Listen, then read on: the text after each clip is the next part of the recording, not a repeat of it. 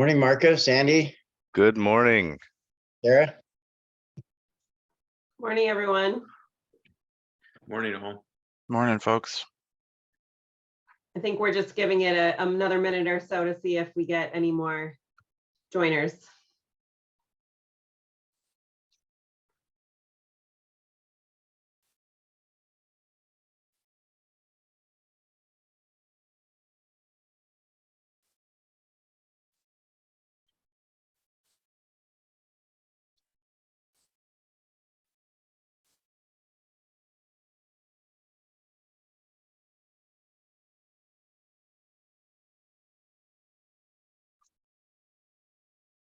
I don't see anyone else in the waiting room, so I don't either. I think we're gonna start.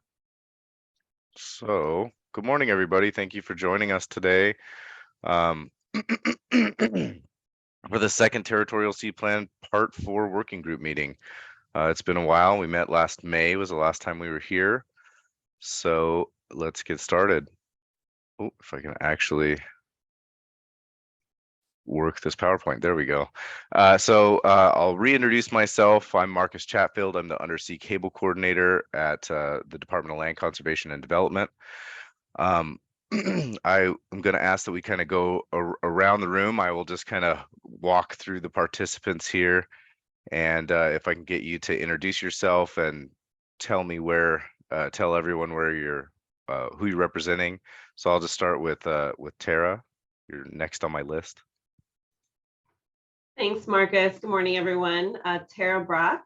I am now officially the chair of this working group, also vice chair of OPAC, and I represent coastal conservation. Should we bounce around, or do you just want to walk right down the roster? I can just go right down. So Great. I think for me next is Scott McMullen. You're on mute, Scott. Thank you, Marcus. Scott McMullen from Astoria, represent North Coast commercial fishing interests, which I did on OPAC for quite a few years. Thank you. Thank you. Andy, you're next. good morning, everyone. Andy Lanier, the Marine Affairs Coordinator with the Department of Land Conservation and Development. Good to see everyone. Natalia. Morning, everyone. I'm Natalia Stranatka. I'm from Department of State Land, submerged cable analyst. So I was hired just a couple of months ago to help with this house build. Nice to see you all. Thanks. Joanne Morris. Hi, I'm Joanne Morris. I represent Google, which is a cable owner. We have interest in over 80 cables globally, and happy to be here. Thank you. Thank you. Jamie Faraday. Hi, Jamie here. I am on OPAC Coastal at Large. Stan. Yeah, good afternoon. Good morning. Stan Dynick here. I am representing the Microsoft NCP cable system that lands in Oregon. So I will be here to listen in and hopefully support anything if we need to. Thank you. Thank you. Lene.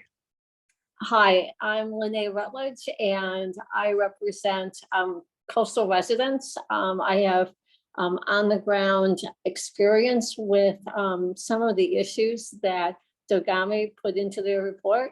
And I'm really interested in making sure that local communities are engaged when cable landing sites are being considered. Thank you. Laurel. Good morning, everybody. Laurel Hillman, Ocean Shore Resource Coordinator for Oregon Parks and Recreation Department. Awesome. Jason. Good morning. I'm Jason McClary. I'm the Program Manager for the Geological Survey and Services Program at the Oregon Department of Geology. Susan Chambers. Hi, good morning. Susan Chambers.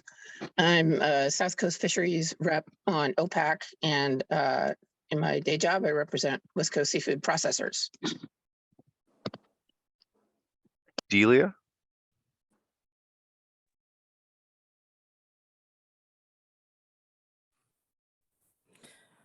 Apologies. I'm Delia Kelly. I'm the Ocean Energy Coordinator with ODFW, Oregon Department of Fish and Wildlife. Good morning, everyone. Scott Marion.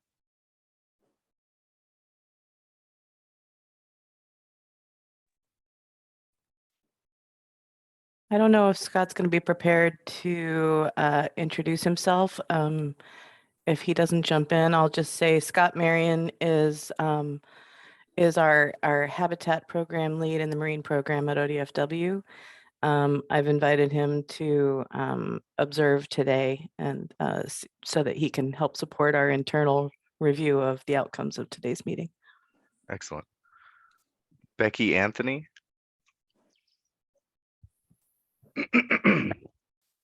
Yeah, hi, I'm Becky Anthony, and I also work for ODFW, and I will be participating generally on this work group, but I could only be here for half the day today, so thank you. Dick. Good morning, everyone. Dick Vanderschaff. I'm with the Nature Conservancy. I'm just observing, but I'm going to be on only for an hour and then dropping off, so no offense. Thank you. Chris Stein. Morning, everybody. Chris Stein. I'm with Oregon Department of Environmental Quality, and I work in the 401 Water Quality Certification Program, actually both halves of the program, both the hydropower end of things as well as the dredge and fill permitting. So happy to be here and happy to help. Thanks. Thank you. Sarah Absher. Good morning, everyone. Sarah Absher, Director of the Tillamook County Department of Community Development. Reed. Hi, Reed Burgett. I'm at the Department of Geology, and I'll be speaking this afternoon about our work on looking at siting considerations. Thanks. Good job, Reed. Was that everyone or did I miss anyone?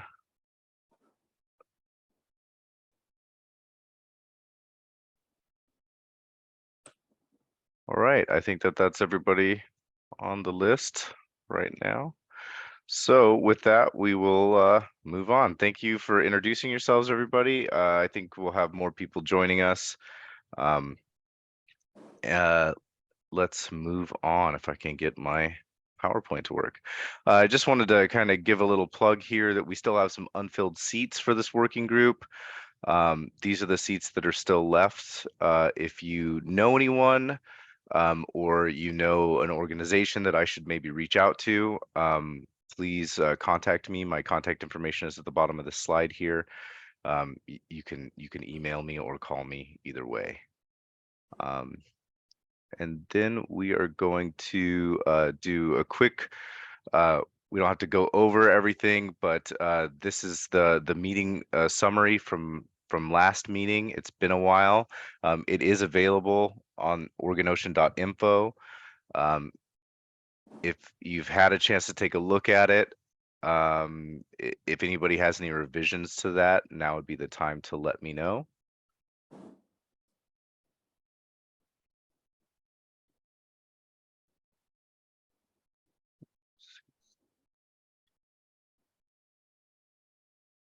All right.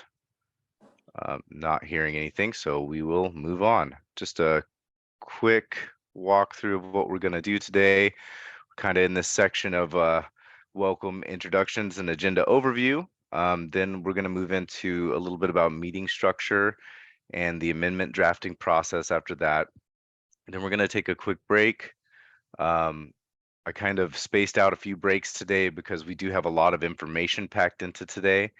And it is a long meeting, so trying to give us a little bit of time to walk around and stretch our legs a little bit throughout the day. Then we're going to jump into a presentation or a series of presentations by DSL, myself, and Jeff Burright from my same department on the permitting process. And then we will have a discussion about that, talk about how that relates to TSP4 and potential changes that we might want to make. Then we're going to have kind of an early lunch Right after lunch, we'll jump into a public comment section for about 30 minutes. After that, we will have Ryan Wapshall presenting some of his results from his best practices study, and we will discuss that in light of the TSP4. Once again, seeing if there is, if anything has come up based on that presentation that we may want to add or change into the TSP4. Then we'll have another break and then jump into Reed giving his presentation on the undersea cable landing sighting report and discuss that in light of TSP4 and take another break, and then we will plan for the next meeting. So it's a lot of presentations. There are a lot of periods today where we will be having discussions to kind of get input from the working group in order to inform our proposed amendments. So I shall move on to the next slide. I want to talk about, just really quickly before I pass it off to Andy, the dates for the upcoming meetings. So we do have a question of whether we should have the meeting in January on the first Wednesday or the second Wednesday. We understand that the first Wednesday is really close to the holidays and that people might still be traveling. And there is also the need to review documents that are going to be sent out from me in the next couple of weeks relating to this meeting and the new information that we'll be getting from Ryan Wapshall's study. So I just wanted to kind of bring it to the table today and see what people think about moving that to the 11th of January. So I see that Scott has his hand raised. Go ahead, Scott. Yeah, thank you, Marcus. Yeah, I am still traveling on a Christmas trip on the 4th and would not be able to attend. So if it's a chance, if there is a chance to put it to the 11th, I'd really appreciate that. Are others in the same boat as Scott?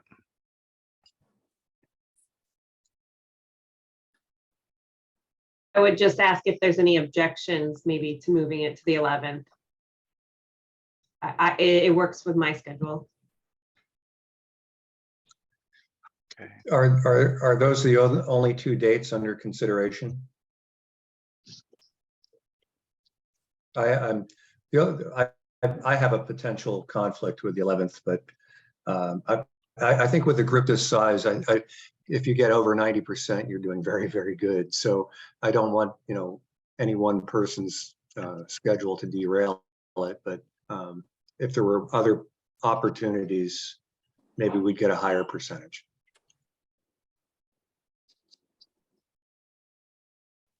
Well, I'll kind of let Andy talk about that next as to why we don't really want to make it push the date any farther than that.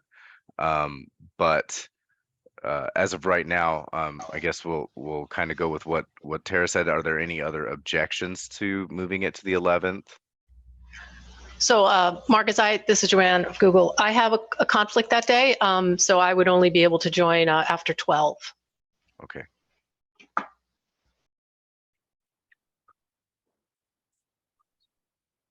So I think what we will do right now is we'll kind of table that until the like towards the end of the meeting today, just to kind of let other people join, because we still don't have everybody who's going to be here today here. So it would be nice to get a little bit more input just to see where that stands. So other than that, just kind of want to remind everybody that the other 3 meetings are going to be the first Wednesday of each month. So that's the 1st of February, 1st of March, and the 5th of April. And I will pass the torch on to Andy to kind Marcus, just real quick, I think it might make sense, although I'm a little willing to suggest this, to just put out a quick poll of the group for those 2 dates, because that's going to give us information, maybe even people who aren't here right now, of because it might just be, it's, there's going to be conflicts for some on these dates, but Yeah. where can we get the majority? Because it's going to be a little hard to tell just from conversation. I think if we could put out a quick poll, that would be, and then we can discuss at the end of the day, give people till the end of the day to fill it out. Is that Yeah, doable? that's doable. I can do that during a break, or maybe Andy can set that up since I'm presenting and I don't. Thanks. All right. Yeah, I should I'm be good. able to do that pretty quickly. All right, excellent. So I'm going to pass it on to you, Andy, and you just let me know whenever you want me to move slides. Yeah, thank you, Marcus. So I wanted to step back and kind of just remind everybody a little bit about the broader context of this amendment process. And I think that's important because the directing legislation, House Bill 2603, basically had us completing a part of this process. So I'm going to run through this and then I'll talk more specifically about the legislation. So the Territorial Sea Plan is stewarded, co-stewarded by the Ocean Policy Advisory Council, which is Oregon's legislatively established stakeholder advisory body, and my agency's commission, which is like many other agencies, we have 7 members of the public who represent different stakeholder interests. And together, the Ocean Policy Advisory Council and the commission make basically the rules and adopt rules. And the Territorial Sea Plan is adopted by reference in the ocean policy rules of the state. So we as an agency established this working group to help OPAC. So OPAC also, was instrumental in establishing this working group, recognizing the need, understanding that the legislation directed us to do this. So my agency and the other agencies that are a part of this working group will provide expertise to the group. We will receive input from the group, and the group will do the drafting work that is then forwarded to the Ocean Policy Advisory Council for their consideration and recommendation. That goes to my agency's commission, which will review the draft, make findings, and approve it, or if necessary, make findings and send it back to the Ocean Policy Advisory Council with recommendations on revisions. So I just wanted to provide that context, and I think that's important for this group from a decision-making perspective. We are the advisory to the commission, so in that way, I think we will strive to meet consensus as we move forward. That means that the work that we do, we will strive to understand the issues, to understand the different perspectives. And our goal as a working group will be to provide that expertise and knowledge to OPAC for them to make the recommendation that will go to the commission. Right. So, and we did discuss this with Tara earlier. In the case of circumstances where we cannot, as a group, come up to full consensus on specific issues, then what we would like the group to do is to provide a recommendation from the majority of the members with potential alternative or perspectives from those who disagree. Right, so we want to present that information to OPAC, and they would make the decision about the recommendation. Right, so we are the body that's going to produce the facts, provide those facts, hopefully make amendments to the draft of Part 4 on consensus. But in the case that we can't reach consensus, we do want to provide a description of why there may be a difference of opinions or perspectives, and then let the council make the call on moving the recommendation forward to the commission. So that's the overall process. There is what happens afterwards, which is also important. So once DLCD or the Land Conservation Development Commission, after receiving the materials from OPAC, they will, send that, they will approve that. We would submit the, the amended plan to the Secretary of State that gets it adopted at the state level. And then our coastal program, which is Oregon's federally approved coastal zone management program, we would submit that revised plan to our federal agency stewards, the Office for Coastal Management. And once they adopt the revisions to the plan, then our state coastal program can use that for federal consistency. Jeff Burright will be on the line later this morning or at lunch to help the group understand a little bit more about federal consistency and how our agency implements that. But that's the value of going through this process, is that we as a state get our stakeholder opinions, we get the benefit of the expertise of a group like this. We can then provide that to the Ocean Policy Advisory Council for them to make kind of that final advisory call that goes to the commission. So we get the perspective from our stakeholders. We can then get that approved as a state plan, which then gets approved by NOAA so that we can ensure that the things that are important to our local governments, to our stakeholders, once approved by NOAA, are then honored by federal governments when decisions are made. Go ahead and hit the next button, Marcus. So very specifically, the way that House Bill 2603 was written, we need to make it through the first part of this process. So we as a working group will be producing the draft of the amended Part 4 and then providing that to the Ocean Policy Advisory Council.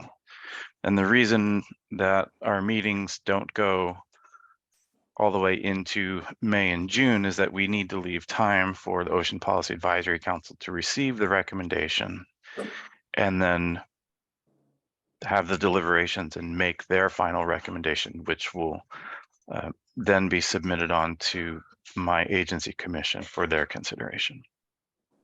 But that's what we need to complete during our timeline. And that will require that over the next really 6 months of time, we complete this body of work. Go ahead, next slide, Marcus. In practical terms, what that means is that we are going to have a kind of a call and response. We're going to try and work through a call and response kind of a process where we as an agency will bring to the working group reports and study results and then draft amendments, all the time using feedback from the working group to help us revise the drafts as we can. So we need to move kind of quickly once we enter this next year into the actual text drafting phase of work. So, and we are envisioning there being 2 rounds of revision of the draft language that's, prior to kind of a final recommendation from the working group. This may not be the case for all pieces of work if there are amendments that are to the language that come towards the end of our process, so that may be a little bit constrained. But what we are going to strive to do is ensure that we have draft amendment language to the working group with at least a week of time for review, that then allowing the opportunity for the working group to provide us feedback in real time at the meeting, with a little bit of time after the meeting to clarify their thoughts and provide written comments to us. So there would be basically a 2-week window that's focused around review of each version of a draft that we will give to the working group. And this will become a little bit more clear as we discuss later in the meeting today, the prioritization of areas of work on part 4 that we are going to try and move forward on. So, there have been some gaps identified in improvements to part 4. As we think about this exercise today, we will be thinking about the broad areas of content in part 4. We will try and identify the broad areas of improvements, and then we will focus our efforts to make sure that we give you a couple bites at the apple of helping us to refine those amendments as we move through the next 6 months together. So practically what that means, go ahead, Marcus, to the next slide, is that our calendar is going to look pretty constrained and pretty tight once we get into the new year. And that is one of the reasons why we were kind of leaning towards the 11th as a meeting date, so that we could give you a week of time to review the first iteration of a draft amendment to part 4 in the new year. And you've seen this graphic earlier with the dates circled for the calendar meetings. Here I've put the time that we expect to provide ahead of time meeting materials to the working group, and then the cutoff for the written comments focused on the materials that you heard at the meeting. Or if you don't make it to the meeting, then you have a window of time afterwards, or some time for your thoughts to crystallize after the meeting for you to give comments to us in writing.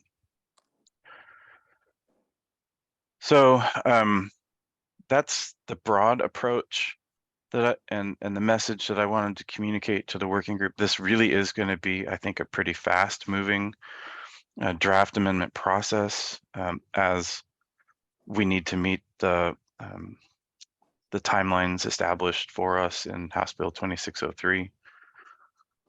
I'll pause here and get comments or feedback from the group, any initial response. Hopefully this helped to clarify expectations for you in the next period of time.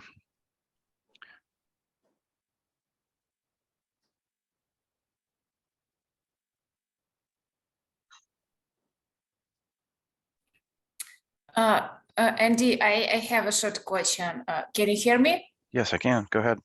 So for April, let's say last meeting, when do you plan to submit final draft to OPAC in April?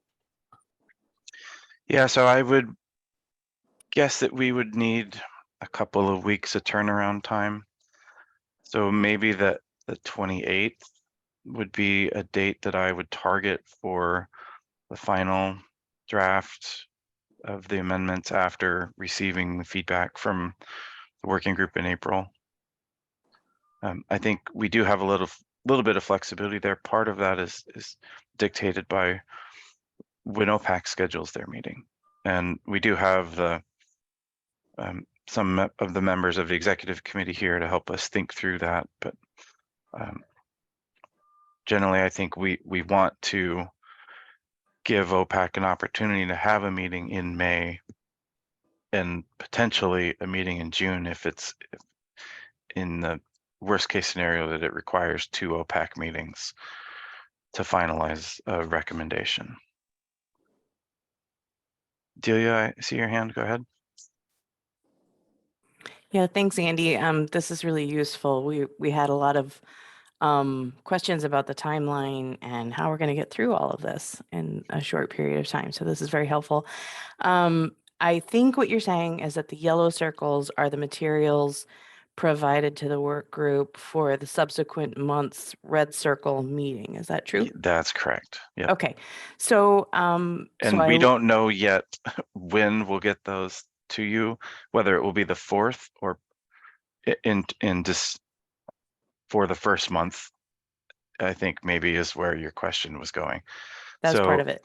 yep. So Marcus and I will be taking what we hear from the group today, and we will make our first cut at filling some of those gaps in content areas that we as an agency have some expectations around, like the idea of a pre-application meeting, like a joint agency review team. This is something we've heard previously. We will take the language that was developed for part 5 of the territorial sea plan and try and weave that into part 4 where it makes sense, and adapt it for the cable's kind of perspective if there needs to be changes to that. But we will try and basically identify the gaps that we have and get materials to you. And that's why we were thinking of meeting on January 11th, so that we could get those materials to you on the 4th. And then the group would have some time to work on them. Okay. But part of that is Marcus's timeline after hearing comments and feedback today. So the idea is at least a week of time prior to the working group meeting, with a week of time after, in case your thoughts have changed during the meeting and you have other observations or comments. Yeah. Okay. Well, I just want to give a vote of support for having at least a week ahead of time with the materials. There's certainly no one person at ODFW that can represent all of the perspectives that we want to bring to the work group. So that having a week in advance is very helpful for us to be able to consult our colleagues internally. So thank you. That's exactly where I was going.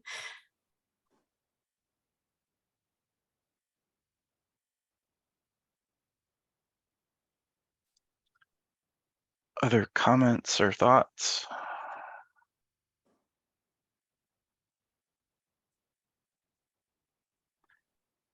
Well, as I said, it's going to be, I think, a pretty fast-paced amendment process as we enter the new year. So buckle your seatbelts, and we'll do our best to meet all of these timelines and work with you to get the quality feedback that is going to help make this the best product we can.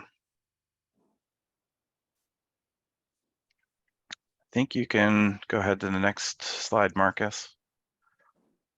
Well, I think that next we're scheduled for a break, but we're a little bit early. I still think it would be probably prudent to take a quick break, maybe just like a 10 instead of a 20, just because we are going to be jumping into a long line of presentations here next. So let's come back at 9:13. Marcus, before we break, there were a few people who joined after we did introductions. Can we maybe have them introduce themselves? And then I'm also just going to drop into the chat for everybody a link to the roster for reference. It's been helpful when people are speaking. It's nice to be able to look and see who they're representing. If anybody can or wants to change their name in Zoom, that can also be helpful so we know who people are. But yeah, there was a couple of folks I think jumped on that need to introduce themselves. That's great. Thank you, Tara. I don't know who joined. Let's see. I see Ryan Wapshall. Hey, Marcus. Yeah, I joined a little bit late here. My name is Ryan Wapshall. I'm with Wapshall Consulting. I live in Bend, Oregon, and I'm on the working group representing part of the undersea cable industry. And I'm also engaged with Marcus and Andy on the best practices study for undersea cable placement and permitting. I'm going to take this time to create a poll real quickly for the group to respond to, so that we can nail down the 4th or the 11th in January. I see Jason Searman joined. Can you introduce yourself, Jason? Yeah, I was just typing in the chat. Thanks, Marcus. Jason Searman, Oregon Department of Energy. Just joined a few minutes. I'll also have to jump out later in the day for an hour meeting around 1 o'clock, but I'll be here for the morning. And I guess any questions or input on the energy side of the house is what I'm here to help with. So thanks. Thank you. Jeff Burright.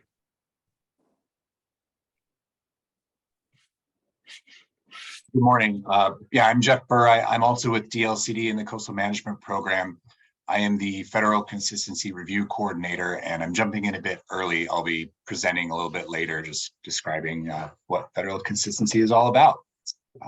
Thanks. Did I miss anyone that has joined? That's all that I can see that I recognize. I just think admitted. that's all. I saw Margaret for a minute, but I don't think I see her any longer. So maybe if we see her later, she could introduce herself. Ryan from DEQ just joined if he wants to introduce himself. Thanks, Andy. Ryan Huff here from DEQ's Water Quality Programs.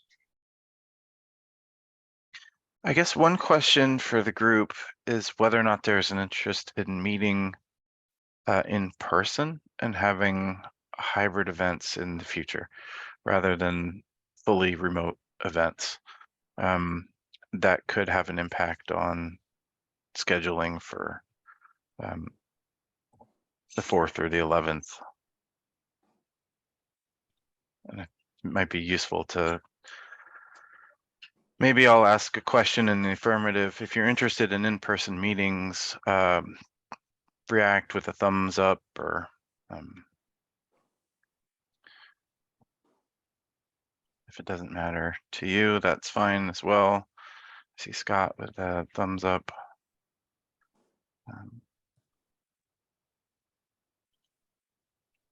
I'm seeing a few others here. The thumbs up function is in the reactions little tool list. So a few thumbs up, but I'm sensing comfort with also keeping it as a remote meeting as well. So Andy, can I just ask that if you do move to in person that you maintain the hybrid option? Certainly we will. Yeah. Okay, thank you. Very difficult for schedules. So Yep. Thanks.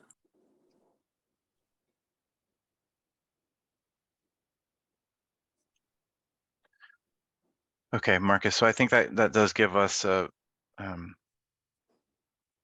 we could go there and do that if we'd like, and then go ahead, Scott. I see your hand raised. Yeah, thank you, Andy. In regard to an in-person meeting, this could be an in-person meeting or just sort of an extra field trip. But I have talked to one of the submarine cable owners that has a facility in Hillsboro, Oregon, and he's very willing to open up his facility for a tour for members of the working group, if that's something the group would like to do. I thought it would be interesting, particularly as we talk about where cables land and where they have to get to. It might be helpful for the group to understand a little bit about what happens to the cable after it hits shore. And we have a cable owner that's very willing to open up his facility. I'm sure you have to probably be some security measures, but could be made available for the group. So I just thought I'd throw that out. Yeah, thank you, Scott. I think the idea of seeing where the fiber optics go once they land is really a good opportunity. I'd also like to potentially do the same with a cable landing site on the coast, just see what the infrastructure looks like. So I think that would be a good opportunity, and we could maybe coordinate on to have a day where we do something like that. Okay. But I'm very interested in that opportunity. Yeah, I think I could probably arrange that as well, a cable landing station visit. Okay.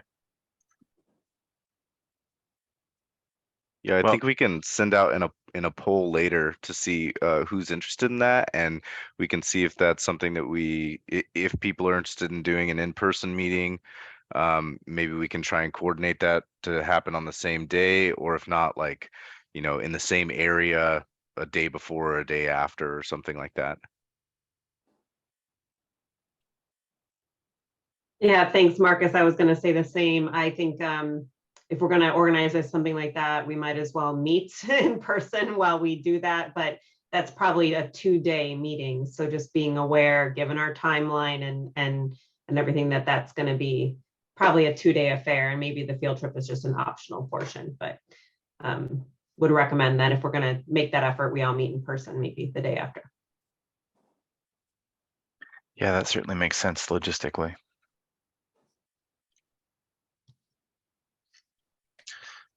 All right. Well, I think that we can probably enter our break now, Marcus. What time do you want people to reconvene? Let's come back here at 9:25. Let's just do that. All right. Thanks, everyone.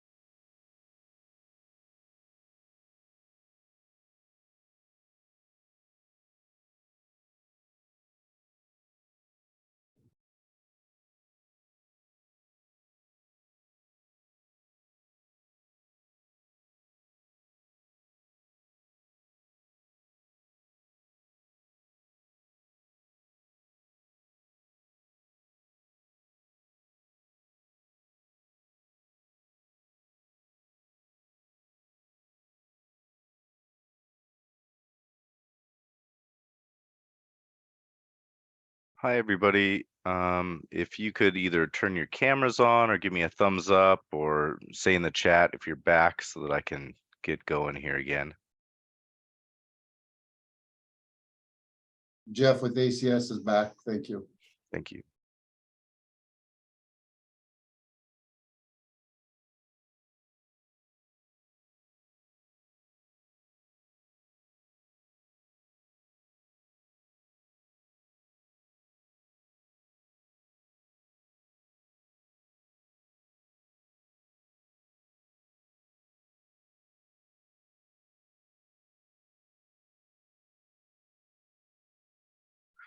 All right, I think we're going to get started here. So, welcome back, everybody. I hope you had a good break. I hope you had a little bit of time to stretch your legs. We're going to jump into a series of presentations on permitting here in the state of Oregon. I'm sure you're all familiar with this graphic by now. We are going to start off with DSL. So I'm going to pass the mic off to Natalia. Natalia, just let me know when you want to advance to the next slide and I can do that for you. Okay, thank you so much, Marcus. So for those folks who join later, I'm Natalia Stranatka from DSL, Submerged Cable Analyst. So I was hired recently to help with the House bill and prepare recommendation to update permitting process with DSL. Next slide, please, Marcos. So today I will go through a brief introduction of DSL permitting process that we currently have. And you can see the outline. I just want to remind about the House bill requirements and tell in general what kind of permits, type and cost DSLs require from applicants for undersea cables. Also briefly, we'll go through application review process and time frame and duration of permits and authorization. Next slide, please. So as all of you are aware about the House bill 2603, that this is a team work that we need to review territorial sea plan part 4 and suggest coordination and permitting process for the placement of undersea cables between federal, state, local, and tribal governance. Cannot see the full slide.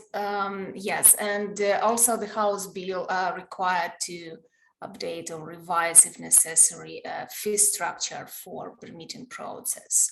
Next slide.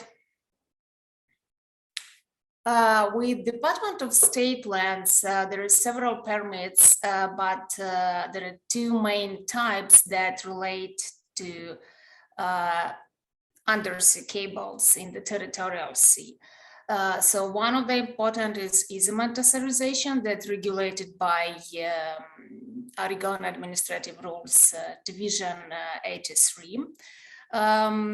Landing for fiber optic and other cables with the territorial sea. And another type is removal fill permits that regulated by removal fill law. So these are main two types, authorization and permit, that I will be focusing on today during this working group. Next slide, please. So these two types, if like visualize this a little bit, you can see that DSL jurisdiction is going territorial sea 3 miles, what is determined by law from the coastline. That require easement authorization, and of course cables, undersea cable, they continue to other territory through the Pacific Ocean and go through the beach and then through the upland. And in the Pacific Ocean up to extreme low tide, this is DSL jurisdiction that also issue and require removal fill permits. And if we go next to the beach and then uplands, there is different agency involved that require different type of permits and also local permits from counties. But this is main, you can see on this graph, DSL jurisdiction that require two types of authorization permits. Next slide, please. So if easement authorization, it's more easy. So let's say it's just one authorization. Removal field permits type, there are several types that include general authorization, general permits, and individual permits. So their most depends on what kind of impact project activity has on the water states. And what area, location, how much fill and removal need to be removed. So that's determine the type of permits and the number of days that require to issue that permit. But related to most cable project activity, DSL issue individual permits, and applicants should file joint permit application form for obtaining that permit. So, and in the next slides, I will be mostly focusing on individual permits that this is related to cable project activity. And we have coordinator and specialist that's responsible for removal field permits, so they can provide a lot of detailed information about those permits. And I think, you receive by email the DSL document with the contact information. If there is necessary to obtain some additional information, feel free to contact. And next slide, please. Regarding the cost, easement authorization, applicants required to pay one-time fee in the amount of $5,000 to DSL, and those money go to Common School Fund to finance K-12 education around Oregons. And for removal field permits, law required to adjust and revise wetland delineation fee and removal fee, field fee each year. So on January 1st, based on consumer price index in the previous year. So you can see this cost for 2022 current year, and that would be different for the next year. And of course, those fee depends on the applicant category, if it's commercial operator, private operator, or public body. And this is related to individual permits, but there is also like for general authorization, general permit, there is established fee $250. Next slide.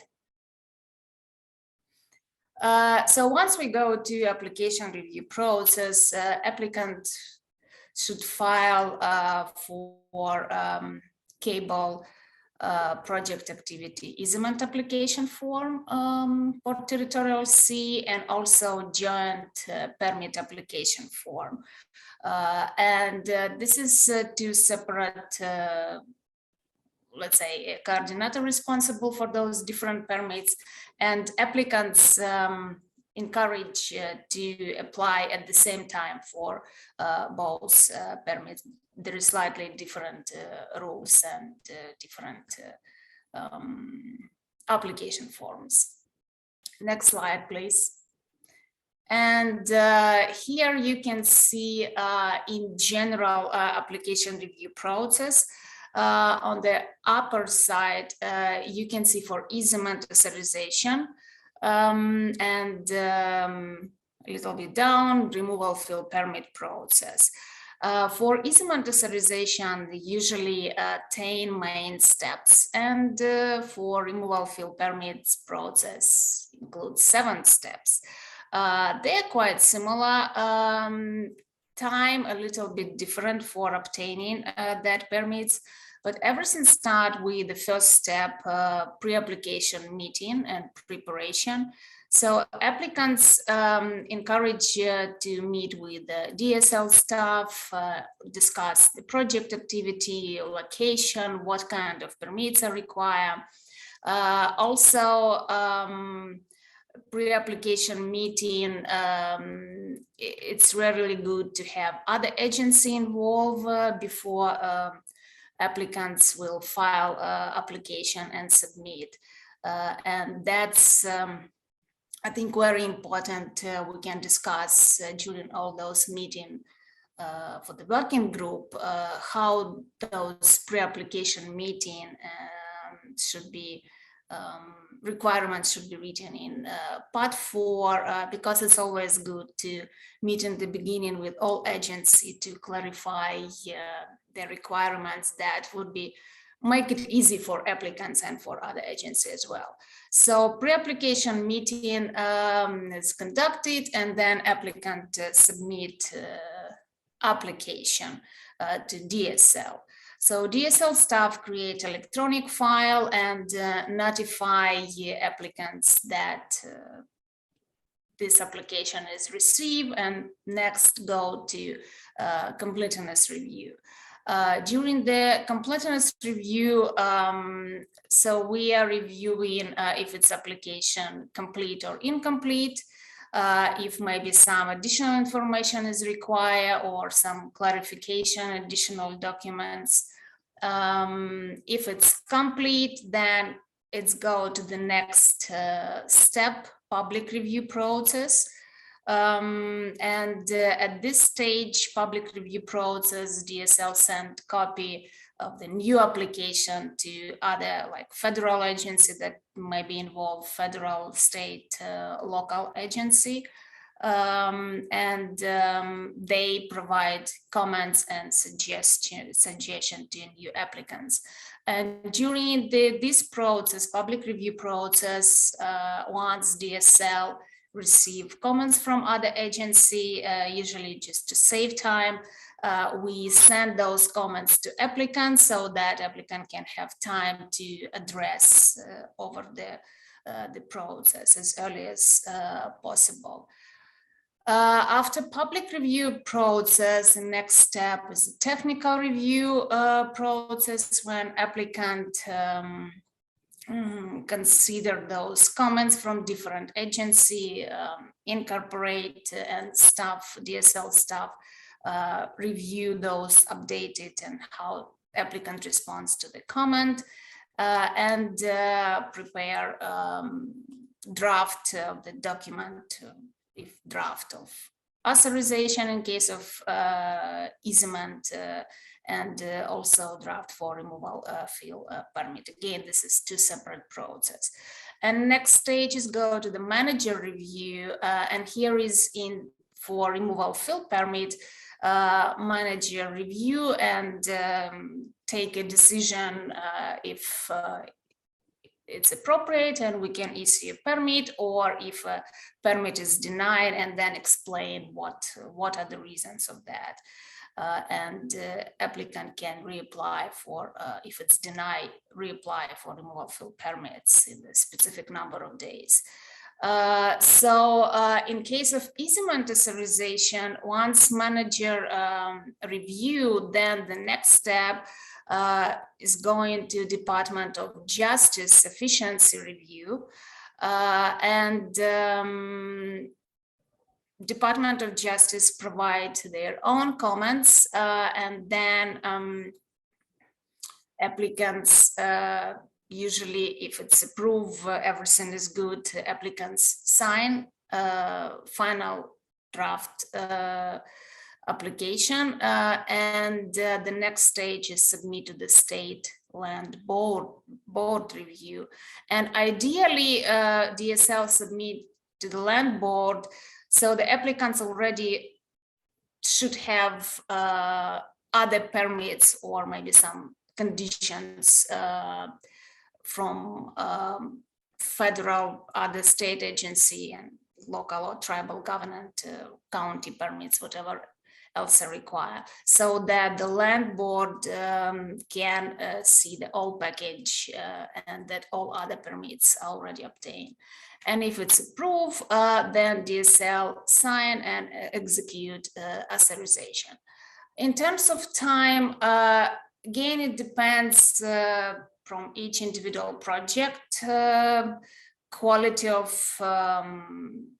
documentation that's submitted to DSL, type of comments that would be received. It can take longer if, let's say, there is some conflict between ocean users or community. That's why applicants also encouraged to meet with those community members before pre-application meetings, and also invite them to that pre-application meeting to discuss all possible different routes or possible solution that can satisfy to each party. But in general, for easement authorization, it could take up to 6 months. And let's say each of this step and bubble for easement authorization take approximately 2 to 4 weeks. And in terms of removal fill permits, let's say application received and completeness review take approximately 30 days, 1 month, then public review process approximately 1 month, and the rest of 3 steps, technical review, document preparation, and manager review decision take up to 2 months. Yeah, this is. So 3 bubbles for easement authorization take more time, and it depends also, so applicants and DSL, we should plan because when the time and date when land board review is okay, so when the meeting their schedule, so it can be vary and can take even more than 6 months. Next slide, please. And I think, yeah, this is my last slide. Duration of authorization and removal fill permits. Cable easement authorization is initial for 20 years, and then it could be renewed for another 20 years, or it could be less, depends if applicants require. And of course, all cables require to be bought using the best available technology.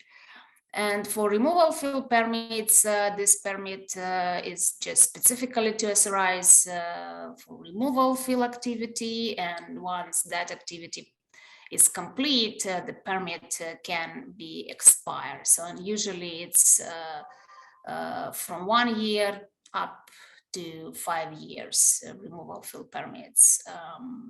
Depends again on the project activity, and applicants usually should point it out in application for which period that permit is required. Yeah, next slide. I think this is the last one with my contact information. Thank you so much for listening, and I will be happy to answer any question you have about this presentation. And you have more detailed documents there. You can always email me or other colleagues I will consult with, and I'm happy to discuss and working with you during the next meeting for this working group. Thank you so much. Thank you, Natalia. Thank you for that presentation. I'm gonna take the wheel now. This is that familiar graphic again. And I'm just gonna Marcus, give, oh, go ahead. Do we want to provide an opportunity for questions for Natalia? Yeah, we can do that. I had one specifically just to start out. The removal fill fee is only applicable during the portion of time that the sediment is disturbed through the act of cable installation. Is that correct? Right. So it's, you know, that activity occurs and then it lapses because there's no need to do anything after the installation. Is that Yeah, correct? if it's like, because after could be just monitoring, just observation, there is no specific activity for that removal field permit. Okay, but then the easement is a fee that occurs on an annual basis, or is Well, that a one-time easement fee? Yeah, for easement application, this is only one time 5,000 Okay. application fee. So it's not like for annual base. It could be additional like compensation fee, depends on the project activity that determine individually with the applicants and DSL staff if there is some impact on the environmental. But this is only for easement one time application, yeah, and it's just 5,000. Okay, thank you. Are there other questions for Natalia? Does that, sorry, excuse me, does that fee, it's the one time, and then if there's the 20-year renewal, is there a new fee on the renewal? For renewal, I should check with my colleague if usually, I think it's probably no, but it depends again depends on the project, but I can consult with Blake what the situation was in the past. So Because this is, yeah, 20 years, sorry. and so many things can happen during that 20 years. This is Joanne from Google. Our experience of landing a cable in Oregon, there was a fairly substantial one-time fee associated with the terrestrial easement. Much more than $5,000. The application may have been $5,000, but the process of getting it in place was significantly higher. Yeah, 5,000, this is only it's only application fee, but again, depends on the project activity and discussions.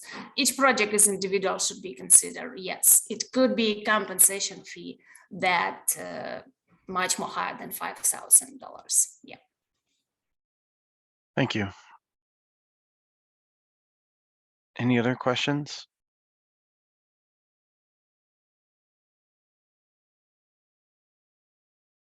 All right, I think you're good to move forward, Marcus. Thanks. All right, thank you, Andy.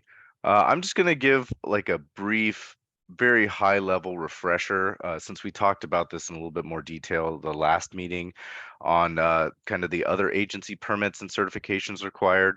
This is going to include local permits, some state permits, and some federal permits.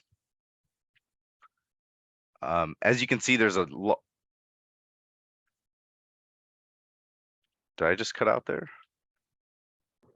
I can hear you now, Marcus. I think you did Hello? cut out, but I'm hearing you.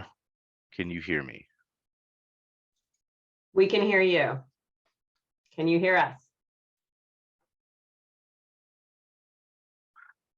Okay, thank you very much. Sorry, I had something happen on my computer. I am back now. Sorry. As you can see, there's a lot of agencies and authorities with jurisdiction over parts of the Oregon coast. I am just going to focus on a few of those today, that being these. So moving on to local permits. Most local permits fall into one of two categories: conditional use permits and development permits. This is going to vary depending upon the city or the county, as well as the specific land use zoning of the proposed site. The specific requirements, as well as the timeline for each local permit, varies depending on location, but the process can take between 30 and 180 days or more. You'll have to check with the local planning department for specific permit requirements. These permits should be the first permit applied for, or at least applied for at the same time as other permits, because several state agencies require local permits be secured or at least applied for before applying for their permits or certifications.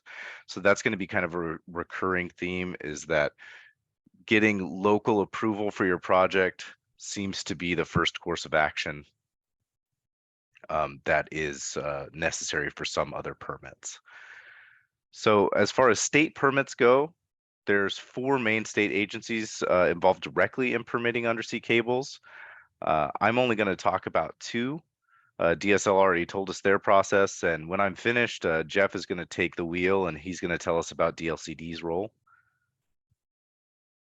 So one of those two is OPRD, Oregon Parks and Recreation Department. They require an ocean shores alteration permit for any activity which alters the beach or dunes on the Oregon coast. And the routing of cables is considered such an activity. The timeline for these permits can take 90 to 225 days based on what Laurel presented last time, which is a pretty long time. So OPRD recommends applicants submit permit applications at least 6 months before they need the permit. As part of the application for this permit, a local planner must fill out a portion to say whether the proposed activity is consistent with local land use plans. So this is another good reason for interested parties to apply for their local permits first. Department of Environmental Quality, they administer the state's Clean Water Act Section 401 Water Quality Certification Program. This certification is required for projects that require a federal license or permit that may result in a discharge to waters of the U.S. So this is part of that joint application that Natalia was talking about. It's filed with DEQ, the U.S. Army Corps of Engineers, and Department of State Lands. And you can apply online at the DEQ's application portal. This application requires a pre-filing meeting to occur at least 30 days before a request for certification. And the certification process can take upwards of 180 days. It should also be noted that a stormwater discharge permit will be necessary for projects which affect more than 1 acre or more of land.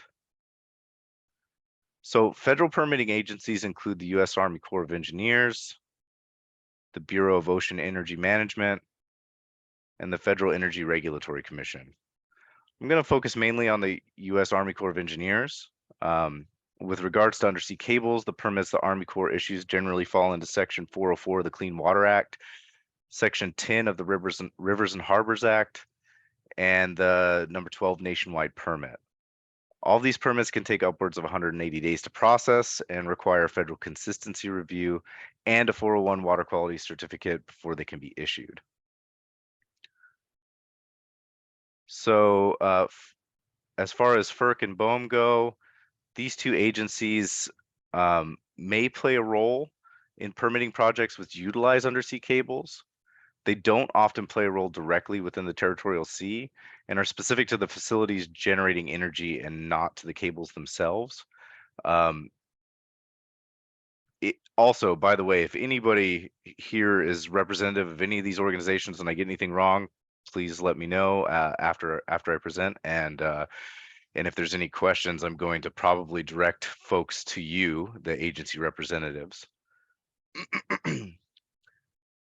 So this graphic shows the permitting process and all the agencies that are involved. I have it here to specifically show the timelines involved for each of these permits because I think that that's pretty pertinent. If an interested party doesn't apply for permits in the right order or doesn't apply for permits well in advance of a project, the process can take many months and it can delay the process for a really long time. And I think that that's something that's lacking in the TSP Part 4 language. And I don't think that the coordination is there in all cases to make sure that these permits get applied for in kind of a timely fashion. So that was my quick refresher on the other permit types needed. And if there's any questions, you can ask them to me now. Otherwise, I'm going to pass it on to Jeff.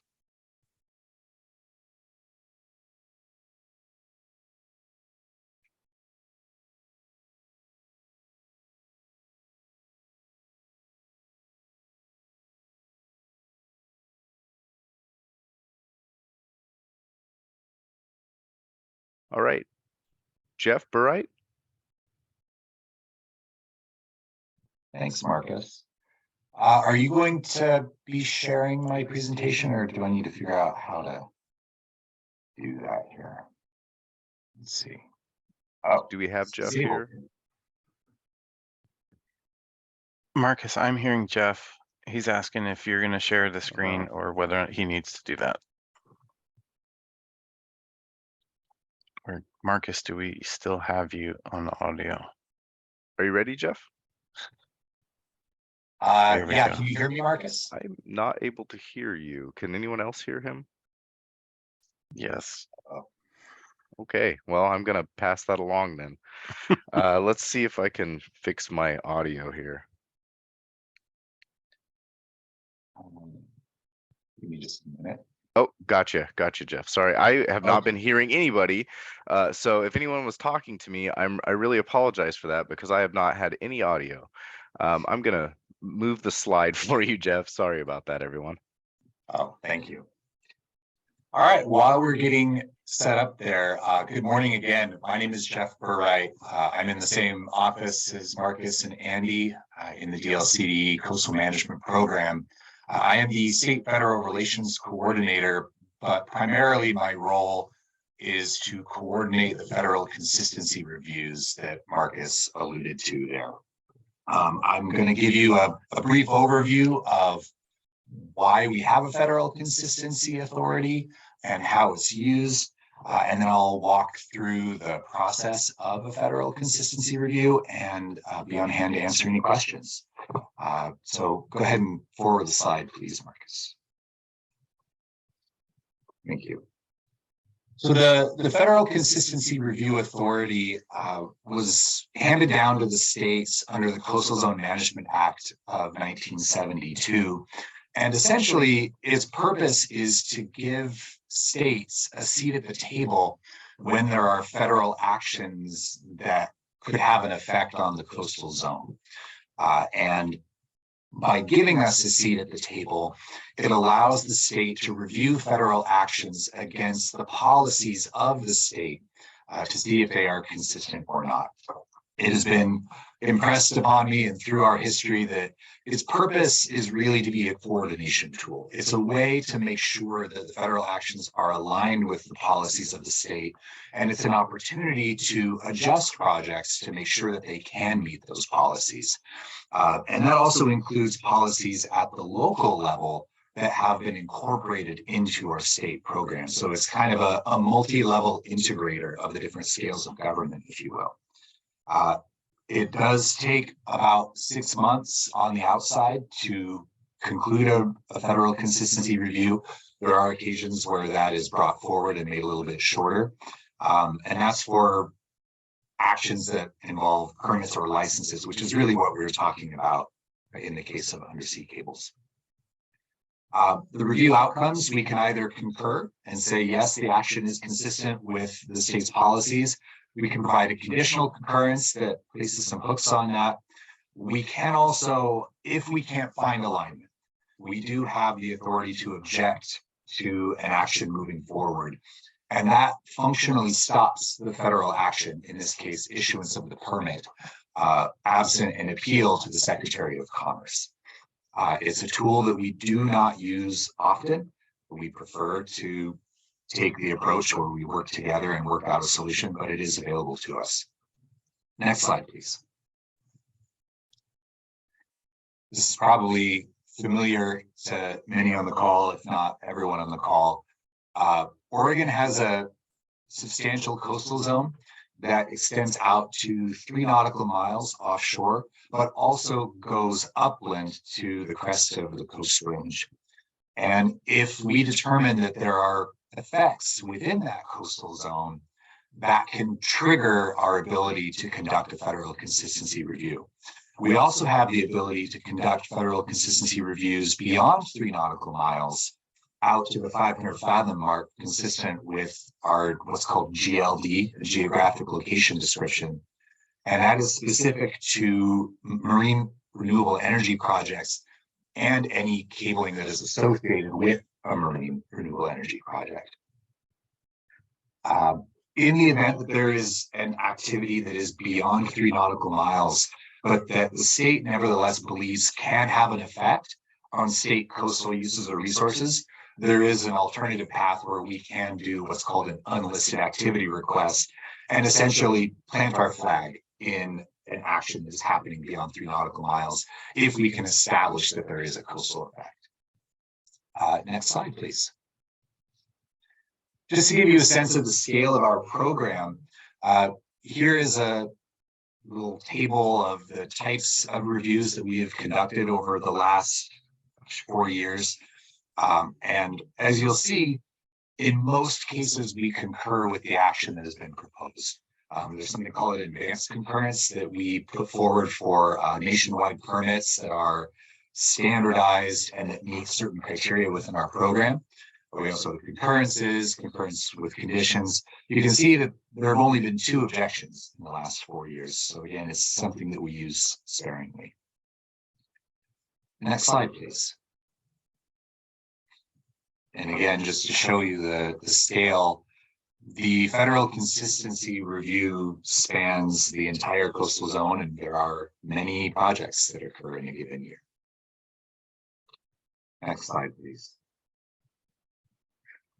So when I talk about a coastal effect or an effect to a state coastal use or resource, what I'm talking about has a pretty wide range of interpretation as to what that can mean to then trigger a federal consistency review, and also the types of policies that could come into play to affect a project. So if there are foreseeable effects, including indirect or cumulative effects that are separated by space and time, that could have an effect on cultural, natural, economic, recreational, or aesthetic uses or resources, that then gives the state that ability to conduct this review. And then if the state has an enforceable policy that is associated with one of those effects, that is our ability to review the action against whether it is satisfying that policy and protecting that resource or use adequately. Next slide, please. We have in Oregon a networked coastal program. What that means is that our program incorporates policies and authorities from multiple levels within the state and multiple types of policies. You have the Oregon statutes at the top, I would say, which are our laws that are on the books from our legislature. We have the Oregon administrative rules, which are that level that agencies use in their decision making. So for instance, the Oregon Parks and Recreation criteria for giving out a shore alteration permit would be an example of that, or the removal fill law would be, and the rules associated with that would be an example. We also have the statewide land use planning goals. Goals 16 through 19 are the ones that are associated specifically with the coastal zone. And then at the local level, there are local enactments of those goals that are represented by comprehensive plans, ordinances, and we pull from those to find out which are those policies that can affect coastal uses and resources. And if there is a federal action or a permitted activity that is being proposed, it has to make sure that it is responsive to all of these different networked policies that come together. And I've been told there are over 4,000 enforceable policies in the state. I have not yet conducted the count myself, but I would not be surprised. So there's a lot to sift through there. Next slide, please. Again, just showing the breadth of our networked program. This shows the coastal management program within DLCD, and then we have our array of state agency partners, just acronym soup over there. We have our county partners up and down the coast, and then the many cities that are also part of our program that have policies that are incorporated in federal consistency review. Now, if you have a cable coming to shore, obviously you're only going to be touching on certain counties or cities, but it's something to keep in mind as people are developing their applications, that there are many interested players. Next slide, please. And again, the enforceable policies of the state are a subset of the state laws, planning goals, and then the ordinances and plans at the county level. And we go through as we see updates to laws, as we see updates to things like the territorial sea plan, and as we identify those specific policies that are written in such a way as to be enforceable, and there are certain criteria that I can provide to this group to help in the formulation of policies that meet the criteria to be enforceable. Those can then be incorporated into our program and used during that review.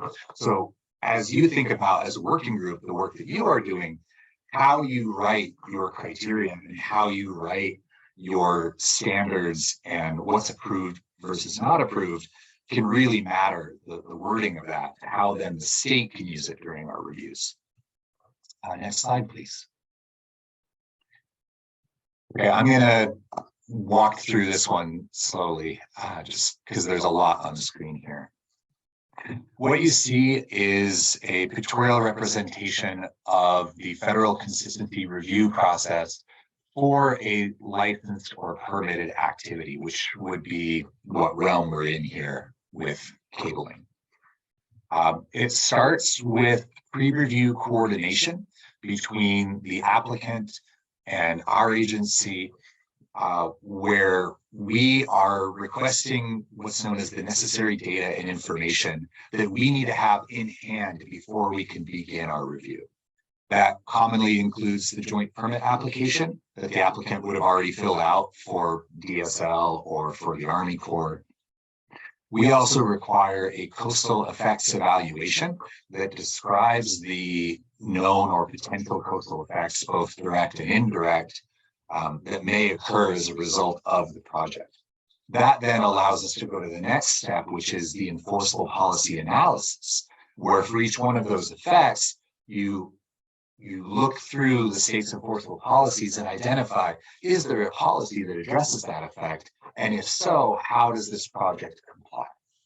More often than not, when it's something like the state's water quality standards, for instance, rather than going through an exhaustive description of how the project proposes to comply with those, we can instead allow that, well, we have an application for a 401 water quality certification through DEQ, and that's how we're going to demonstrate compliance. So we try to reduce the redundancy of effort there.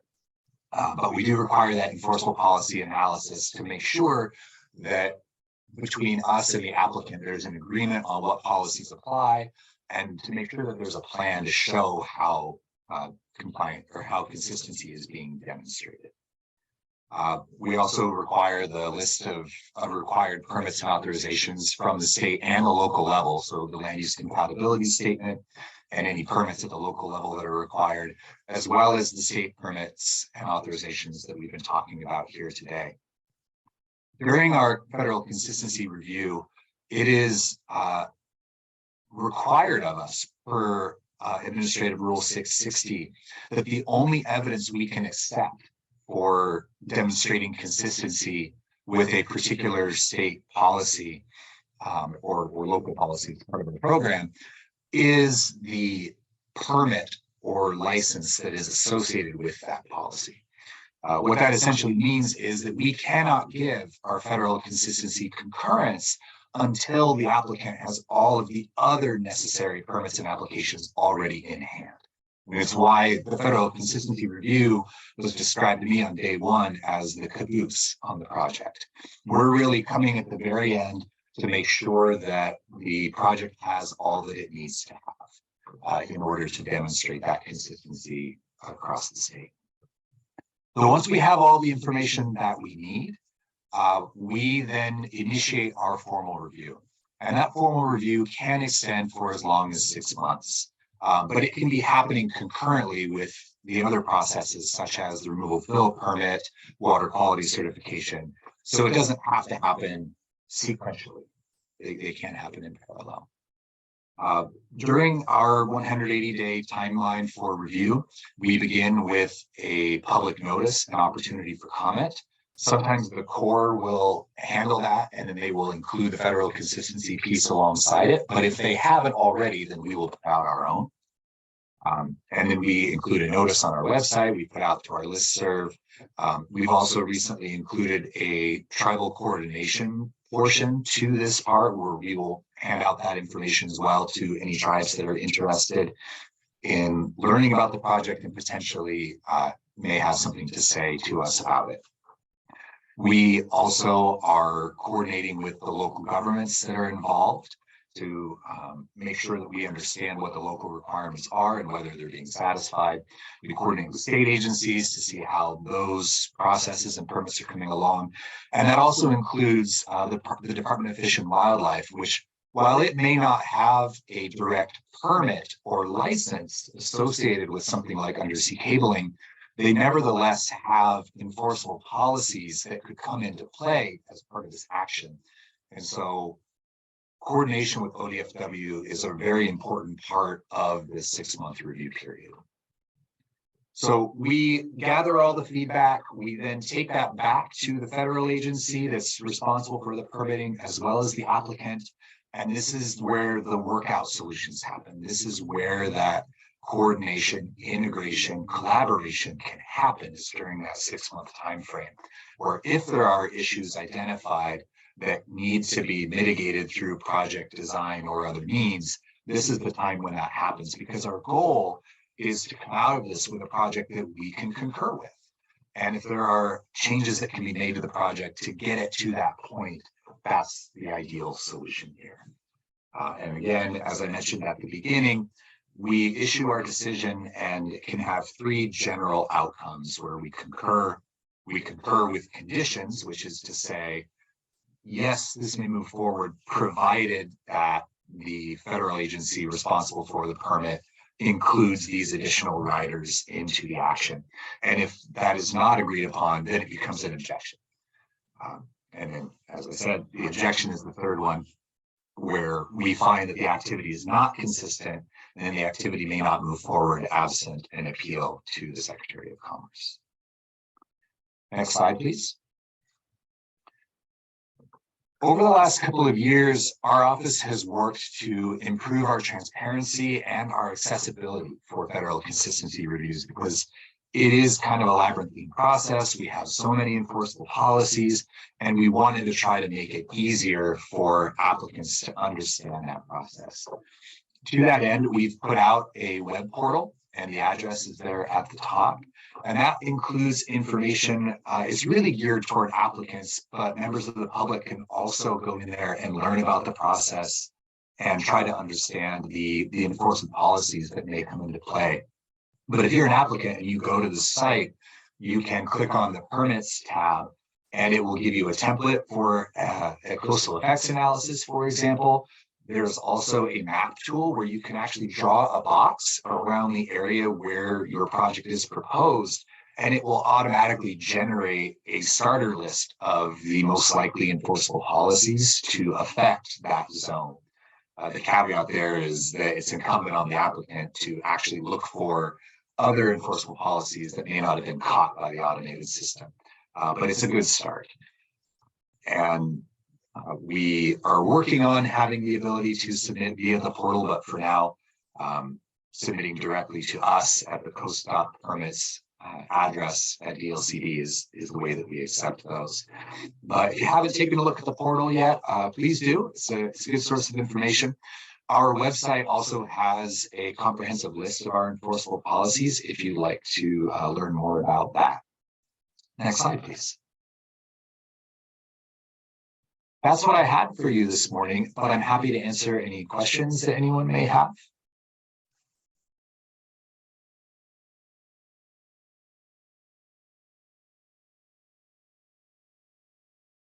See a few hands there. Delia, I saw your hand first.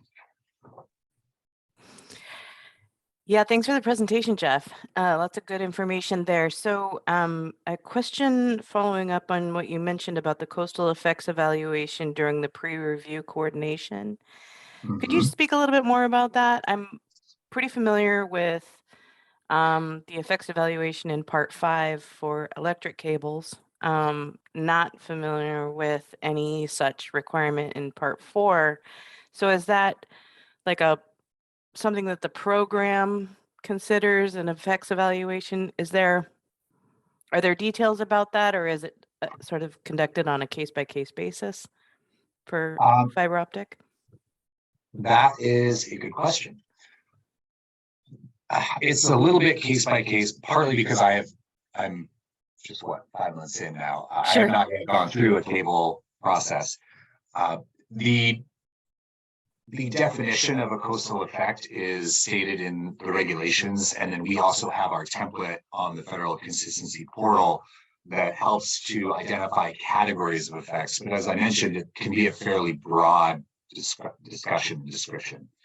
It's our opportunity to really understand whether the information available is able to capture what those effects might be and the extent of those effects, which can then come into play when we're looking at our policies to understand how well the action can be consistent with a particular policy, such as habitat protection. It is a requirement specific to the Federal Consistency Review, and the scale and depth of the evaluation can be adjustable to the scope and scale of the project being considered. For instance, if it's someone just trying to replace a dock, then the amount of information that we require in our coastal effects analysis can often be covered by what's already included in the joint permit application. Whereas if you have a very large scale project, such as a natural gas terminal or offshore wind, or a particularly complicated undersea cable project, then we may require significantly more information. And so it's a little bit of, we'll know it when we see it, depending on the parameters and details of the project. Does that help? It does, yeah, and based on the definition of the coastal effects in the regs. Yes. Okay, thank you. Mm-hmm. Natalia, I see you next. Thanks. Thank you so much, Jeff. I have a clarification question. So in the beginning, when usually do you start federal consistency review? I mean, in the pre-coordination meeting, you pointed out that applicants should submit the copy of all other application, I mean, permits that they apply. So do you require all the copy of those application permits, like from local authority, state agency, and etc., or they only can provide the list of permits that they're going to apply? I mean, what is the rules and requirements when you really start that consistency review process? Yeah, thank you. Great question. It's a little bit, well, we used to be doing it a certain way and now we're doing it a slightly different way. At the moment, we are only requiring the list of the required permits and authorizations.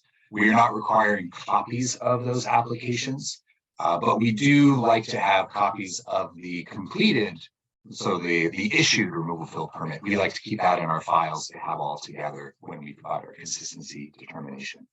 But at the time when the applicant submits for federal consistency review, we don't currently require that application itself to be included as part of that application. But we do like to see acknowledgement that they understand that it's required and that they have at least submitted that application for the removal fill permit, for instance, before they are then submitting for federal consistency review.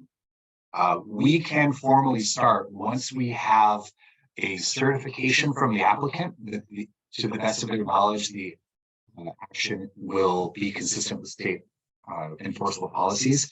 That is box 11 or 12 in the joint permit application currently. That's required. And then once we have all of the necessary data and information in hand, and that is the coastal effects evaluation, the enforceable policy analysis, and the list of required permits. Yep. Thank you so much. Mm-hmm. Jamie? Yeah, I'm trying to interpret notes I have from 7 months ago at our first meeting. Lisa Phillips gave a presentation then from DLCD, and it says local land use permitting, concerning local land use permitting, and Tierra del Mar was mentioned. Permitters were disconnected, I have in my notes, but the federal consistency piece gives us a more coordinated review, as you so well presented here. Triggered with any federal permit. That's what I have in my notes. What am I missing here? I'm not sure I understand the question. Well, there was a situation, I think it was it Facebook, a cable come in? Okay, yes. And there was a disconnect with the local land use permitting. And it's sort of suggests in my notes that federal consistency was not part of this process. Is there, in other words, is there a sieve that is fairly coarse and some fall through the cracks? Well, they really shouldn't. And that 2019 cable did undergo federal consistency review. It did incorporate the local jurisdiction as well as the state agencies. However, maybe the disconnect that Lisa was referencing, I think that happened after the permits were issued and when the project was in that operational phase and construction phase. The federal consistency portion ends the moment that we provide our concurrence and the federal agency issues its permit. We don't have a continuing follow-on authority where we can say, hey, we agreed to these particular terms and it looks like there's something that is inconsistent with those terms. Our ability to go after the fact is somewhat limited and relies on our relationships with the federal agencies involved to step in if we think there's something that is threatening to be inconsistent with state policies. So when there were things that were happening after the issuance of the permit that the state agencies were maybe wanting to be more coordinated and understand sooner what was going on so that there could be a coordinated response, that's really outside the federal consistency scope. However, there is a cable that is going to begin its federal consistency review process here anytime now. And we conducted a multi-agency Kaizen interagency pre-coordination meeting with the applicant where we talked about that necessity of staying coordinated as the project is ongoing. And so we are incorporating some lessons learned there and finding ways to stay connected after the federal consistency portion is through. Got it. Thank you very much. Natalia, I see your hand raised again. Oh, yeah. One more quick question. Are there any fee associated that applicant need to pay for this review? No? No. Thanks.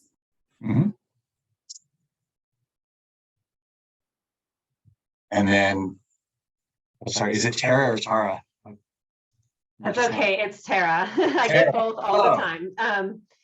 That just raised a question for me. You said there's a new cable permit coming to you soon for consistency, and wondering how that's going to dovetail with this process, given your review might take 6 months or so, and we might be implementing some new enforceable policies in our territorial sea plan process. So just kind of wondering how those two are going to match up.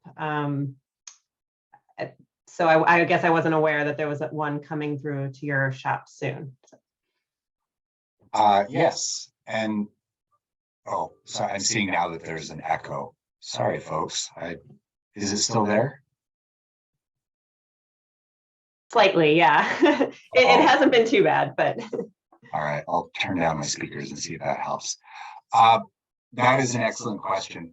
The way that it works with our enforceable policies is that our review is pegged to what policies are in place when we receive the application.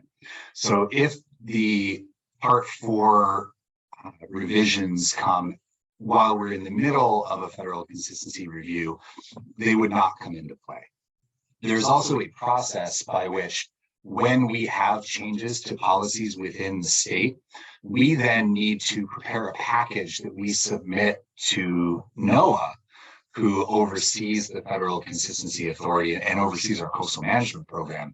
They review those policies to verify that they are enforceable per the criteria in the regulations that govern the Federal Consistency Review. And that process itself can take a couple of months after we've prepared the submission materials. So I think that the reality is for this one that's coming through, we're going to be working with the system that we currently have.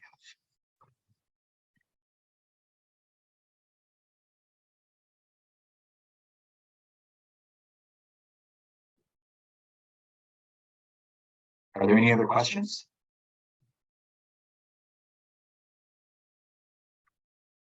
All right, I'm not seeing any, Jeff. Oh, wait, Delia raised her hand.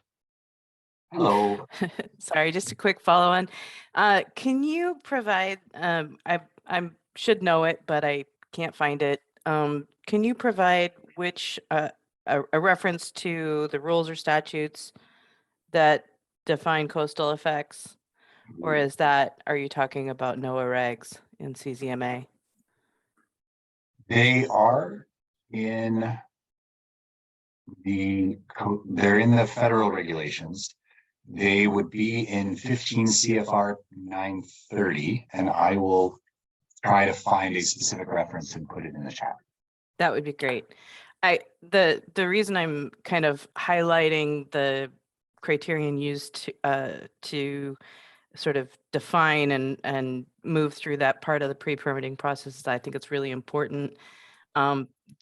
We may want to consider whether a more refined definition would be appropriate for part 4.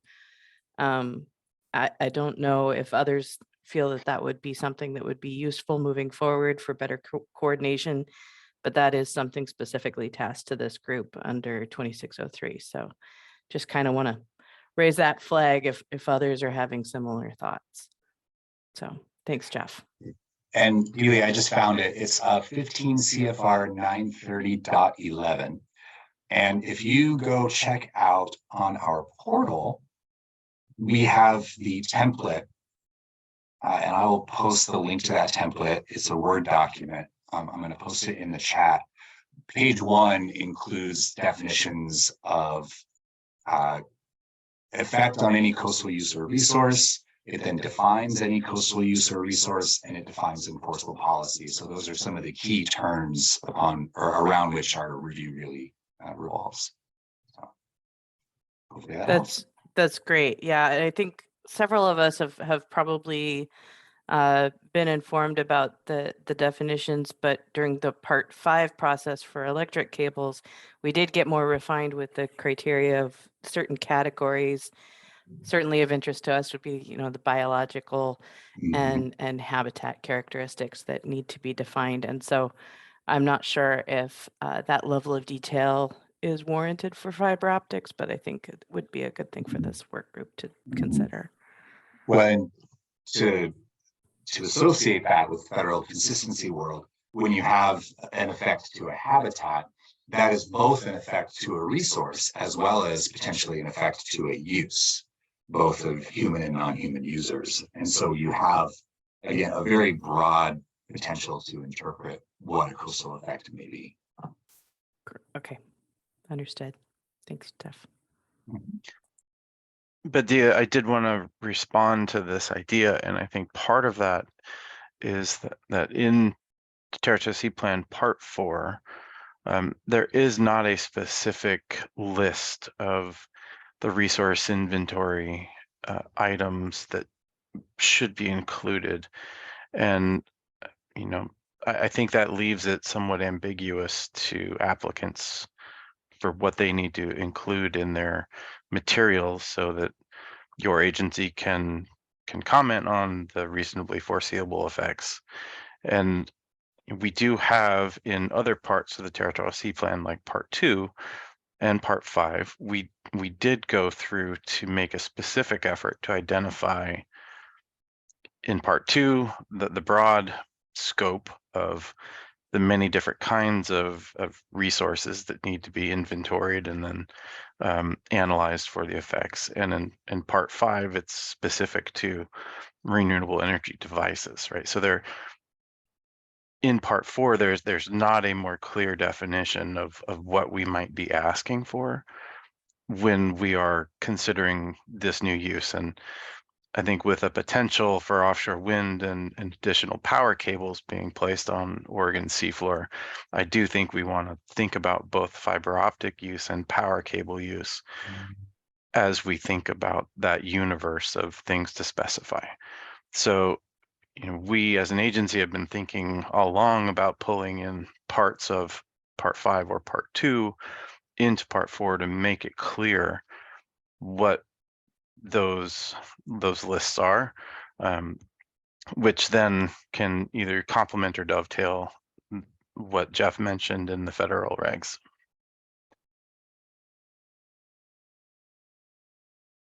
Are there any other questions for Jeff before we move on?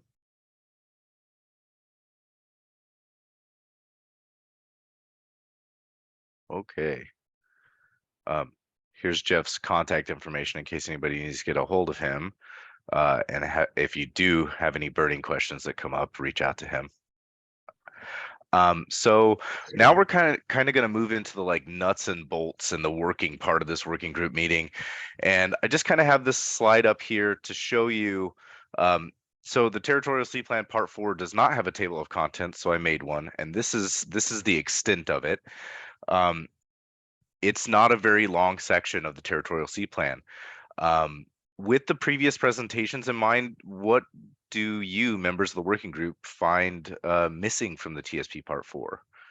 I have some questions on here as well to kind of spur discussion here, but the floor is kind of here for the working group to kind of talk about this.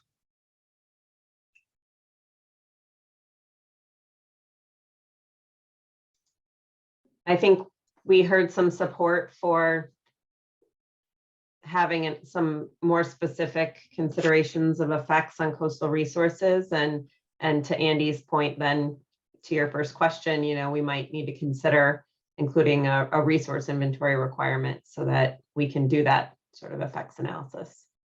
I would be supportive of both of those things being included.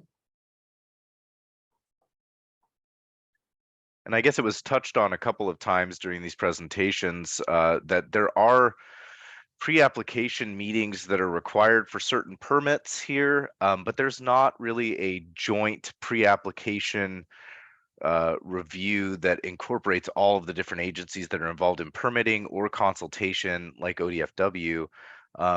Should we specifically require a pre-application coordination meeting like the JRP in TSP Part 2 or the JART in the TSP Part 5? Thoughts about those?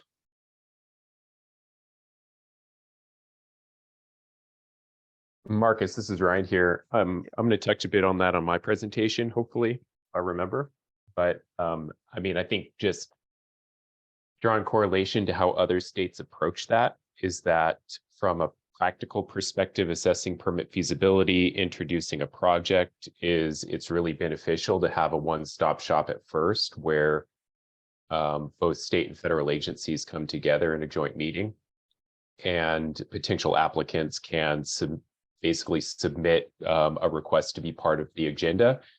And these meetings can be held once a month or whatever interval makes sense. But essentially, you come in for an hour and present your project and ask questions and debate your understanding of the permitting process. And it really provides such a streamlined understanding to start, and such a launching point to confirm points of contact to follow up with later, that from the perspective of implementing a project, it's super helpful, and it really does get you off on the right foot rather than piecemealing kind of these disparate efforts to contact agencies, and then agencies don't know what the other agencies are saying about this or what their view is. So I would definitely be a proponent of that, I think, just from a practicality standpoint. Thank you, Ryan. Scott? Yeah, thank you, Marcus. I think I agree totally with what Ryan said.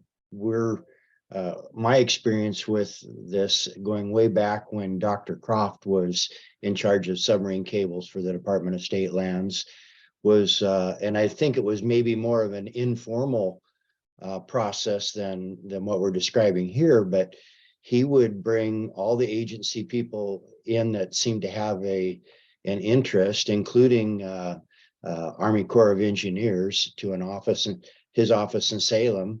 And I, representing some stakeholders, was also invited.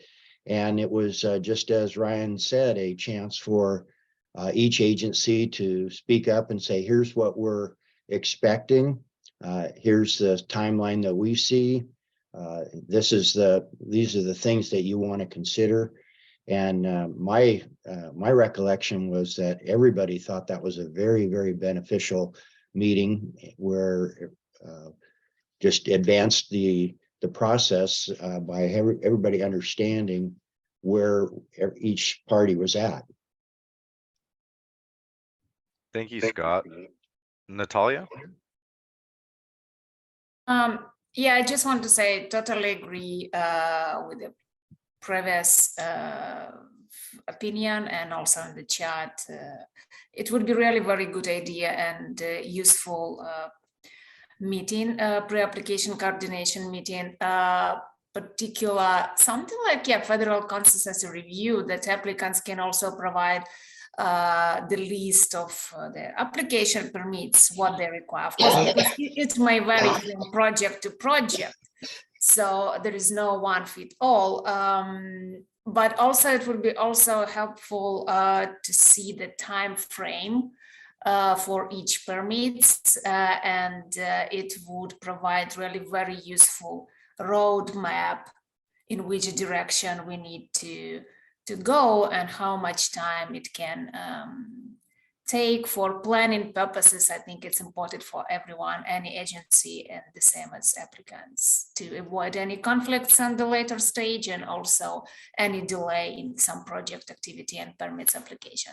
Thank you. Thank you, Natalia. Yeah. Kim Peacher, can you introduce yourself, since you kind of joined us a bit later, and then go ahead with your question? Yes, sorry. Hi. Good afternoon or good morning, I guess, depending on where you're at.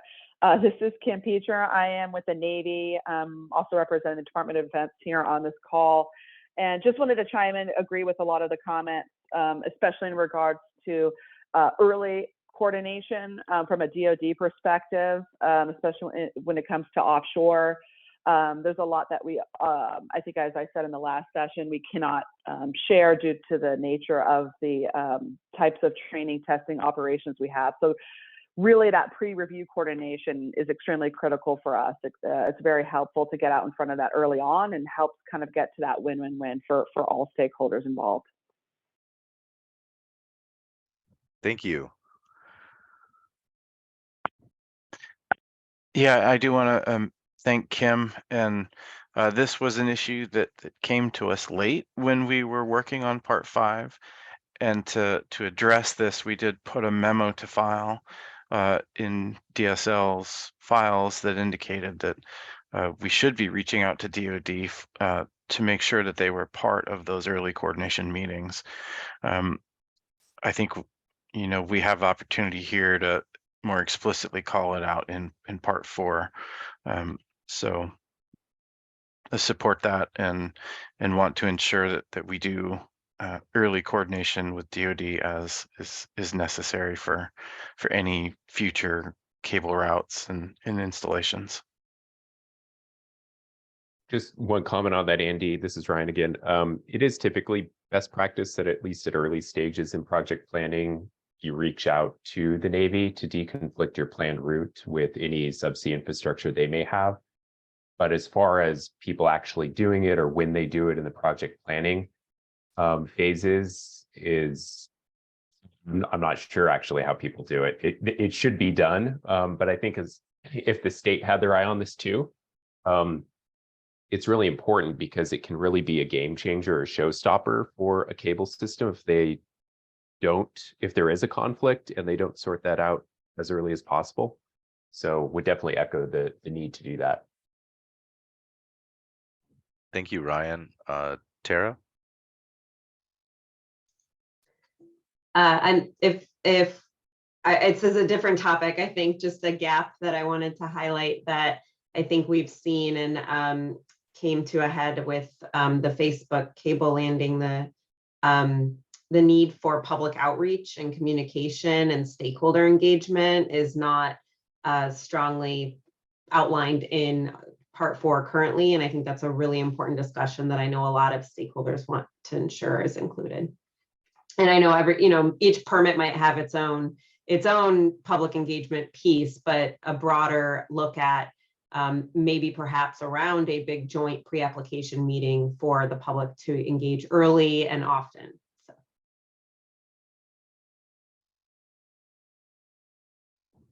Thank you, Tara. I would agree with that. Any other thoughts? Any other gaps that people can have recognized?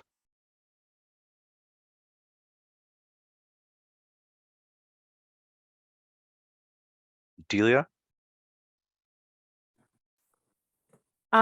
Just wanted to provide a little input from ODFW as far as a pre-app meeting. I think we're always in favor of advanced coordination, and even though ODFW doesn't have a regulatory role, we always invite developers to talk to us early and consider the constraints for habitat and users from the get-go.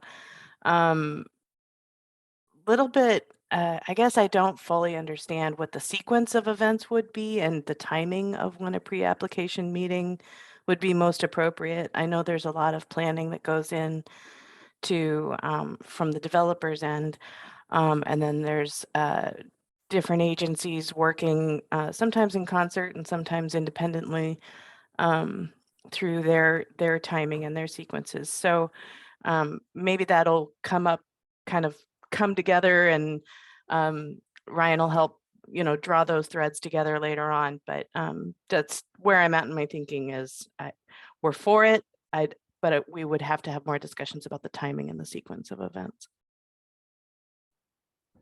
Thank you, Delia.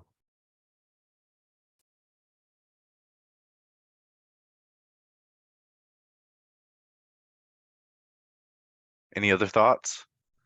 I see Lene talking about outreach and engagement with local community stakeholders. Thank you for putting that in the chat. Just wanted to have that verbally on there since the chat's not recorded.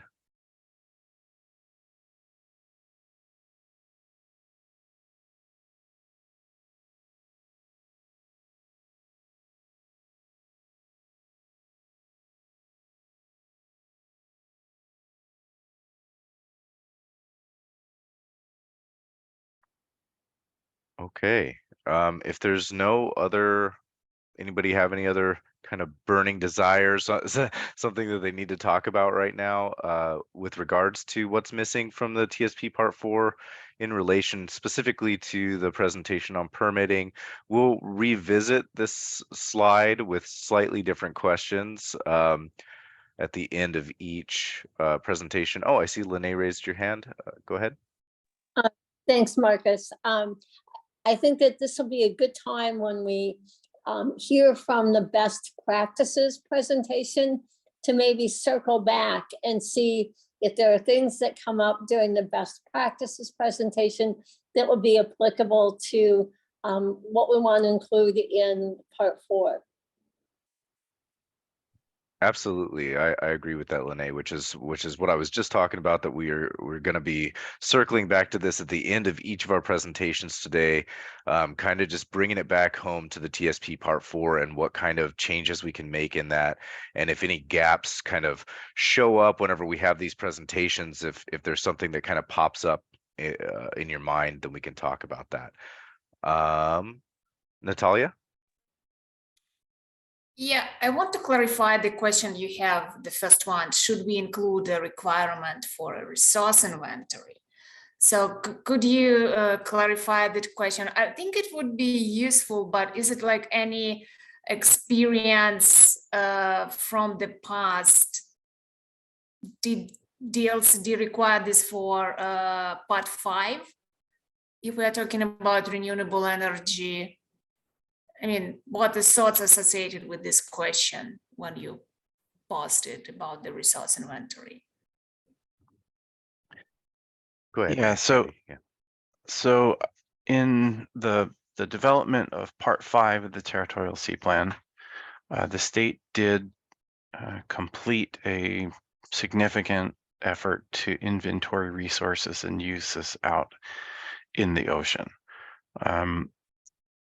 That inventory was then used to produce a map with, for lack of a better term, zones, right? And those zones and the framework that was developed went from areas that had high concentrations of important resources and or uses. So identification of rocky habitats on the seafloor was a very important resource or use because of its somewhat rarity within the territorial sea and its impact on important ecological habitats, right? So the rocky reef resources are distinct.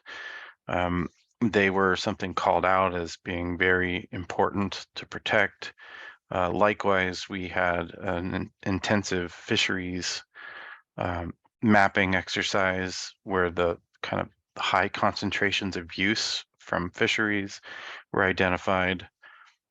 Those information resources then are applied in that area-based approach to set standards for allowable impacts to those resources or uses, right? And as the map zones changed from kind of the most concentrated to least concentrated uses and resources, those standards went down a little in terms of rigor. And so in part 5 had that explicitly identified. I don't think that we need to go to the same level of detail for part 4, but I think a similar idea could be brought to bear. We can identify those important rocky reef resources. We already have the maps of those resources, and they could be called out as significant, but we don't have 100% coverage of, high resolution seafloor mapping of the entire territorial sea. So there could still be patches of rocky habitats that are unmapped. We would want to know in a resource inventory and effects evaluation if there was rocky habitats that intersected with a proposed path of the cable, right? So that could be an example of something we want to specifically identify and call out, and then provide applicants with a reference to where we have those data sets and identified resources. But the language of calling out that resource would go towards the state wanting to understand the effect, even if the resource wasn't mapped. Does that help? Yeah, that's useful. Yeah, I also agree that it might be not too much detail as of part 5. Well, because there is still in the territorial sea, and they don't need to do this over and over again and submit a lot of huge volume of materials that then staff need to review. But yeah, maybe just summary of that, and it would be nice actually if applicants can do those presentation introduction and include this resource inventory, like might be an overview in the pre-application, coordinated pre-application meeting. That would be just good start for that, and particular for different cable routes and infrastructure if they affect some particular area. Yeah, thank you, Andy. Yeah, and I want to also recognize that Laurel put in the chat a link to part 2 of the Territorial Sea Plan, which is for all other applications not covered by a specific part of the Territorial Sea Plan. So it's a more general resource inventory and effects analysis, and it will cover things like the geology, the other resources known to be there, and it does provide a long list of what those resources that the state would like to see included in the resource effects analysis. So part 2 is more general. I think that is where we start. We can learn from part 5 to understand how a more detailed resource inventory effects could be structured for something similar in part 4. But that is a good place to start as well. I think it's worth noting that a lot of the permit applications require applicants to talk about the effects that they may have on the environment and resources. But once again, since it's kind of required by so many different organizations at different levels, it might be a good idea to include something in part 4 that kind of covers all of those bases, as well as we don't have a similar thing, although Dogami is working right now on something very similar for the siting of the landings of these cables, which I think is important. And so that could also be, we'll hear more about that from Reed later, but I think that could be included in this resource inventory. Marcus, it might be valuable for me to show the part 2 language on the screen briefly. All right, I'll so stop if sharing and let I can you. share my screen here.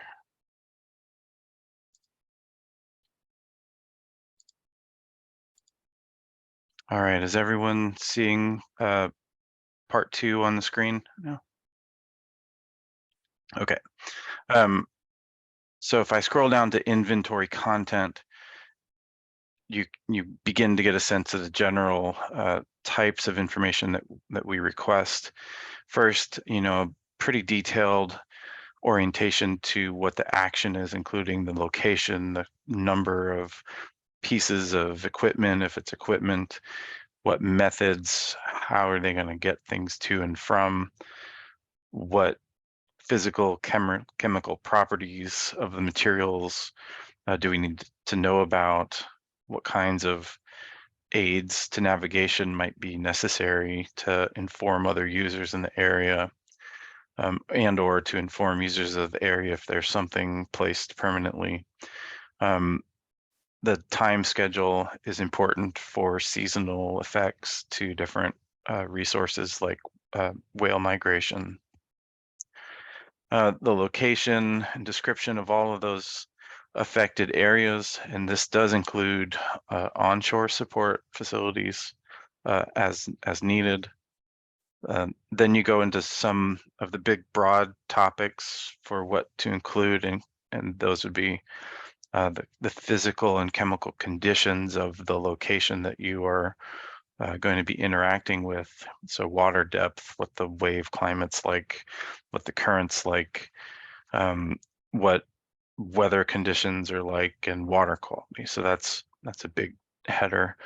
The structure of the seafloor, structure and form of the seafloor, and the bathymetry, what geological structure and or hazards might impact that location. And then you get into the biological features. These are critical marine habitats that are recognized and defined in some other regulatory means. So habitat areas of particular concern come to mind from the Pacific Fisheries Management Council. Other habitats to inform kind of the big ecological impacts perspective. So kelp beds, algae, gravel, seagrass, the rocky reef areas, places where marine mammals haul out and use adjacent shore. And then you go into the other kind of big topical areas of fish, recreational areas important for fish. Moving on, you get to things like important mineral deposits, cultural, economic and social uses. This is where you get into things like tourism, recreation, scientific research, the other topics that we've mentioned in other places, but how they impact culture. And that is the kind of, and then the last one there is significant historical or archaeological sites. So that's a summary of what's currently in the inventory content that we ask for as a part of the part 2. And I think this, as in a broad way, is similar to what's in the coastal effects evaluation sheet that Jeff Burright provided the link for earlier. So this would be the more detailed kind of perspective on that shorter description. So I'll stop there and answer questions, or like to call on people who have observations after taking a look at this stuff. So I think Natalia and then Delia. Thank you, Andy, for this explanation. Just a thought, I'm thinking for resource inventory, I think, yeah, it should not be detailed, but I mean, from my perspective, I really, let's say, would be interesting because so many agencies involved, so many permits.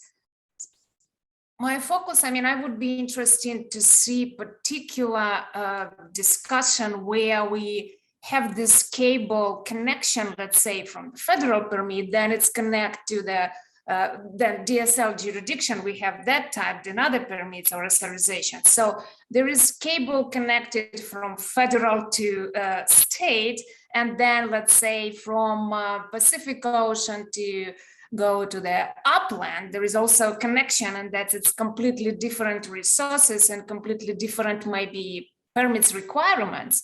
So those points of cable connections in different parts, that would be really interesting to discuss and maybe include as requirements in that part.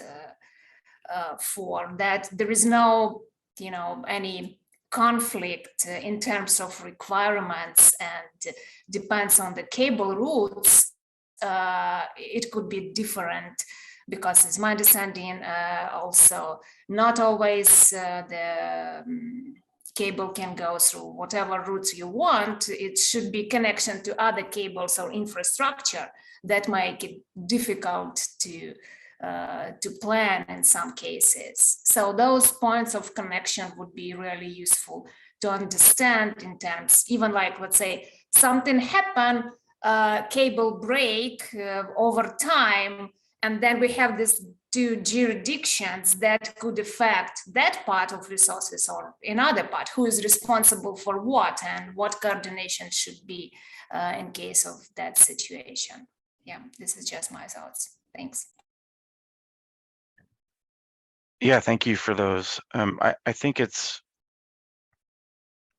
really important to understand that there is a local land use compatibility perspective that applies once the cable comes ashore, lands, you know, on the terrestrial side of the shoreline, and then it's kind of as you say, it's a different set of rules and regs that does apply in those areas. So, you know, the Territorial Sea Plan does a good job of describing the inventory effects requirements for the areas in the Territorial Sea or immediately adjacent to them in that kind of broad ocean shore management area. But as soon as you get up above that, then it is a different kind of picture. And understanding that holistic, systematic impact of the project is a big challenge. Thank you, Andy. Delia, we have a couple more minutes before we break for lunch, so let's hear from Delia before we break. Okay, just briefly, I like the level of detail in part 2 as opposed to part 5 for cable purposes. I guess I'm not as familiar with part 2, so I'm wondering about the timing of that information becoming available for various phases of evaluation at just sort of a 30-mile high viewpoint. I would hope that the information would be available to inform decision making while there's still an opportunity to change a cable route, change a siting location if better alternatives exist. So there's always sort of, you know, in my experience, there's always sort of a, you know, as you move along through the process, everyone gets pretty entrenched in what's proposed. And, you know, having information available early on has pros and cons to it, because you want the information early on so that you can determine the best alternative, but you also don't want to become so entrenched in whatever the preferred alternative is that you can no longer, expand that evaluation to consider other areas. So I like this level of detail. Still kind of need to chew on what the best timing would be. I think in part 2, it talks about having this information available prior to decision making, but we were also talking earlier about pre-permitting discussions. So not really sure where this information under part 4 would be most appropriate. So just some thoughts. Yeah, thank you, Delia. One of the things I've been pondering is whether or not this process could be improved through the provision of data in a spatial planning tool. In other parts of the Territorial Sea Plan, we have referenced spatial planning tools in the past. In part 3, we used C-Sketch. There's nothing that would prevent us from thinking about creating a different instance of a C-Sketch tool that could be specific to provide the resource inventory information to a potential applicant very early on in the process, so that they could have some of that resource inventory and effects evaluation generated through, a spatial query of a route, as an example. We built a reporting form for part 3 where you drew an area on the map and you got a report that provided the basics of the geography, the habitats that you intersected with, the potential resources that you overlapped with. And we could do something similar in a future, implementation of part 4 if that's valuable to the community.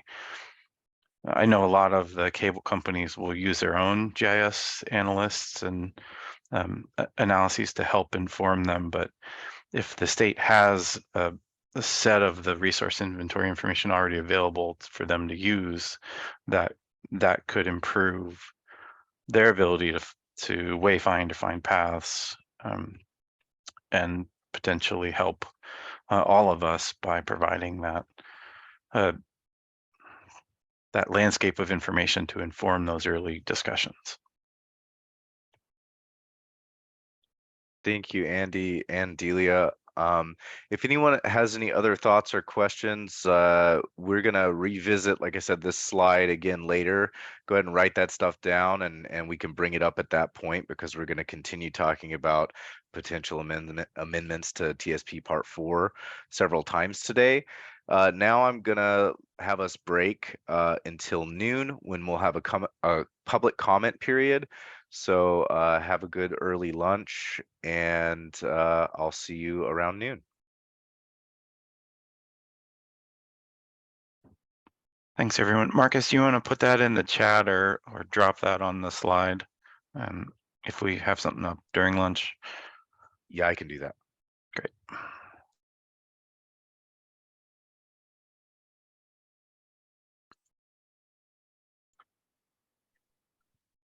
Welcome back from lunch, everyone.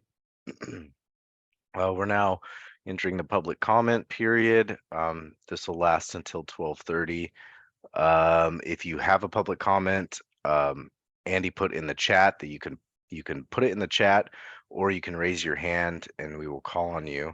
But now is the time that if you're not a member of the working group, but you're here today and you'd like to make comment on amendments to the Territorial Sea Plan Part 4 or any of the other topics that we talked about today, now is the time.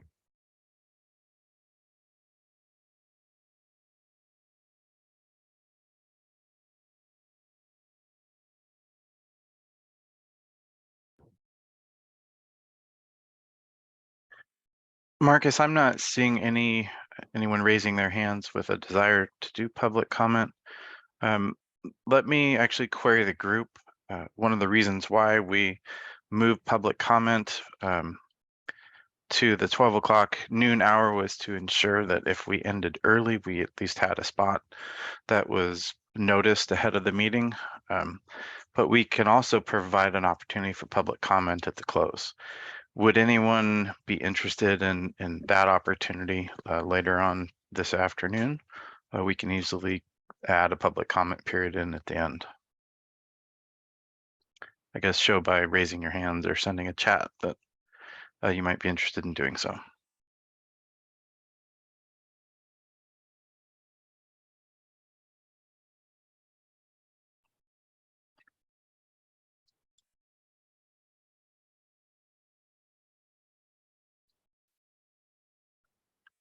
Okay, Marcus, do we have Ryan with us here? I don't know if he's back yet. I see him on the Hey list. guys, yeah, I'm You back. there? Okay, so it looks like we made up 30 minutes of time, and Excellent. we can proceed into this next agenda item. Okay, perfect. Marcus, are you driving the slideshow? Yeah, just let me know whenever you need me to change a slide. Okay.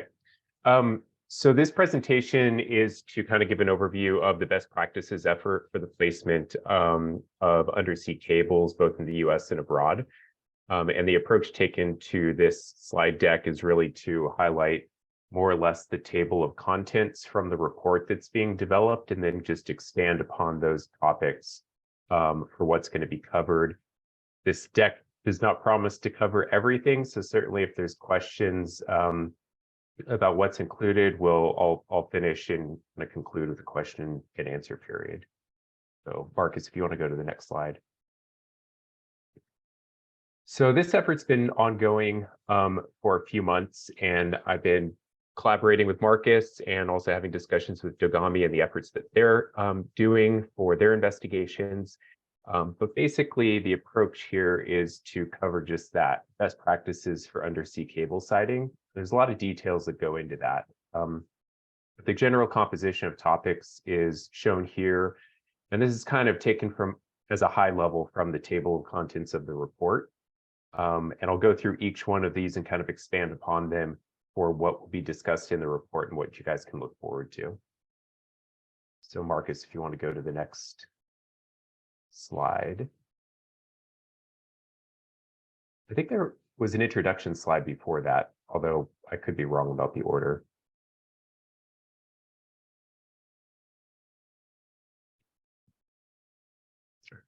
Nope, now you're going through it. I don't know if you're able to go backwards.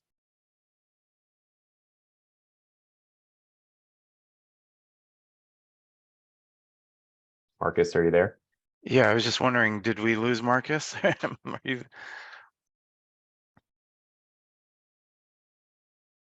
We may have. Unmute. Hey, sorry about that. Yeah, I am going to try and share it again. Okay, sure.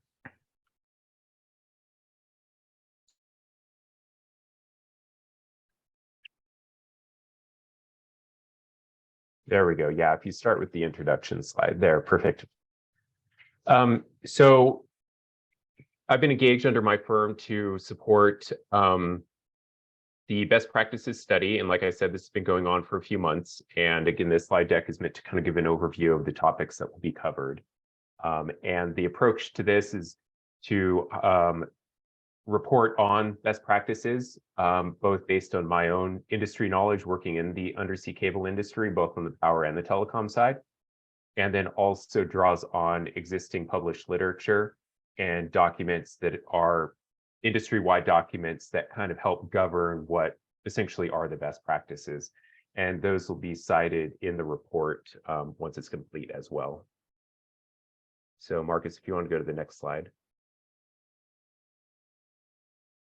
So the report really, as I understand from Marcus and Andy, will be a public document. And so I think it's important to kind of go and start from square one to some extent and give a background of what undersea cables are and their purpose and why we as a broader society need them.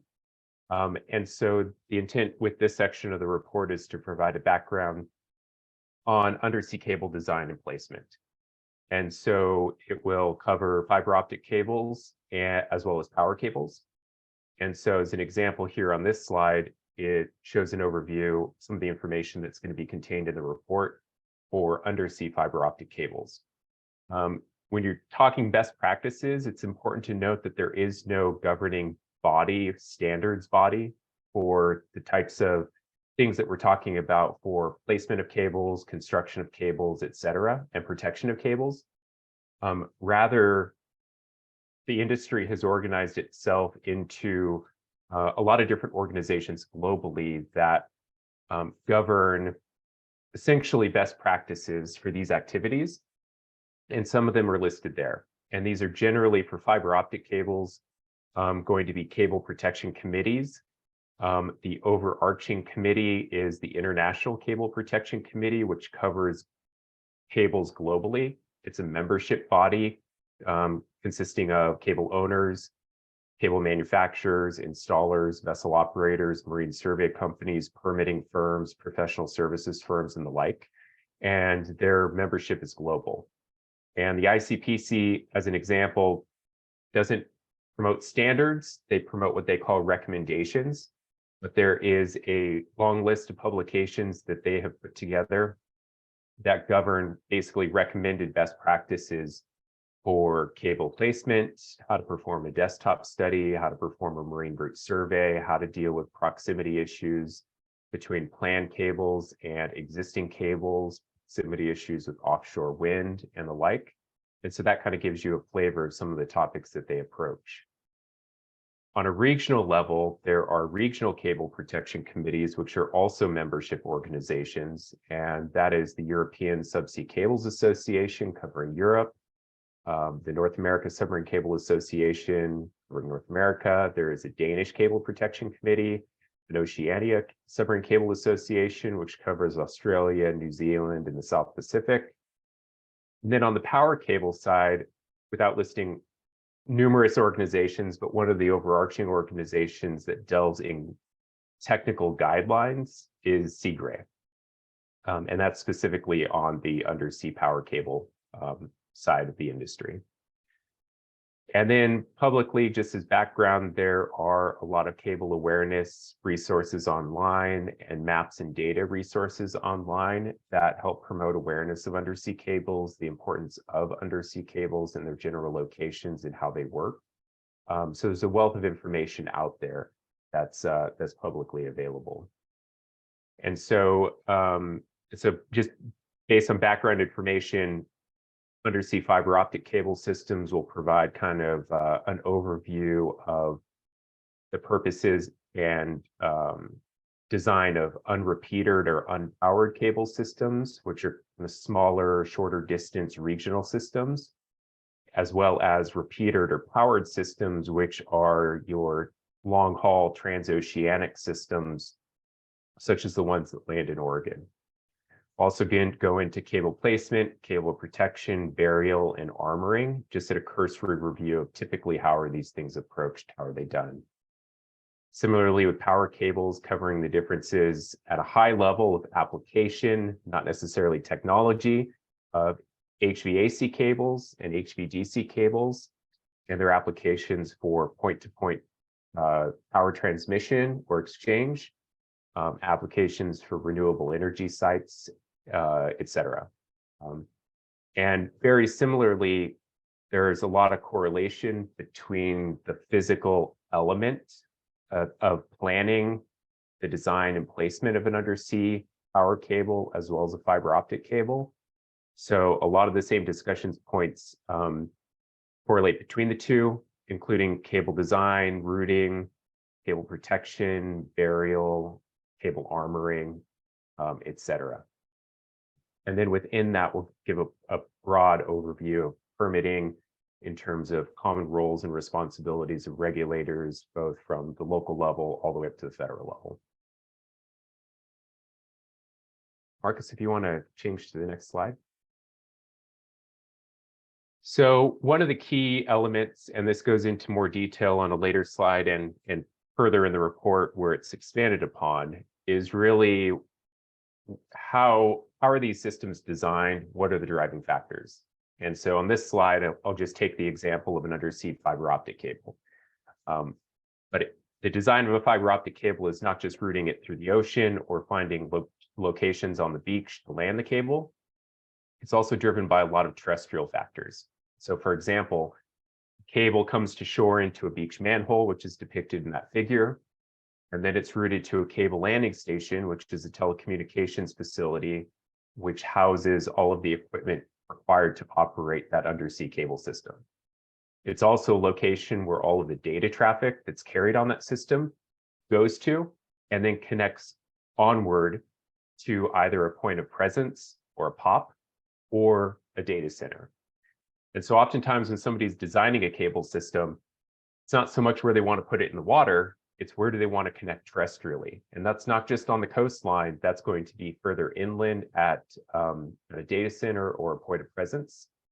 And so it's all of those factors that have to align that feed into the decision-making process of where to place these various bits of infrastructure that then dictate where offshore through the ocean that cable should go.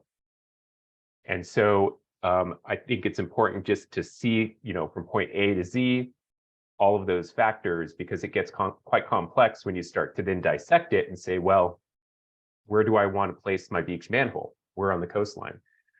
How do I want to route my fiber from the beach manhole to the cable landing station? How do I site a new cable landing station? Where is there terrestrial fiber to carry my traffic from a cable landing station to a data center, which can oftentimes be a slightly challenging problem to solve? So all of those are driving factors that are going to be captured in this best practices report. The other elements here that I'll present upon in the report are also what are the trends that are driving cable design and placement, because those do impact the decision-making process and how people then implement the best practices. And there's a big drive, there has been a big drive towards building resilient networks that are that help mitigate damages to networks. And a lot of that is done through building diverse and redundant cables. And that also goes into choosing and selecting diverse and redundant cable landing sites. And so the diversity element also drives decision-making that says, well, if I'm a cable owner, I've got cables over here, but I don't want to continue routing cables over there because I don't want all my eggs in one basket. And so therefore, I'm going to look for other locations to route cables as well. So a lot of those factors are kind of on a sliding scale for how people approach where they want to build an undersea cable. Marcus, if you want to go to the next slide. And so then digging into this deeper, and that last example was more on the fiber optic cable side, but it's similar and maybe slightly less complex for an undersea power cable, in the fact that for an undersea power cable, the decisions of where to come to shore are largely, again, dictated by what's on land. Where is my substation?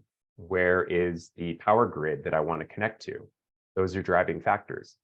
Is the power cable for the purposes of point A to B power transmission from, say, hydrokinetic energy sources, or is it from an offshore wind farm to shore?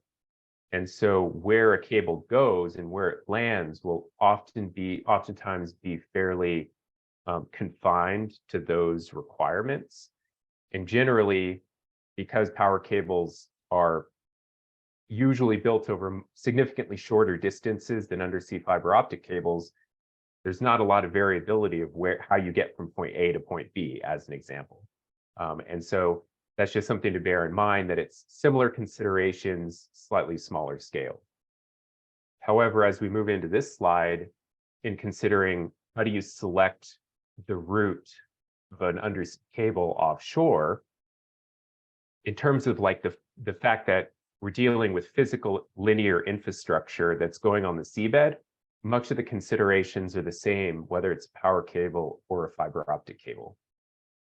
And so this part of the report will go over kind of the process that's done at an early stage, typically in a feasibility study or a desktop study, to first assess where the cable is routed offshore, and then carrying on to other factors in the design after that.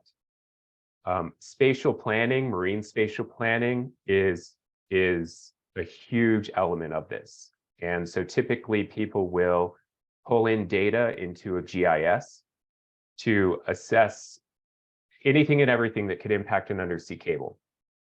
And without going into too many details and specifics, the general best practice for cable routing is to avoid things where possible. So we first typically look at, well, what's charted on nautical charts? There's charted hazards, there's obstructions, there's charted areas, anchorage areas, restricted areas, military practice areas. There's also marine protected areas or marine sanctuaries. There's also vessel traffic lanes, traffic separation schemes. There's fishing activity. There's also existing offshore infrastructure and activities. And so those could be pilot boarding areas. Offshore infrastructure could be pipelines, undersea cables, offshore wind farms, BOEM's lease blocks, as an example, BOEM's planning areas, anything and everything that from a spatial perspective could impact where you want to design a route. In some cases, cables can't avoid everything. So you do get cases where cable has to be routed through an essential fish habitat area, or it has to go through a marine protected area, or it has to cross over cables and pipelines, things like that. And so typically there are mechanisms to address that, but that's not the preference. The preference is to limit the number of interactions with other things as much as possible, especially when those things have a permit required or an approval required. Beyond just what's charted or what's offshore from a marine spatial planning perspective, a lot of information is collected on bathymetry. And so bathymetry are the contours or the water depths of the ocean, the seabed. And that's important because it correlates directly to the physical ability of a cable vessel to install the cable. And so usually you're looking to avoid areas of really significantly steep slopes or drop-offs. You're also looking to avoid too much diversity in seabed. You really kind of want as benign as possible the seabed environment. And then that also goes into assessing geology. So what are the sediment types of the seabed and the subsurface of the seabed up to a few meters, as well as the geomorphology, which are what are the physical features of the seabed? Are there submarine canyons? Are there seamounts? Are there areas where there's evidence of slumps or slides that could impact a cable in the future? So you're really looking to avoid as many hazards as possible, even from the physical environment. But again, not everything, you're not able to avoid everything. So sometimes cables have to be routed down steep slopes or across slopes or at the terminus of a submarine canyon. Or sometimes they have to be routed across exposed rock or subcropping rock for short distances because it can't be avoided. And so there's those factors that go into it. But again, the principle is to avoid things that damage cables. And so one other element that will be reported on in this section are also what are the trends in siting cables. And that's not so much trends in best practices per se, but it goes back into the concept of diversity and building resilient networks, is that oftentimes people are looking for new routes to put undersea cables along. If you looked at a map of global cables, there are areas where they congregate in certain axes across the Pacific, from Asia to the West Coast here, or across the Atlantic from Europe to the East Coast and to Canada. And so the more cables that are developed along similar routes, the more there's an increased level of congestion. And that generally makes it more problematic that a single natural event could take out numerous cables, or just physical separation of cables provides challenges to maintain those cables in case they have to be repaired. And so a general trend is looking for ways to develop more diverse routes away from those common axes. And that goes similarly for landing sites as well. And so then I'll also go into risks, and those are risks in offshore route selection perceived by developers of cable systems as well as regulators of cable systems, and then some permitting considerations that fall out of that as well. Thanks, Marcus. I think that top left-hand figure is not supposed to be there, but this slide goes into the next section, which is once we've presented what are the best practices for offshore route selection, we go into the onshore landing site selection. And those two processes are not mutually exclusive. They very much depend on one another. And sometimes the landing site drives the offshore route. Sometimes the offshore route drives the landing site. But typically when we're first assessing a landing site, we're looking for an area that is feasible to put a beach manhole. And the beach manhole is nothing more than, say, a 6-foot by 10-foot concrete utility vault that has a manhole cover or access point at grade. And it is what the undersea cable is routed into and anchored to when it's installed. And so what makes a good landing site or a beach manhole location is a point close to shore. That's the key. And so when you look at any location around the world, you get varying trends that emerge in both developed and undeveloped areas for where you can place this infrastructure on shore. And so on the right-hand side are some examples of West Coast infrastructure where existing beach manholes are placed, and this is all based on public information. The top two figures show a cable landing in Hermosa Beach. It's a very developed residential area right on the coastline. But the point in highlighting this is that the beach manhole is placed at the seaward terminus of a road and then has utility access going further inland for utility easement. The two figures below are in Morro Bay at an existing cable landing, and they're in a very undeveloped location at a beach access parking lot. And so oftentimes, when looking for a landing site, you're typically narrowing in on seaward ends of roads, beach access parking lots. If you're looking at maybe business parking lots that are right on the coastline. In really, really, really undeveloped areas, you could place a beach manhole right on the beach, right on the sand. And that would be, and that has been done in Oregon. And then once that's installed, typically that vault is covered up naturally with sand, and most people would not even know that it's there. And so those are some of the general trends that kind of over time would have formulated kind of common practices in siting beach manholes. And these types of locations are very common throughout the west coast of the US. Marcus, if you want to go to the next slide. So once you select a beach manhole, there's other factors that you have to consider. And one of the first factors is front haul route. And the front haul route next, it's typically a buried conduit route that the undersea cable or a land cable is installed through to run fiber back to a cable landing station. And so actually the front haul route kind of falls out from where a cable landing station is sited and where your beach manhole is sited.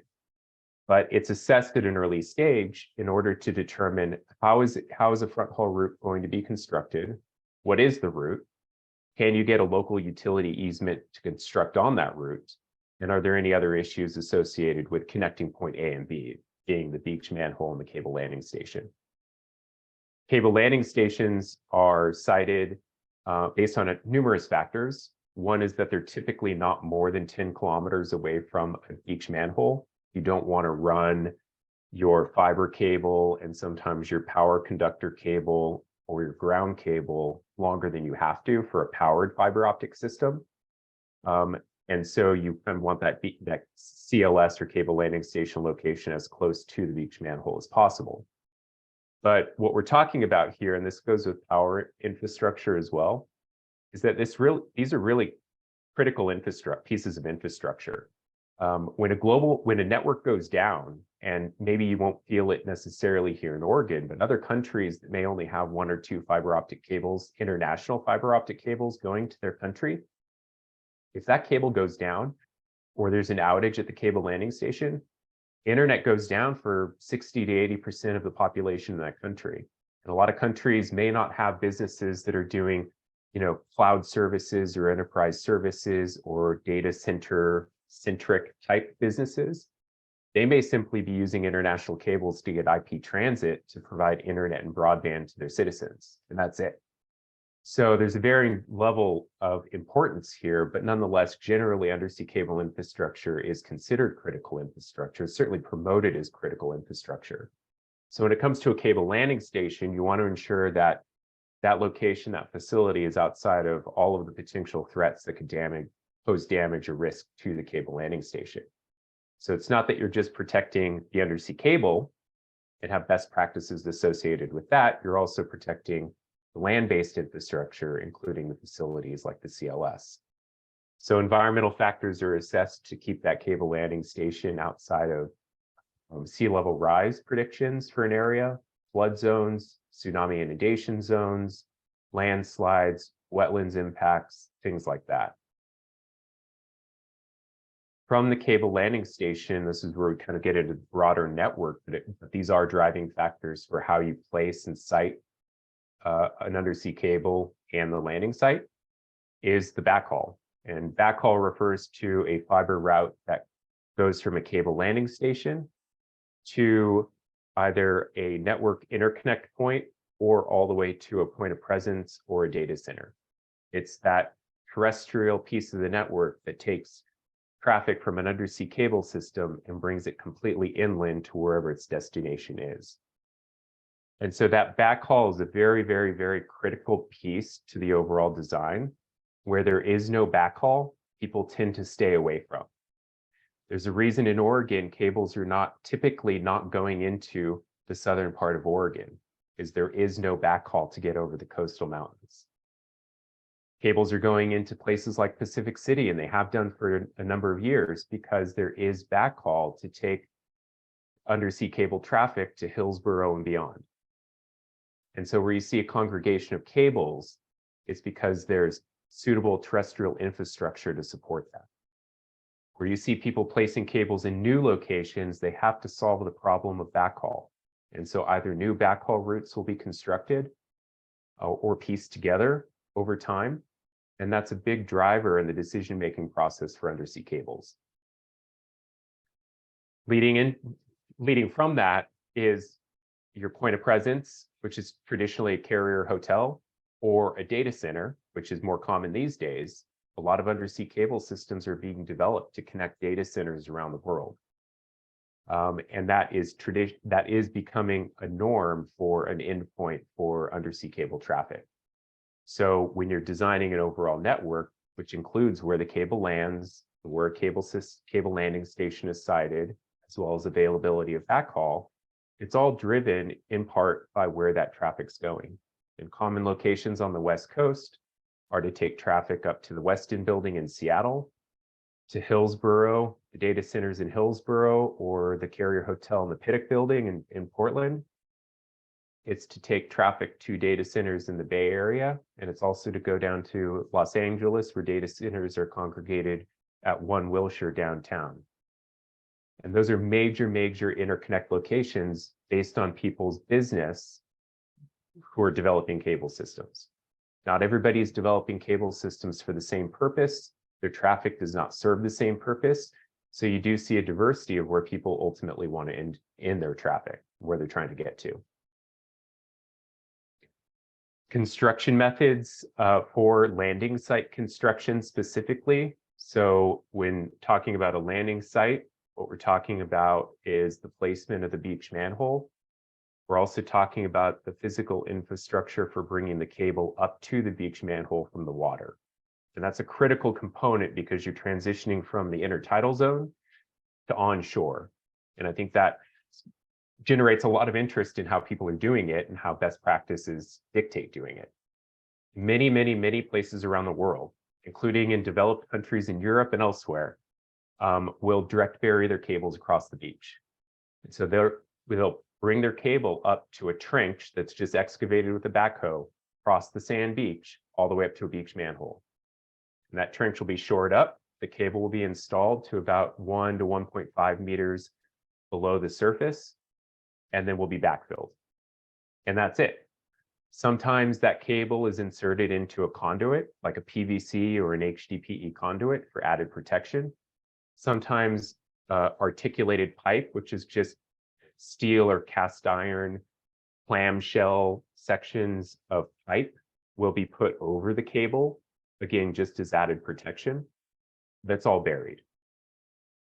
In North America, that's typically not how it's done. There's a preference towards horizontal directional drilling, where from a beach manhole location, you drill out horizontally seaward on the order of about 1 kilometer, and install roughly a 4-inch inner diameter pipe that is steel. It can be HDPE or other materials. And once that's installed, that is what the cable is pulled through from offshore. There's pros and cons to both, and we could talk about them for a long time. But typically, best practice in North America, and this is and in the US, and this is across numerous states on the West Coast and the East Coast, is HDD is the preferred method. And the report will certainly expand upon that in more detail, pros and cons and risks to both. But when looking at a beach manhole location, it is typically assessed whether or not it's feasible to construct an HDD bore from a particular location. So that the constructability of a landing site is another factor. And then as well, I'll go into risks and then permitting considerations for landing site selection. That'll cover land ownership, and I'll go into this a bit more in some other slides, but land ownership, permits that are triggered at the local city and county levels, as well as in the state level and federal level. Marcus, if you want to change slides there. So then the report will also cover best practices for cable installation. And kind of just as a starting point, or just for this presentation, cables are, and this goes for power cables as well as fiber optic cables. In the case of fiber optic cables, cables are traditionally buried to 1 meter into the seabed as the best method of protecting that cable. 70% of global cable damages around the world are from bottom trawling, bottom contact fishing, as well as vessel anchors. And several hundred cables are damaged each year.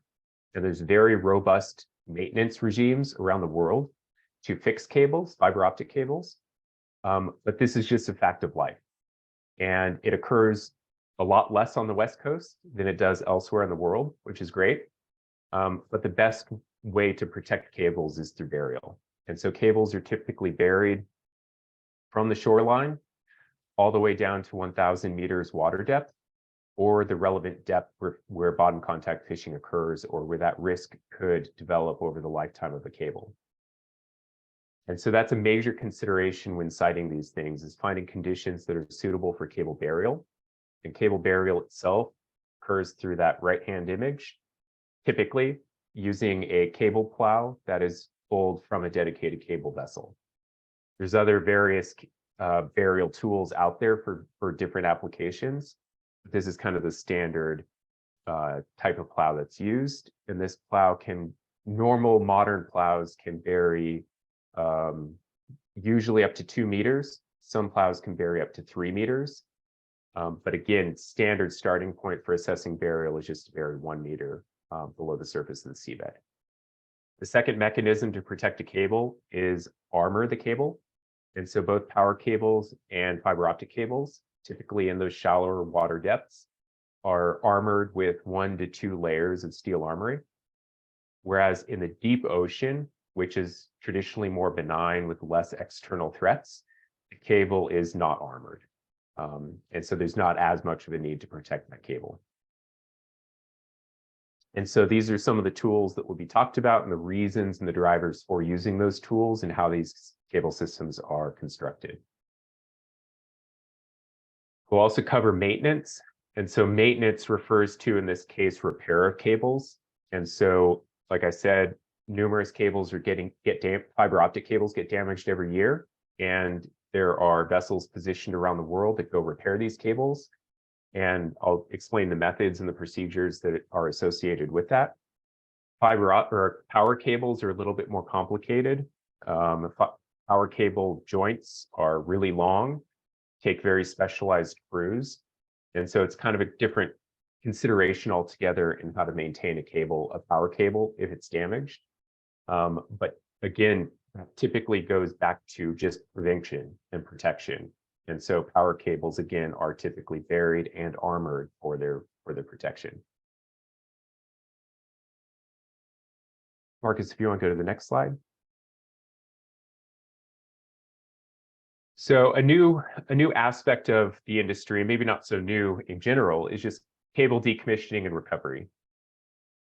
Fiber optic cables are designed from a technical standpoint for a 25-year design life. Undersea power cables are designed for a 40-year design life. Fiber optic cables can be operated longer than 25 years, and there's a lot of factors that actually go into the decision-making for decommissioning. Sometimes power cables are not operated for 40 years and they're replaced, say, after 30 years. So there's kind of all shades of gray with some of these topics. It has been common around the world when a cable system is decommissioned, it's left in situ. And there's pros and cons to this. One of the reasons for that is that there's no regulatory requirement to remove the cable. The other is that generally cables are viewed as being fairly benign to the seabed. Once they're buried, leave them buried. If they're laid on the surface, it's been demonstrated on cable systems that things of attack grow on the cable. And so there's the idea that if you're pulling up that cable, you're actually disrupting habitat that has life that's been created on and around that cable over its operational life on the seabed. Having said that, there's definitely a growing trend to remove cables. And one of the drivers is having a regulatory requirement to do so. Also, avoiding congestion of seabed infrastructure. If a cable's decommissioned, let's get it out of there. New cables are being developed globally every single year. We don't need to clutter and litter the seabed continuously over time. So introducing kind of a sustainable element to that. Recovery itself is basically just pulling up the cable.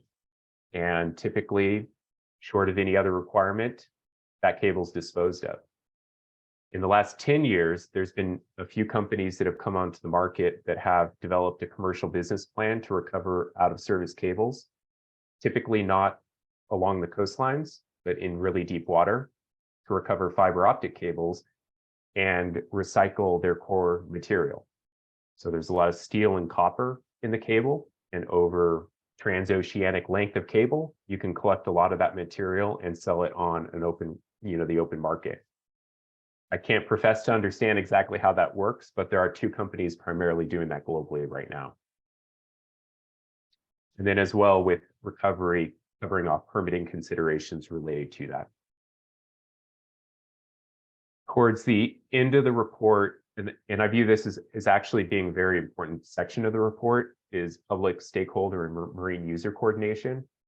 There's not really a best practice that governs how to engage the public or how to engage other stakeholders like regulators or landowners, or even how to engage marine users, offshore wind farm owners, other pipeline owners, other cable owners, etc. And I think that there is a shift in the undersea cable industry where people are taking this a lot more seriously, perhaps even by past precedent where things maybe haven't gone so well on other projects. And so the idea here is to engage early and often across every touch point on the project, and that includes the public.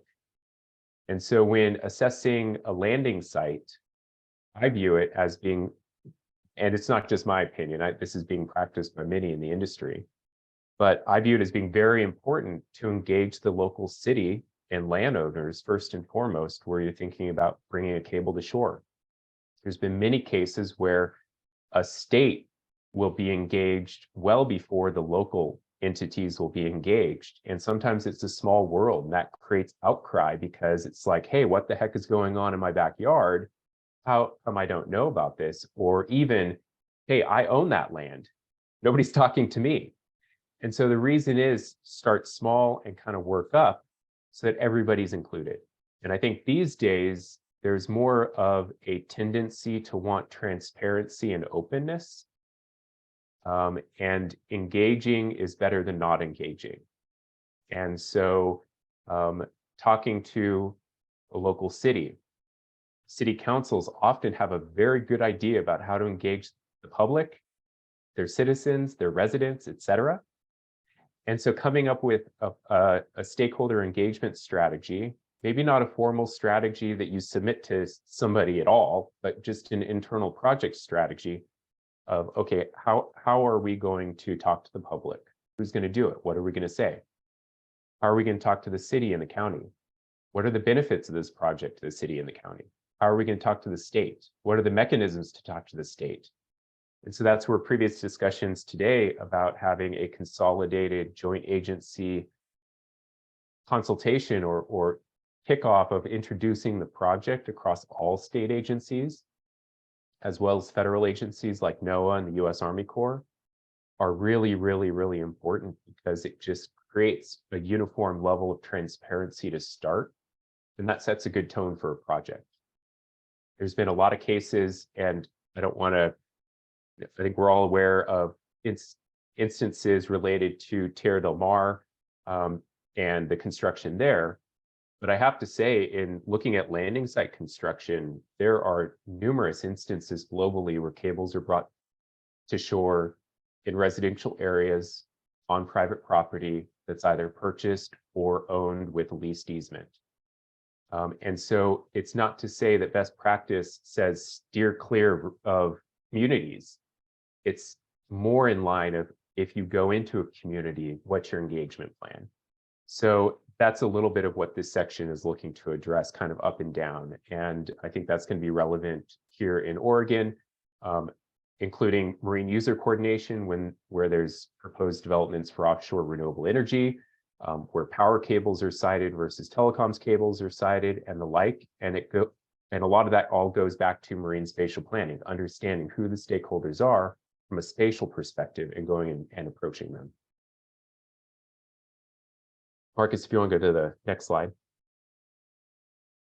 So kind of the concluding element of the study, of the report, kind of bringing it back to best practices, is there are a lot of best practice type documents that are out there. So this report will cite them. It's not regurgitating all of the information, but it's saying that these are addressed elsewhere in the industry and in the public domain through a variety of avenues. And some of those are the cable protection committees. Some of them are technical bodies that are formed to address these issues. As an example, Seagrade just put out a 240-page report on the best practices for undersea power cable installation. Hugely valuable. Turns out you can't really get that report unless you're a Seagrade member, so it doesn't do everybody any good. But there are those mechanisms that are where these topics are very relevant and at the forefront of the industry, and people are trying to understand them as well. And so a lot of that will be cited in the report. There's also best practices. For example, the ICPC has, in the last 2 years, put out a best practices for governments. It's a regulatory best practice of how to promote and protect and guide undersea cable infrastructure in your country. It's kind of viewed more at the national level, but it could definitely be applicable to the local level as well as the state level. And the basis is that this infrastructure is heavily dependent upon, not by commercial companies individually, but by people. And COVID has shown a tremendous demand for global broadband, just exponential growth. And it's been that way for, even before COVID. From a fiber optic cable perspective, people cannot build cables quickly enough to keep up with the demand for global broadband between individual users. So this is a really big component of our world, and coming to terms with how do we promote, protect, and regulate these things or govern these things is really important and timely. But again, it kind of comes back to the fact that all of this is really critical infrastructure, and it's existed for a long time. And again, these best practices are industry founded, and really important to consider as things move forward, especially through this working group. I think, Marcus, that's the should be the last slide. Yeah. So that's it in a nutshell, and I'm sure I left off a lot of detail for what will actually be in the report. So certainly if there's any questions, happy to answer any. Thank you, Ryan. Any questions for Ryan?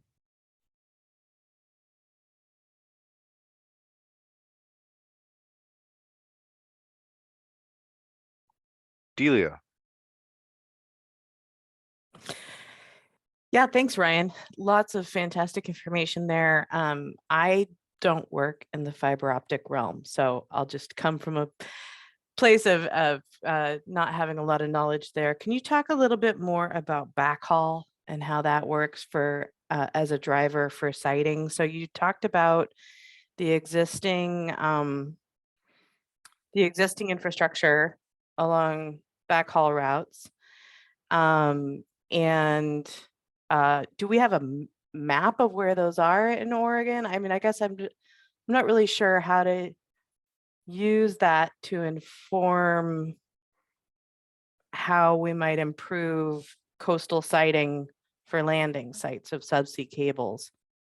So I'm not really sure where they are or how much of a driver they are. Right. So backhaul is definitely a driver.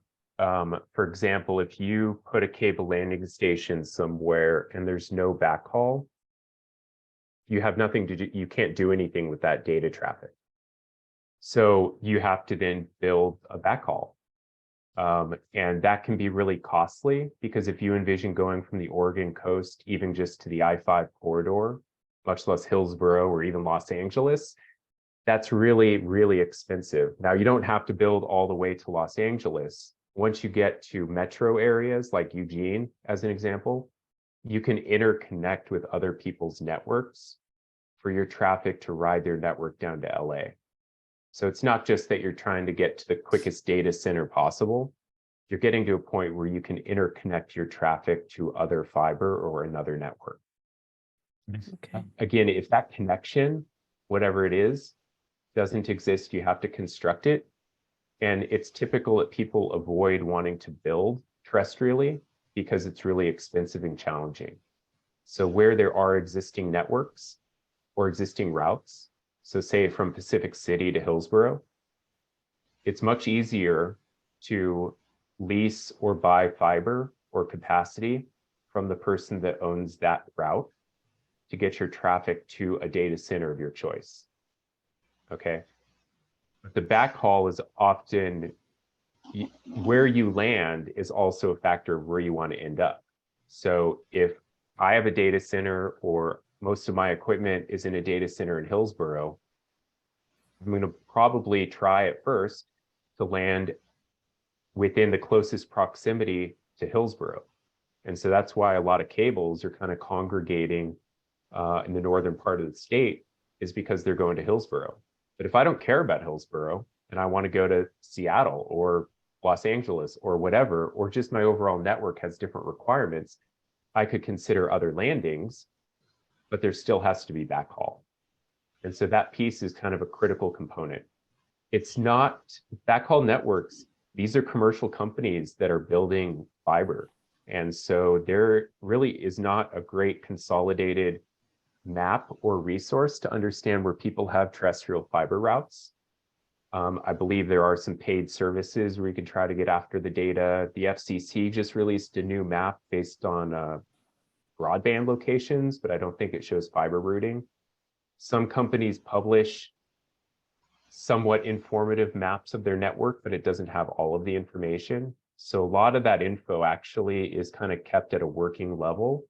Okay. And to assess it, folks like myself have to have relationships with terrestrial fiber owners to get after where they have infrastructure from a planning perspective, to take into account from a planning perspective. Okay, that's fair. Ryan, can I add to a little bit to Delia's to your response to Delia, if you don't mind? Yeah, absolutely. Yeah. So similarly, as a subsea cable owner, we are not necessarily going to build our own backhaul. We will work with local fiber service providers that we see in the area. There might be some small builds here and there, but for the most part, we're going to go with someone that has a pretty good footprint already, because these subsea systems are a tremendous investment, hundreds of millions of dollars. And so we don't want to necessarily replicate that on the terrestrial side. So we're going to look for assets that already exist and potentially upgrade or augment them. And so because we're dealing with, and sometimes we deal with different fiber providers to get the full connectivity we need. And so that information, these are commercial companies and they may keep that information pretty close because they're trying to, have that commercial advantage when they're pricing and that kind of thing. Yeah, that makes sense. And just to note too, from a permitting perspective, backhaul is a completely separate project, whatever it is, if there's any permit requirement for new construction.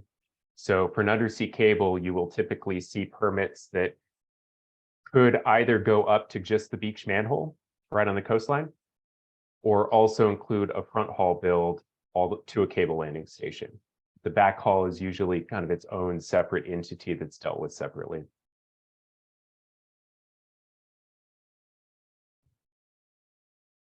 Natalia? Thanks, Ryan, for wonderful and rich presentation that guide everyone, I think, from simple things to more complex things. I have two very simple questions. The first one, can you tell approximately timeline when this report would be available? I mean, the full report or draft report. And the second one, do you plan to include to this report, let's say, practices from the West Coast, like Oregon, Washington, and California, or this is just international experience? Yeah, this is two questions. Good questions. So a draft report will be sent to Marcus on December 16th of this year. What Marcus does with it afterwards is up to him, but I think the idea is that by January, this will be in final form.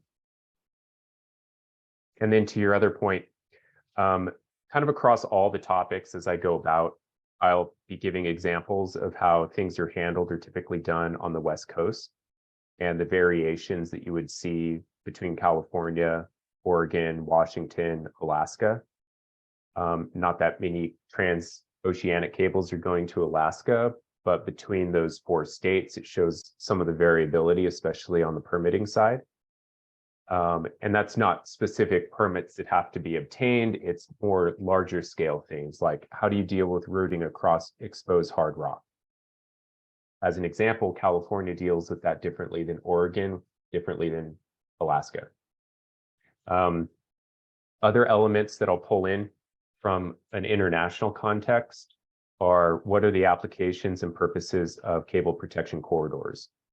Cable protection corridors are implemented, as an example, off Sydney, Australia, and they have pros and cons, but it is a mechanism to ensure spatial separation from other marine users that are not undersea cable users.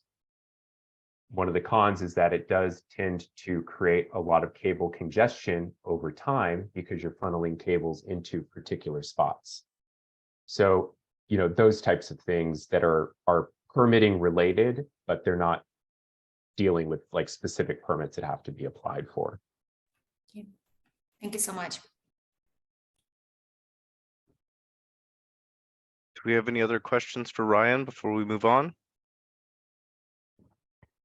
Not a question, Marcus, but I do want to let the group know that the state, when we adopted Part 5 of the Territorial Sea Plan, did include spatial buffer of 1,000 meters to the north and south of the cable route. That was when we adopted Part 5, and that was for the purpose of protecting the ability to do maintenance. And again, this was for Part 5, so the the overarching picture there is that we didn't see a lot of compatibility with having existing infrastructure over on top of a cable that could prevent that maintenance from occurring. So that was something that the state did act on when we adopted the rules for marine renewable energy. And that's a good point, Andy, because that does form the basis of a best practice. Despite the distance of offset, it is practice and it's published in the recommendations from the International Cable Protection Committee to maintain at least 2 times water depth distance from existing cables and other infrastructure. And when you're also talking about proximity to offshore renewable energy sites, it's not necessarily 2 times water depth, but it could be anywhere from 500 meters to 1,000 meters as an offset. And it's for that purpose of maintaining the infrastructure that if especially a power cable or fiber optic cable were damaged, a vessel needs space, operational space and seabed space to be able to retrieve that cable, bring it up to the deck and repair it and lay it back down. So all of those are very practical reasons why we come up with, spatial separation distances and proximity distances. Thank you, Yeah, Ryan and Andy. Oh, I think that's really helpful, and it's also helpful if we are thinking about potentially corridors for cable crossings across the territorial sea. Like if we would like to encourage people to follow the same path, minimizing then the impact on other uses. I think it would be important to think about the criteria that would dictate basically the congestion within that space and how you don't allow it to get too congested, because that could cause problems, I guess. So exactly, I'll be looking for that section of the report to inform us on whether or not there's value in trying to establish corridors. Exactly. I would say just for Oregon in general, the offshore geomorphology and bathymetry and sediment types dictate natural corridors anyway, as well as preference towards certain landing sites that are feasible from an offshore perspective all the way to a backhaul perspective, kind of generally funnel cables to specific locations. So you could establish corridors for various purposes, but cables are generally funneled into corridors no matter what, at least off Oregon.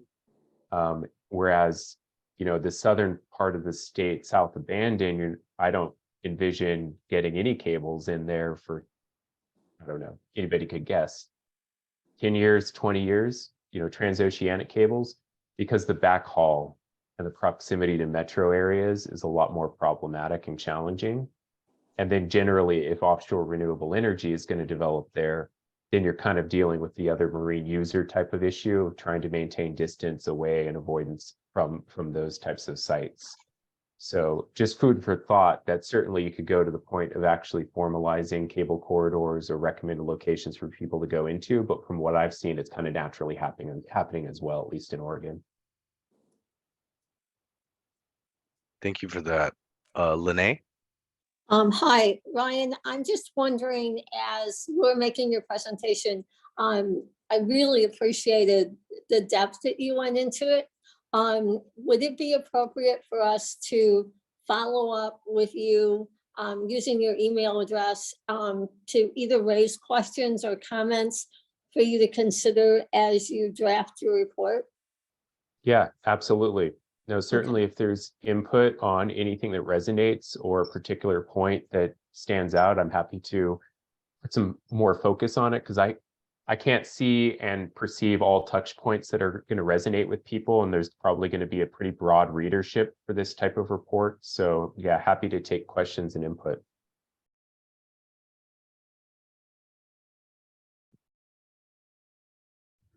And there was a question in the chat earlier about the availability of the meeting materials. We will make the slides available, and we will also make a recording of today's meeting available. So you will have access to those as soon as we can get them published.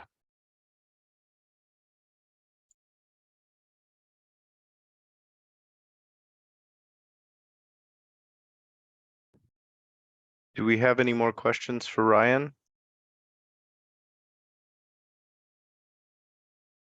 Okay, I'm not seeing any. I'm going to move on to our discussion slide again. Here we have that TSP part 4. And with the previous presentation in mind, is anything coming up for people that you feel is missing from the TSP part 4? I know that we kind of have touched on a few points like cable corridors and things like that. Is anything else coming to mind?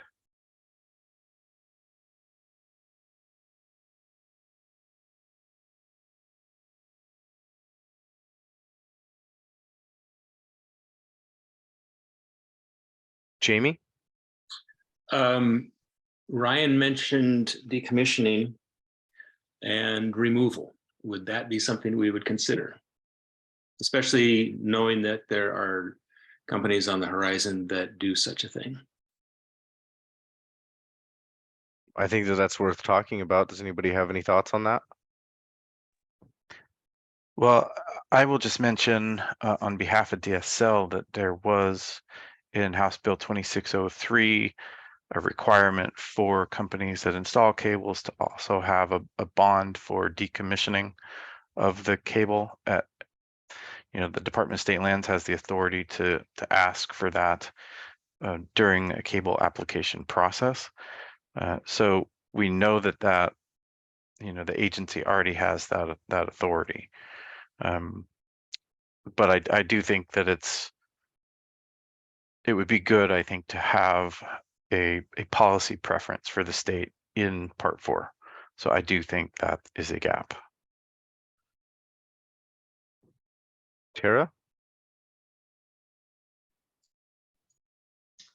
That was going to be, excuse me, that was going to be my main comment as well. And then also, I do like this idea of potentially looking at corridors and directing where we are laying cables as sort of our best practices, identifying areas that that Oregon might be comfortable with, I guess. And then also wanted to think about impacts to rocky habitat areas offshore and thinking through. I think this gets back to our resource inventory, but maybe more specifically about not allowing impacts given those sensitive and less common habitats off our coasts.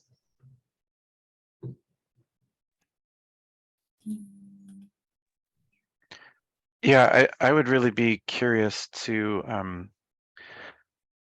ping pong the idea of corridors to industry reps and folks who have been involved. So Scott, I'm curious about your perspective on the idea of having corridors, and Joanne or others. If there were, I guess, good reasons to do so, I think it would be interesting to think about. Yeah, thank you, Andy. In 1998, when the OFCC was first formed with the creation of our organization, we were dealing with a company that wanted to install a cable at Nadana Beach, and about 15 miles away was a existing cable at Pacific City. And one of our suggestions or recommendations was that the company put the new cable right next to the existing cable. And we quickly learned from the cable industry that that was not desirable, that they liked spatial separation, not just for repair. Certainly that's a factor, and that Ryan addressed quite well, but because natural events, landslides, things like that can impact multiple cables at one time. And so they wanted to have diversity, and they absolutely, cable industry that we worked with at that time on the first cable said, absolutely, a corridor is not what you want. We need flexibility to put cables where they would logically go. Thank you, Scott. That's really helpful. And I think it's important to think about the idea of resilience in the cable system in and of itself. we as a society benefit from that resilience, whether or not we understand it. It sounds like so. You know, that's something that we certainly don't want to, I guess, cause there to be a limitation on resiliency because of a practice.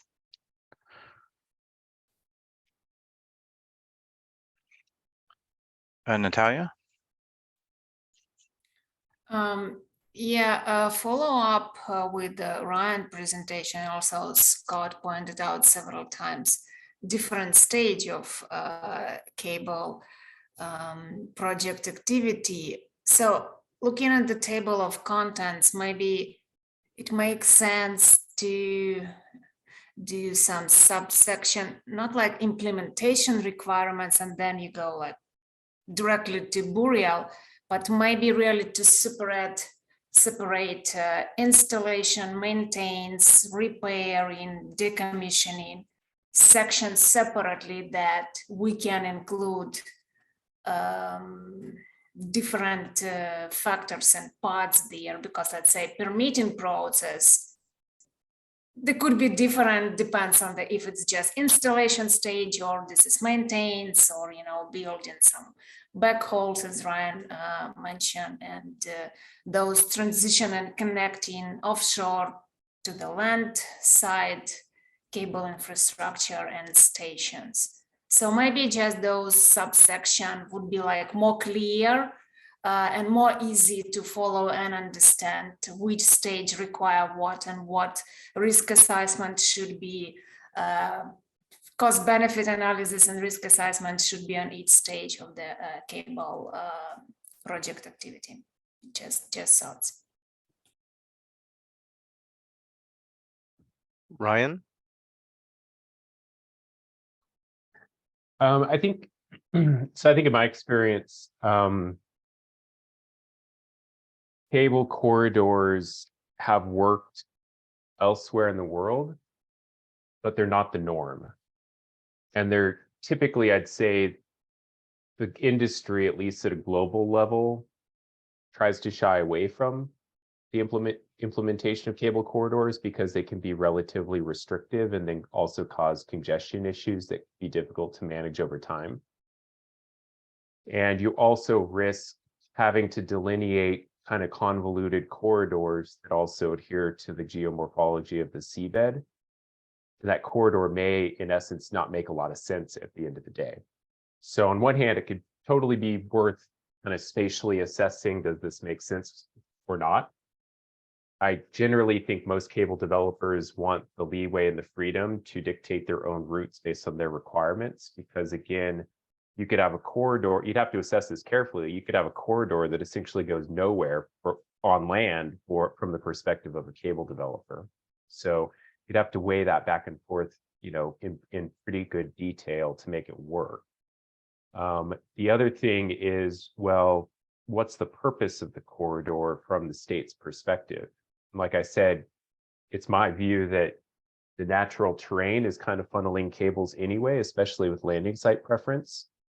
I mean, in Oregon, staying away from Navy infrastructure, forming an agreement with OFCC, developing a landing site that's feasible from an onshore perspective, and then just the general bathymetry and geomorphology of the seabed and the continental slope, those are all factors that funnel cables, especially off Oregon. So again, just food for thought as you approach that. I think something that might be a little bit more useful is the state providing some guidance on where they would promote landing cables, where in their assessment they think it's feasible, especially considering the need for diverse infrastructure. So there's a practice in the industry where if a cable has already been installed in a location, more cables will try to be installed in that location. But I can say just from experience in my own work that Bandon, as an example, is not necessarily a site where state agencies promote new cables being routed because of crossing hard bottom habitat. So there's changing guidance in that regard. And I think if the state took a proactive role in saying, yeah, these are great locations from our perspective, these are maybe second tier locations from our perspective, general guidance, whether it's formulated in the territorial C plan or there's just state consensus to communicate to project teams during early agency meetings. There's probably kind of all flavors to how that's implemented, but I'd say that's more useful than actually delineating cable corridors.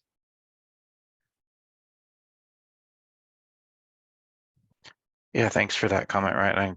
I agree with that.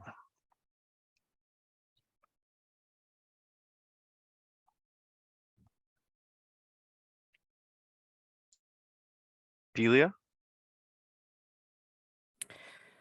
Okay. I agree with everything that was just said, and I'm happy that we're having a conversation to kind of discern the usefulness or not usefulness of having corridors, because that's been a question of mine for some time for electrical cables. Kind of a separate consideration though, under 3B here, we have a very brief paragraph about communication and coordination in the existing Part 4, specifically calling out a requirement for the applicant and fishers to have early communication and document that for the sake of DSL's easement granting process. I wonder, Ryan kind of pointed out that there is no best practice for engagement.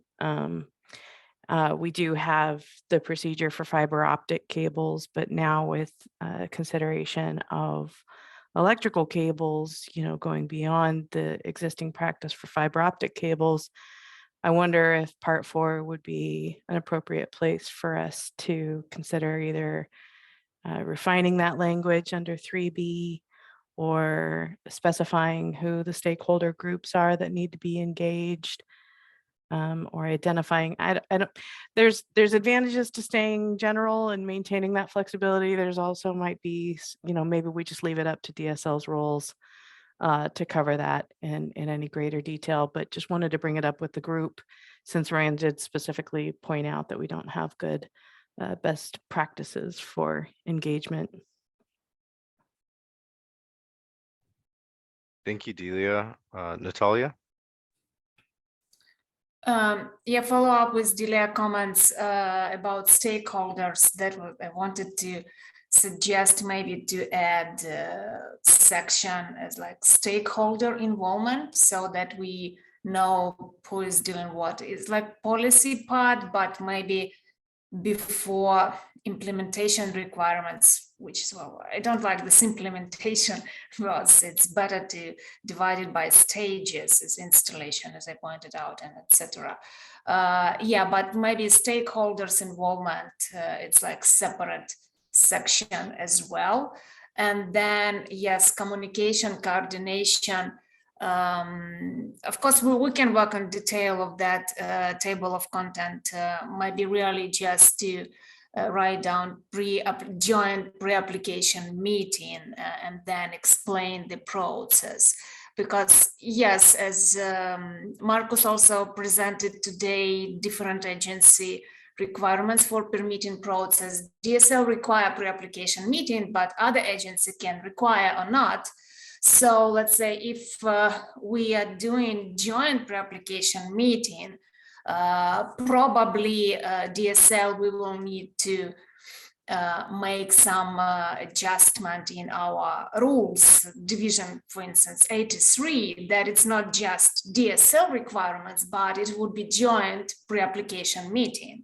So maybe some amendment, those rules, which that's the reasons I was hiring to suggest some recommendation what changes should be bring into DSL rules and statutes and etc. So yeah, probably it would be good to add stakeholders chapter or sub-chapters and also pre-application meetings. Thanks. Thank you, Natalia. Andy? Yeah, I just wanted to respond to Delia's comment and just expand on that. In the first part of Part 4, there is a policy section, and it does say that we have a policy to promote direct communication between ocean users. And when Part 4 was originally put in place, going back in time, and Scott knows this probably better than I, but there really was just a desire to have a direct communication line open between fishermen who were the primary users of that ocean space and this new industry. And so the state recognized that and said, let's codify that in policy. And then that's why you have the implementation requirement in the next section of Part 4, which says that we do require the written agreement to be in existence that specifies how the users are going to interact if there's a problem, how there's what to do if there's a reported damage.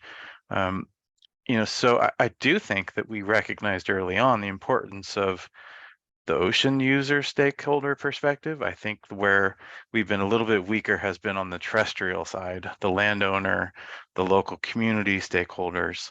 And that is where I think we can try and address that by using what we developed in Part 5 for marine renewable energy applications, and put that into Part 4. So that's, I think, what Marcus and I will be thinking about as we bring new draft to the group, is how to pull over that joint agency review team, which does include local stakeholders in that pre-application meeting. So we can do that in the instance, and I think that it would be consistent with existing DSL rules if we adopt that in the Territorial Sea Plan, that they would have that coordination mechanism kick in. So I think all good things to recognize and to think about. The state was very forward thinking back when we wrote Part 4 originally. Now I think we're just kind of adding a little bit of strength around the edges. That's how I think about kind of the changes that would be appropriate. Totally agree.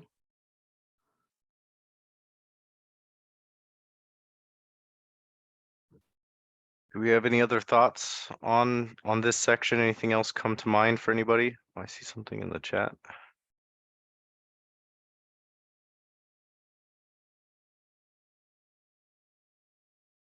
I'm just going to read what Sarah wrote here so that it's kind of on record. Sarah Absher wrote, I think a stakeholder engagement paragraph is a great idea. A paragraph should define what stakeholder engagement looks like and minimum obligations of applicant to confirm stakeholder engagement obligations were met. Also, what types of documentation will be required by applicant to demonstrate engagement took place, and what type of documentation is required that captures what took place during the stakeholder engagement process. Thank you, Sarah. Yeah, and Sarah, I would just offer you the opportunity to provide any other context that your experience has provided to the group. I do think that's a great comment.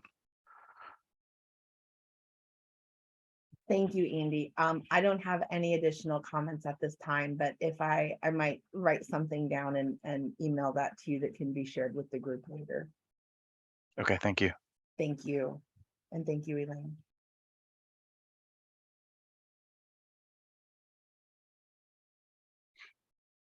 Okay, if we do not have anything else, I think next on the line is to take another quick break. Let's break for about 15 minutes and come back at 1:36.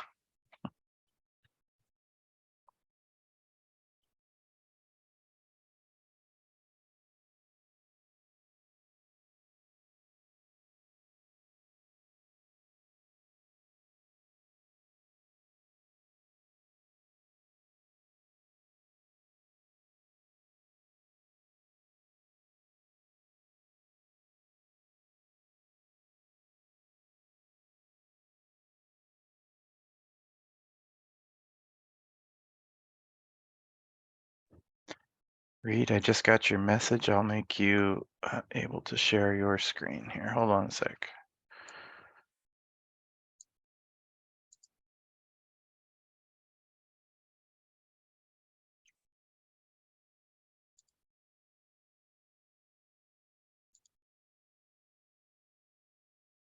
Okay, you should be able to share your screen. Great, thanks, Andy.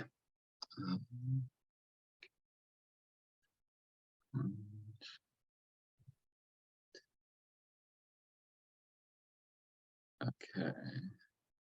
Sorry. Okay, do you see that slide up? Great. I do, yes.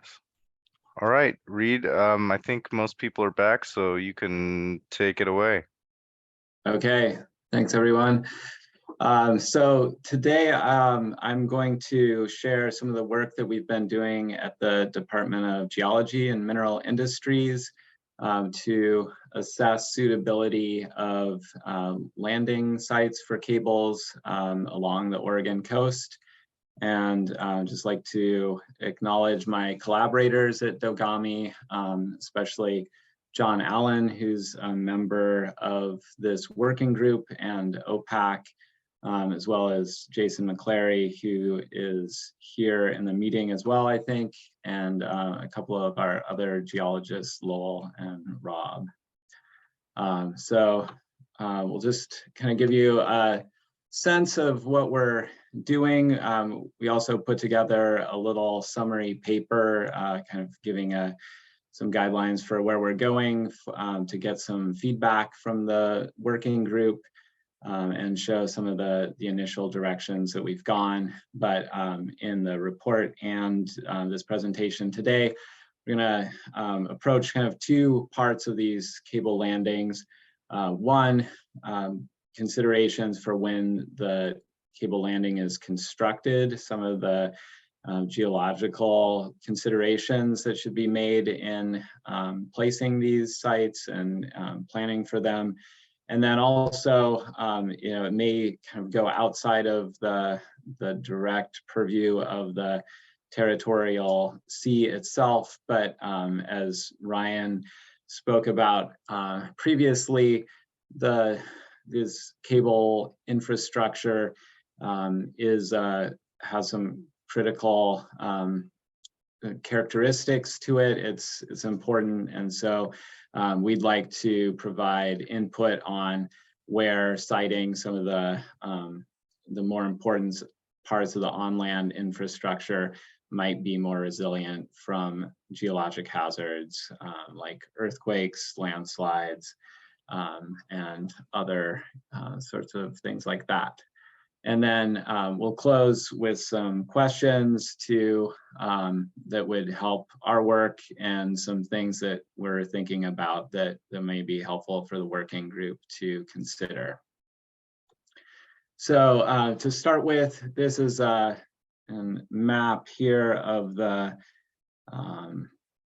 Oregon coast, and this illustrates some of the things that Ryan was talking about with the existing network of telecommunications cables, most of them at least coming into Oregon, shown as this little maze of lines. And you can see the kind of way that that the cables are sort of routed into these corridors and that are largely seem to be avoiding these areas of rocky seafloor, which is the red color here. So dominantly, for both minimizing interactions with other sea users, as well as some of the technical considerations with burying cables and things. These routes are mainly following these blue areas through muddy sediment, and then as you get closer to shore, coming into this light blue sand that again is going to be amenable to burying the cables in the seafloor. And so, and you can see also, so there's a sort of those geologic and geomorphic characteristics of where the cables come in.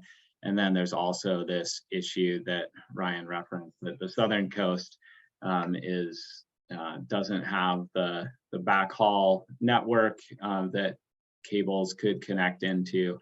And so the cables coming into Southern Oregon are certainly sparser. And yeah, for what it's worth, my attempts to find geometries of backhaul networks and things have been unsuccessful. Those data seem to be proprietary, so but it does seem relevant to where future cables might come in. Just a kind of schematic of what these cable landings look like and how that affects thinking about the geology and siting these. Again,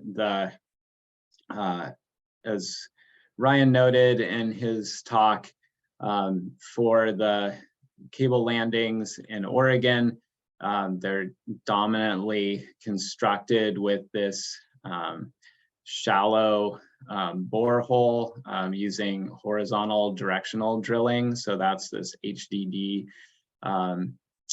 acronym, and a process by which a borehole is constructed and brought at a fairly shallow level, sub-horizontal, buried tens of meters below the Earth's surface, and then it pops back up to the seafloor at some exit point that might be a kilometer or a mile or so offshore, so within the territorial sea. And then these cables are buried shallowly in the seafloor sediment from there in most cases. This graphic that I grabbed is from the PacWave offshore power site. So you can see there's some power infrastructure off here, but you can imagine for a telecommunications system, the schematic would look very similar, except our cable heads off across the ocean. So we're focusing on, for this study, really more of the onshore side of this in terms of siting of these beach manholes that aren't depicted in the schematic here, as well as these sort of interconnection stations for power, or the cable landing stations in the case of the communications cables. And so one of the main things that we've been thinking about is the factors that go into the construction of these horizontally drilled cable landings. This is an example from the PacWave facility that was installed relatively recently. I think it was finished up in June of 21, perhaps. But they still have a great blog that they maintained through the construction of this site. So for people that are interested in some of the mechanics of how these sites are constructed, it's a pretty involved process, it seems, during construction. But as Ryan showed with the examples from California, once it's completed, they're pretty inobtrusive parts of the landscape, really. And so, a lot of the challenges, I think, are things that happen during this construction phase. And so I've looked into the literature some. I've looked into issues that have happened in recent cable landings on the Oregon coast. And it seems that that the issues that have been encountered so far in Oregon recently basically encompass the range of things that are seen as likely problems. Just to summarize those, one thing that makes a challenge for constructing these boreholes is encountering different types of rock along the intended path of this borehole.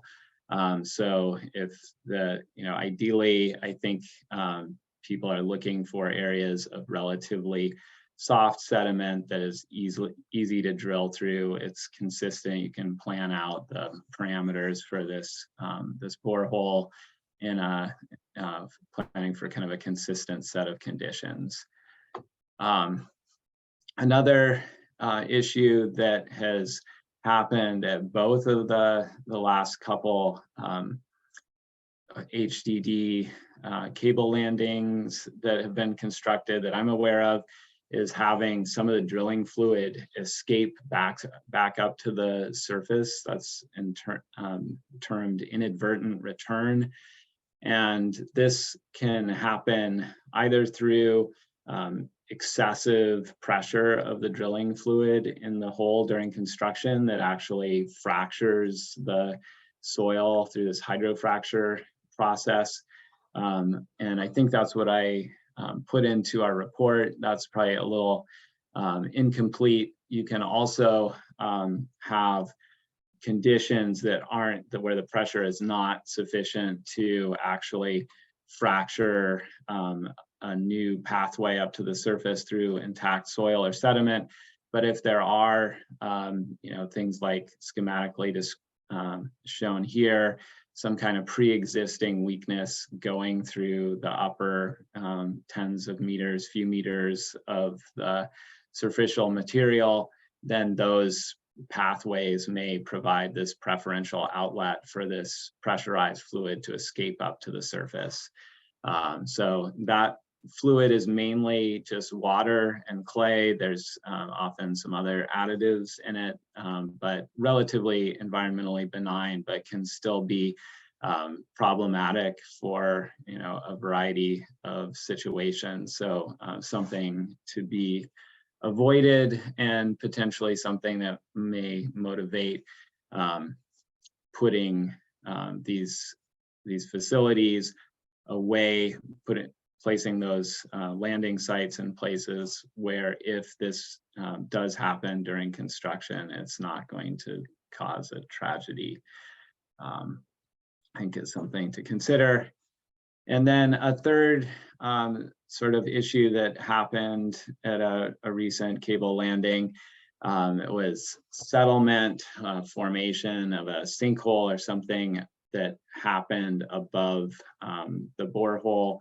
Again, this is, in this case, it seems most likely that this was related to a larger diameter borehole being constructed, and then that pipe that supported it initially being removed. And you can imagine having this open cavity in the subsurface then promotes collapse above that. So again, there's probably different ways to mitigate that effect, either through leaving pipes in the ground, or selecting sites where, if there's some amount of settlement, that it's not going to impact human or natural resources in a way that's damaging.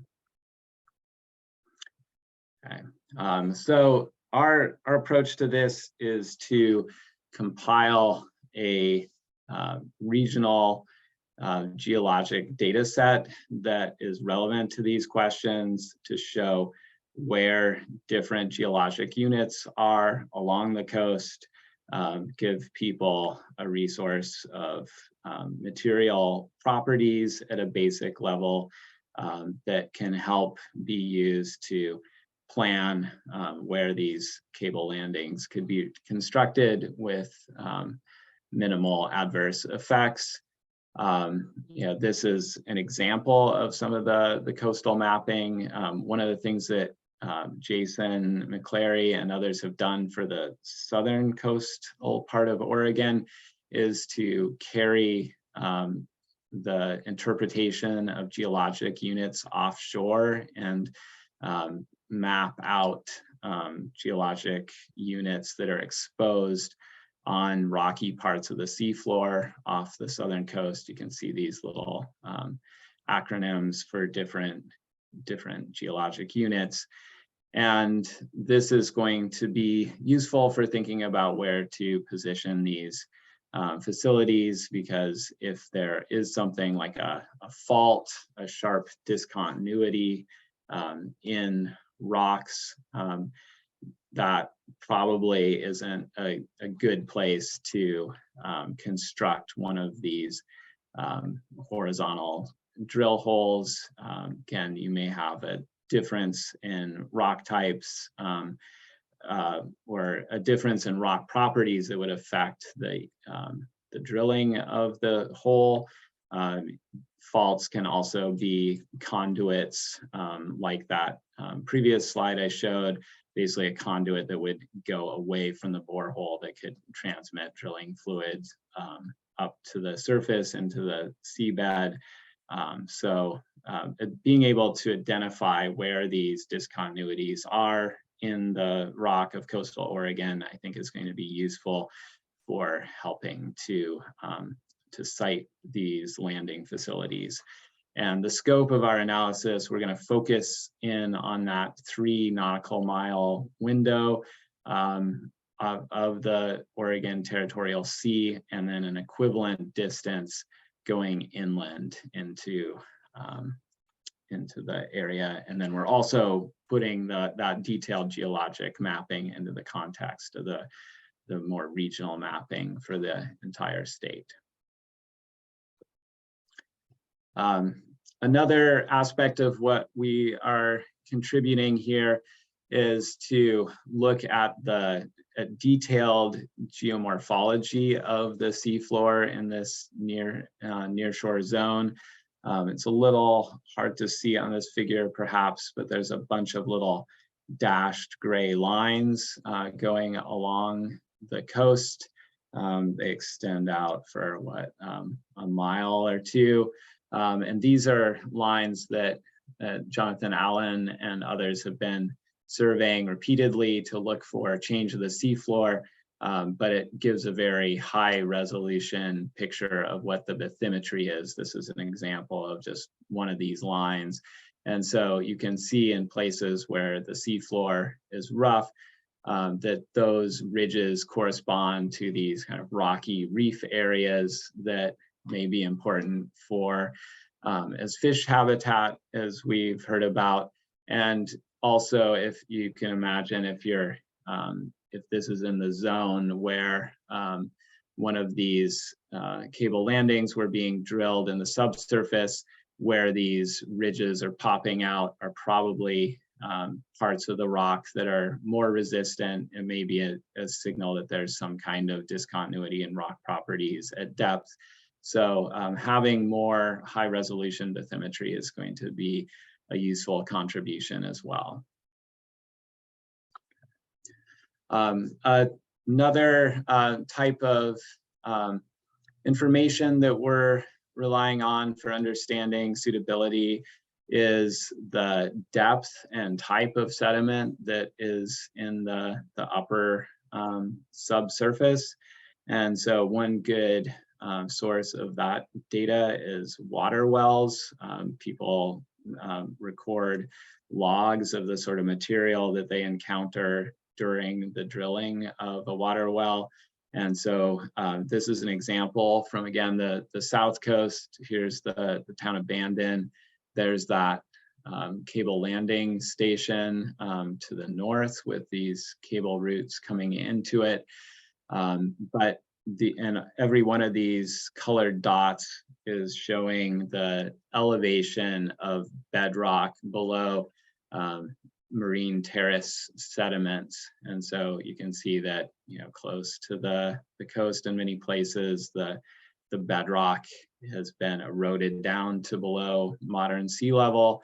And then on these uplifted terraces, the bedrock is higher. So again, the presence or absence of bedrock in the upper tens of meters may not be a deal killer for building one of these cable landings, but it's the knowledge of where that sediment is thicker and thinner is going to be helpful for targeting how and where to build future cable landing sites as desired. And one of the limitations to what we can reasonably do at this regional scale of the entire coast is that some of the things that may really matter for one of these cable landings may be things that are hard to represent or hard to see in the shallow offshore position, like things like this basaltic dike. This is in the Pacific City area. It's exposed up at the surface, so it's pretty obvious in this case. But you can imagine that if this sort of dike where the hard igneous rock is sandwiched into this softer sandstone on either side, if that's pushed, if you're drilling through a site like this offshore, it's going to be hard to recognize this without really detailed site-specific analysis that's really beyond the scale at which our regional mapping can capture, and may not be possible at all for offshore places, that unless it's being represented in the seafloor bathymetry of the sort that I showed on the last slide. So that is a consideration. And at least as I understand it, there has not been a requirement necessarily to conduct site-specific geophysical surveys for cable landings along the Oregon coast. But this does seem like a good practice. It was completed, a number of these were completed for the Jupiter cable landing, especially after the initial problems. And you can find a lot of these reports at the Oregon Parks and Rec Department website. But this is an example of what these sort of preliminary geophysical surveys can show. Variations in rock properties with depth. And in this case, there was this more dense, presumably harder body of rock in the subsurface. You can see in the bathymetry, this feature really doesn't show up at all, but it's lurking down there as a complication for trying to drill, 50 feet below the surface or something. And they see the same feature. I think this is the same as the blue one. The scales are unlabeled and different numbers, but this feature gets represented in these seismic data that cover the similar part of the transect. So the more kind of prospective understanding of the detailed geology at these sites, the better.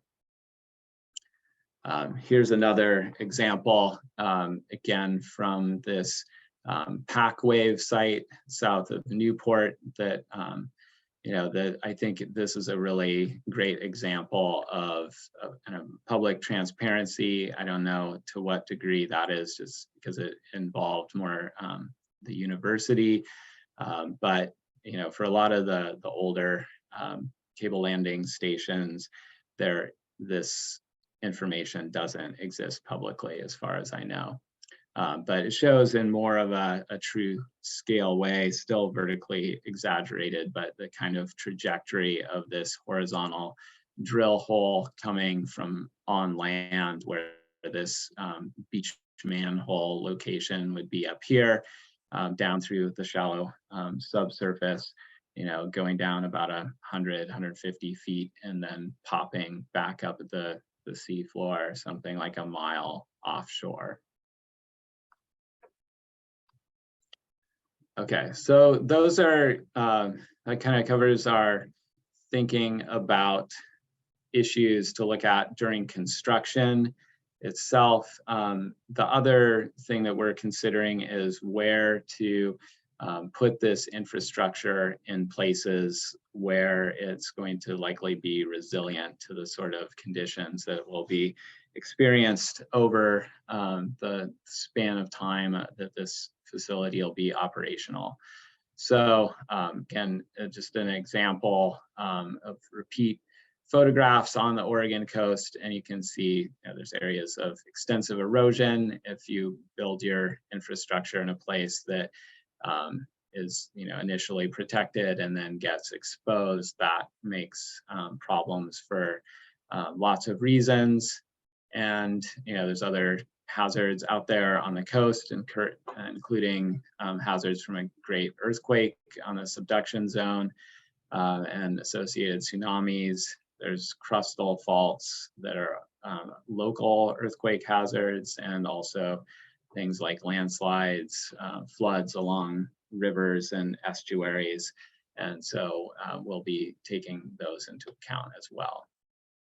Okay, so this is some of the things that we're looking at that control movement, erosion, deposition of sediment on the coast. And John has put together a key here for things that are more related to El Nino events that are periodic and kind of come and go, as well as the blue stars are for things that are going to respond more to these long-term climate changes as sea levels continue to rise into the future. So just looking at past behavior may not be representative for what we should plan for in the future. So, you know, in terms of things like waves, some of the migration of sediment near river mouths and things fluctuate on these shorter time scale kinds of changes, whereas more long-term changes may be caused by you know, increased storminess, for example, especially sea level rising through time is going to amplify these effects. So those are some things that we're considering, and we'll show just a few examples of these sort of relevant data here. This is an example from the southwestern Washington coast.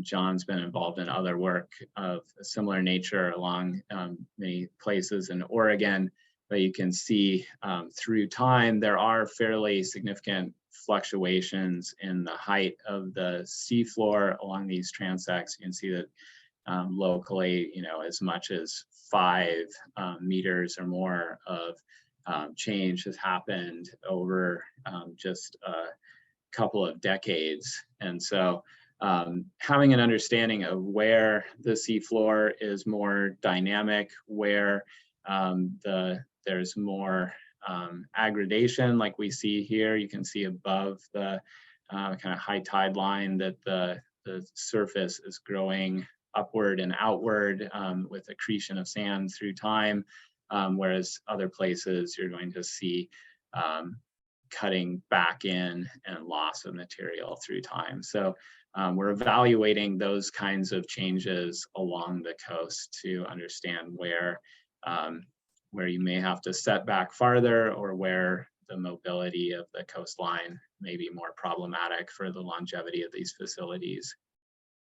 Another tool for doing this is repeat observations of the topography from LiDAR, laser swath mapping. And this is an example of some of John Allen's work in the Bandon area, where you can see changes in the position of the toe of the coastal bluff here, again, monitoring places where there's erosion or increased amounts of sediment pushing that toe out. And so we will consider, again, these sort of patterns along the coast and suggesting where facilities may be more sheltered or more exposed to this erosion hazard. And the other thing is that sea level rise, especially relative to the land, is not just like filling up a bathtub. The land is deforming due to deformation that happens between great earthquakes. There's parts of the coast that are going up, especially in the southern Oregon at 3 millimeters per year, even more, and then other parts that are going up much more slowly between earthquakes. And so that effectively, if you're thinking about the coastline or infrastructure, as the sea level moves up in a geocentric sense, the rate at which it's coming up relative to the land is different along the coast. So we'll take that those patterns into account when thinking about some of these suggestions as well. Other things that affect the longevity and resilience of these facilities, things like active faults. Again, there's a number of these along the coast. There are a couple of dotted lines through this map that I picked out kind of randomly. And again, they're unlikely to have earthquakes in the time span of one of these cables being active, but they are out there and probably worth taking into consideration. We're also looking at the type of sediment and soil that is along the coast that may, if an earthquake happens on a crustal fault on the subduction zone, where is that surficial material going to make the shaking worse relative to another place nearby. So we're updating some of those analyses, as well as looking at landslide hazard that is produced by our department, and also tsunami hazards. We'll use the best available information for looking at those as well. Okay, so kind of wrapping up here, we're hoping to take all of that information, whatever kind of spatial data that seems relevant, and pool it together to come up with predictions for where the most suitable locations are going to be. We're not the only ones doing this. As you can see, I stole an image from BOEM, so we're building on what others are doing, but hopefully bringing in some different data sets that are specific to Oregon. Our plan is to use a data analytics approach. We're hoping to come at this from a couple different angles.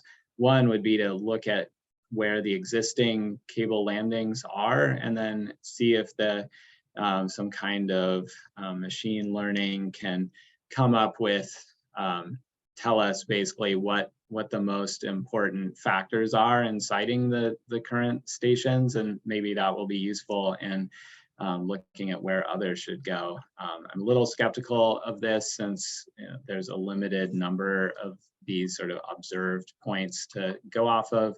But I think what's going to be more promising is to really come up with a set of priorities. What is it that the community wants? What do we prioritize, and how then can we come up with spatial layers that reflect those priorities and scale them appropriately, so that when we consider some chunk of the shoreline, we could basically come up with a rating scale of more and less favorable. So just very schematic kind of stoplight symbology here, but the end of the day, these predictions or suggestions are really only going to be as good as whatever our model is, however well the priorities are defined. And so we're really open to feedback from the working group and anyone else on what those priorities should be. Does it make sense for our effort to pull together all sorts of societal and biological kinds of considerations that we're not personally expert in, but certainly if we have geospatial layers, we have the capability to integrate those with some of the physical geologic considerations we're taking into account too. So the last couple minutes here, this hasn't gone on too long, but I'll just run through a few questions that we're hoping to get some feedback on, in terms of, are there places that should be prioritized in terms of land ownership? There's precedent for both state and private land for these landings. You can imagine different kinds of private land, whether you're in a dense neighborhood or in a big tract of private land somewhere. Are there areas like marine protected areas or other sorts of natural habitats that are should just be excluded outright? That would be very useful to know.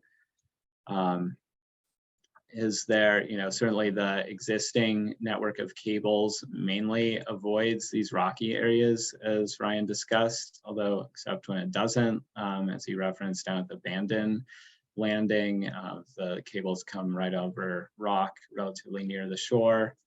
And then this has been addressed to some degree, but would you like our analysis to include the density of cables coming into different parts of the coast? Is there some point at which one sector of the coast is basically getting full? And a couple more related to that, is there a preference toward concentration in these corridors, whether or not they're explicitly defined? From a resilience perspective, having many different locations where cables cross, where the cable landing stations is good, but that may cause more conflicts with other marine users. How much should we take into account the existing, if sort of poorly publicly known network of especially the telecommunications infrastructure? The power infrastructure is probably better known, but should we take into account some of those things in our analysis, or just really leave that up to potential cable owners putting in new sites? And then finally, what's your thinking about how cautious we should be about siting cable landing stations in places that have hazards that are pretty unlikely in some 40-year span of time, but are also elevated relative to nearby places on the coast. So thanks for your attention, and I'm happy to take any questions.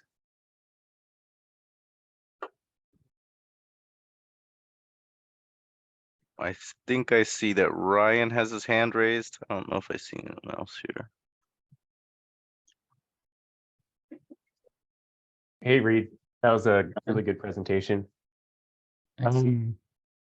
A lot of feedback, actually, I think, and some questions, but and I'd certainly be happy to just follow up with some thoughts, after this through email and whatnot. But a few things that stood out.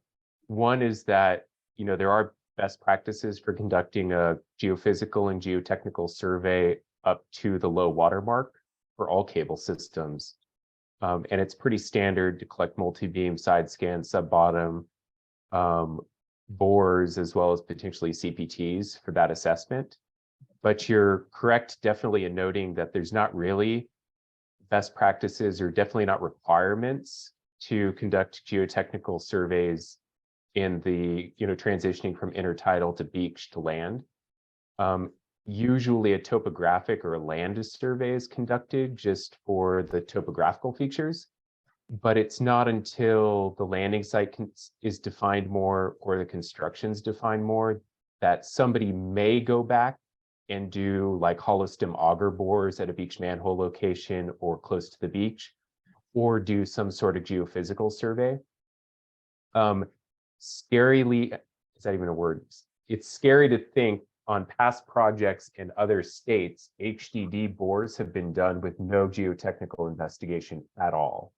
And a lot of the onus and risk of that is pushed onto the HDD contractor. And you reference Subcom in one of their landings and some of their geophysical data. Folks that really know what they're doing and doing their own due diligence and trying to mitigate risk will go back and do some form of a geophysical survey along that proposed alignment through the beach and land. So I don't know if I'd go so far as to say the state should require it, but it certainly should be done. And you get without proper oversight, people can cut corners, and that can lead to a variety of different issues. So that's one element that stood out. And then I don't know how much time we have, but I'd certainly have feedback on all the questions that you posed and some pretty quick answers, but I could follow up through email separately unless it'd be useful for everybody on the call here just to hear some preliminary feedback. I say go ahead, Ryan. Okay. Reed, do you mind throwing up those last two slides, or Marcus, whoever was driving? Yeah, let me throw that back up. Sorry.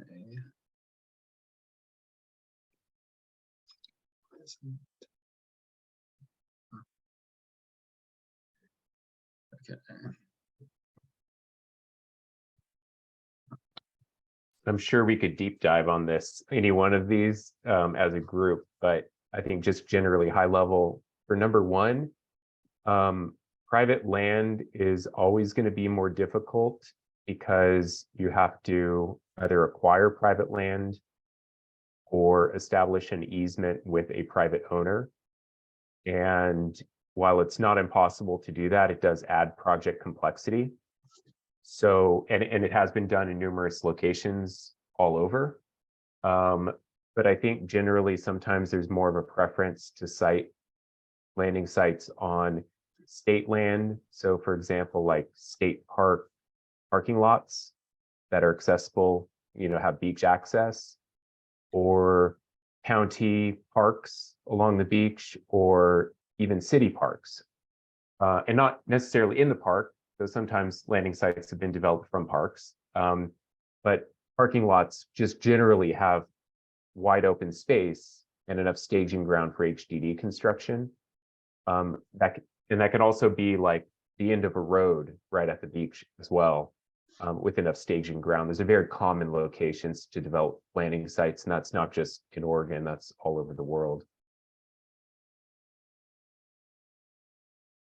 So if you were approaching this first, I would generally say private land would be like a lower tier option.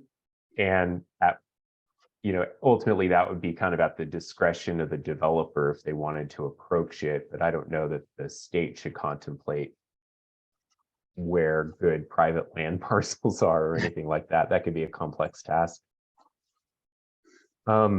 Number two, marine protected areas. Generally, it's best practice to avoid them altogether.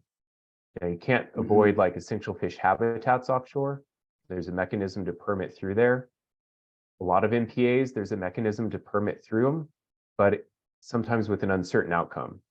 And it adds project complexity. So generally, there'd have to be a really good reason for any project team to route through an MPA. And again, best practice to avoid them. Should it be absolutely mandated that they're avoided? That might be a case-by-case evaluation based on the owner or regulator of that MPA. Avoiding rockier seafloor. Generally, it's best practice to avoid exposed rock on the seabed. It causes an abrasion issue to the cable and can damage the cable over time. It also means that the cable has to be surface laid, therefore it's exposed at the surface and not well protected. However, when you look at your rocky seabed map for Oregon, and as you consider more cables coming in and it becoming more congested, cables will cross rocky seabed. So I think it's up to the state to kind of determine how they deal with that. California allows it, but there's a hard bottom habitat compensation fund that gets paid by the cable developer to the state as an offset. So while I can appreciate not wanting to just route through the heart of hard bottom where it's been mapped, there has to be some mechanism, because again, as things get more congested, it can be very difficult to avoid these features. Generally, though, you want to, best practice routing says, yeah, you want to avoid them. They're a risk to the cable. Density of cables. This is all based on recommendations that the International Cable Protection Committee publishes, where best practice is to route cables at least 2 times water depth separation from one another, where they're running parallel. Cables are allowed to cross each other. and you can get a variety of crossings, cable to pipeline crossings, fiber to power cable crossing, vice versa. And there's best practices for how to do that. Generally speaking, crossing a cable as close to 90 degrees is best. Usually 60 degrees to 90 degrees is acceptable. Cables will cross, they'll always cross, and it's for the owners to develop a crossing, an agreement to cross. And there's a lot of methods to do that, but that's going to happen. But yes, physical, parallel separation should be generally 2 times water depth. If things get too congested, then you compromise your best practices. You start routing over hard, more difficult terrain like rock to maintain separation from cables. You verge into a corner of an MPA, or you compromise your spatial separation from other infrastructure, which could compromise your ability to maintain that infrastructure if there's damage to it.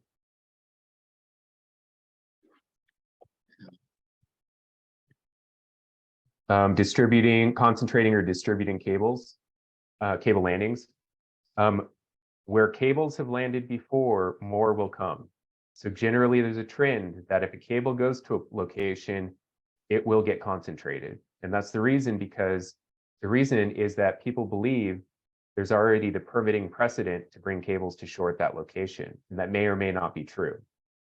Cable developed 20 years ago has a different permitting regime now than it did 20 years ago, as an example. Where recent cables have come to shore, there's a solution for your front haul, your cable landing station, and your back haul. So a lot of those factors that we've kind of discussed, somebody's already penciled them out. So it's easier, it's a lower barrier to come in where others have come. So I think there's always going to be the trend that there will be concentration, but I think it should be the state's view, this is just my opinion, the state's view that actually promoting diversity is a best practice, because you want to limit the amount of concentration. Cable developers want diversity because it creates a more resilient network. It spreads out the risk over an entire network geographically. So you'll always see a bit of both, but I think where concentration starts to occur, you're going to start to see the reaction of wanting diversity.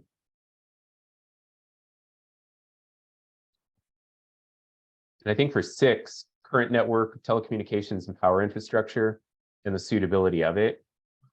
I mean, really, that's completely the prerogative of the developer and their requirements, their network requirements, their power grid requirements.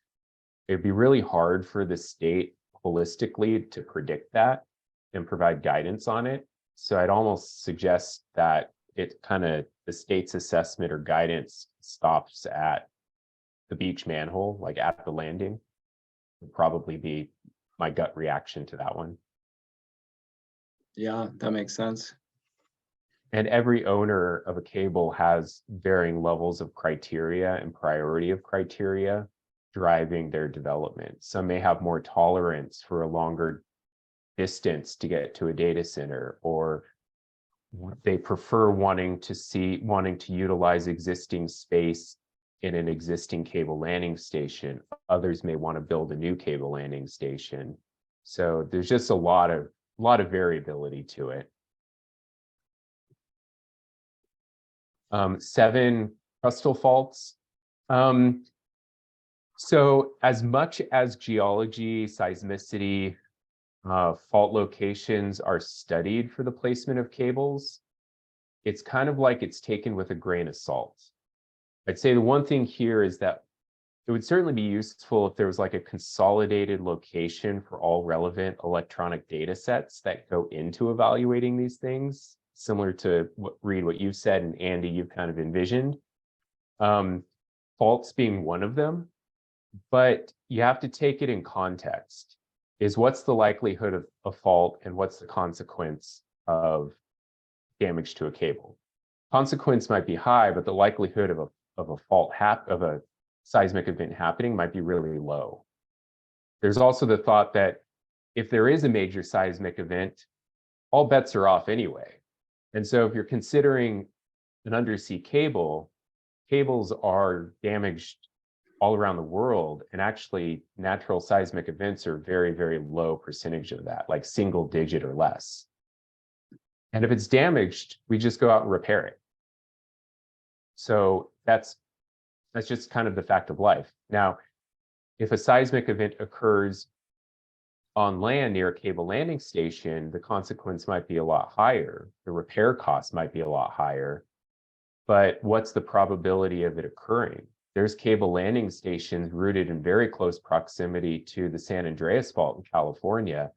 They just build the building based on seismic code, and then that's it. So again, I think that's just my perspective, is that it's important to assess, but in terms of its overall impact to a project, it's probably a much lower tier priority to take, I don't want to say take seriously, but to have it impact actual design. Yeah, no, thanks for your feedback on that. I think, was there one more? Or that was it, I think. Is that it? Okay. Yeah.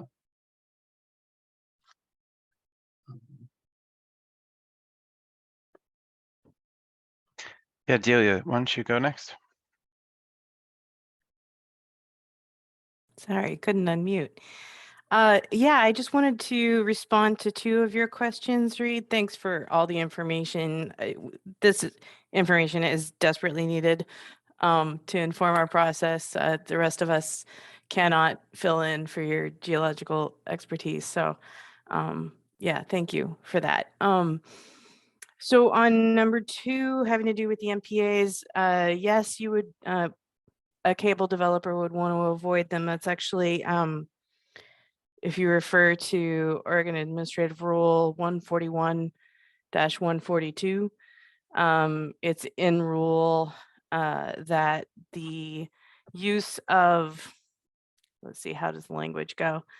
The section 1 general provisions authorizes activities that further the objectives of a marine reserve or marine protected area. And so since a fiber optic or electrical cable would not serve in furtherance of those goals, it would not be approved within those designated areas. So yes, that should be considered as a no-go zone per state law.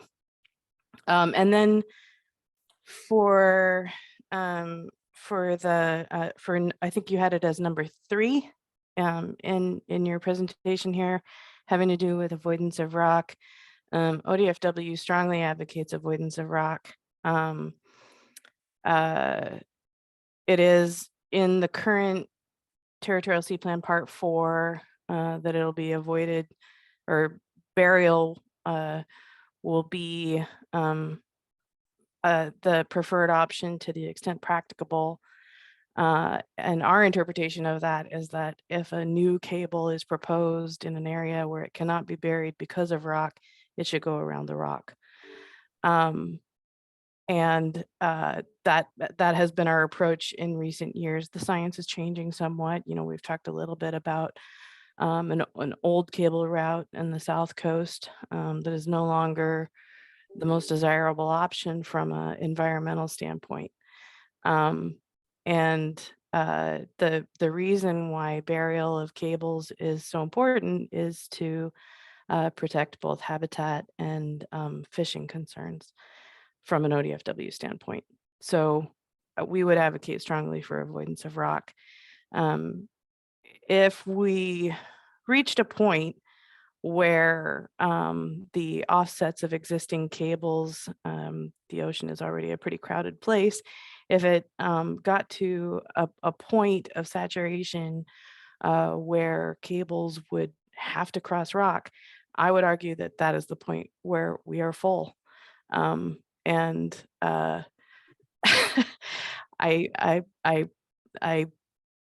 don't know if we can anticipate what we will do when we get to that point. But I think for the sake of the current tasks before us, as far as revising Part 4 and anticipating how we will address near-term proposals for cable development, I would continue to advocate for avoiding rock and urge the group to consider what we will do when we have no more soft bottom space for new cable. So that's my input. And again, thanks very much, Reed. I'm really excited to see the outcomes of this study. Do you have any expectations on when a draft report might come to the group, or whether we will be provided just a final to inform our decision making? Or yeah, I mean, I think we could provide it in a more incremental way if it would be helpful to see drafts along the way. Okay. But yeah, certainly, you know, our main focus is on getting the final report on the timeline. And do you know what that timeline is? I'm sorry, I don't. Off the top of my head, maybe. Didn't mean to put you on the spot there. Yeah. Okay. But my recollection was, I thought April with the end of this process, but maybe it was a March date. I feel embarrassed. I don't know off the top of my head. Well, maybe we can ask Marcus to circle back with the group and give us an expectation of when we might.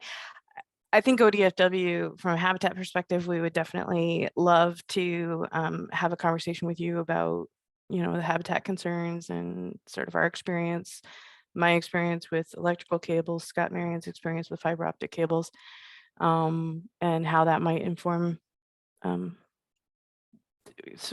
of these priorities that you're talking about.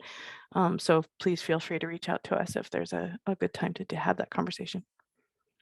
Yeah, that would be great. I mean, I guess I was kind of curious about just, you know, what the working group feels like in general. If, you know, if you want us to be the kind of conduit to amalgamate all of the interests, you know, in some ways it seems like if there's, you know, agencies that say this place is a no-go, like we should just incorporate that into what we're doing. But if there's stuff that it's more nuanced and really needs someone to work on it, you know, we're not the people to drive the understanding of habitat and things. So, but yeah, it would be great to get your input at this point.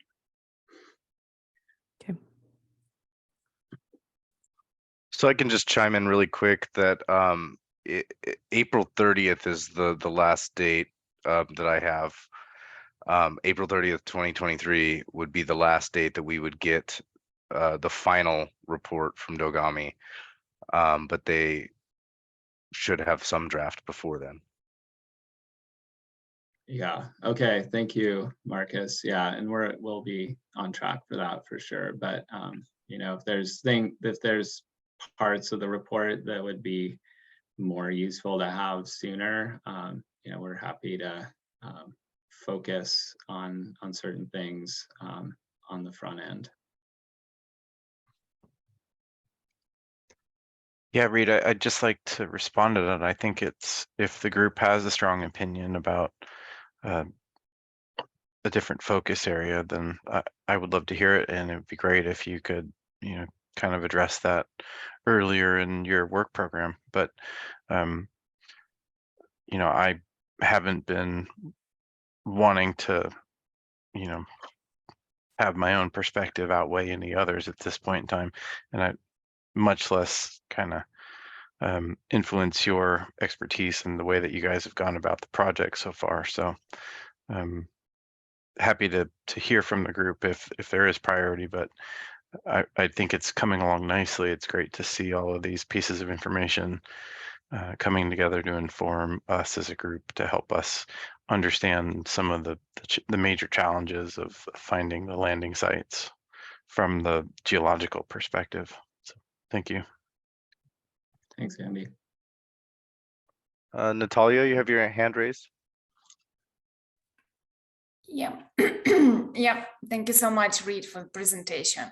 I would not go through this question because I think Ryan and Delia, they addressed pretty much well.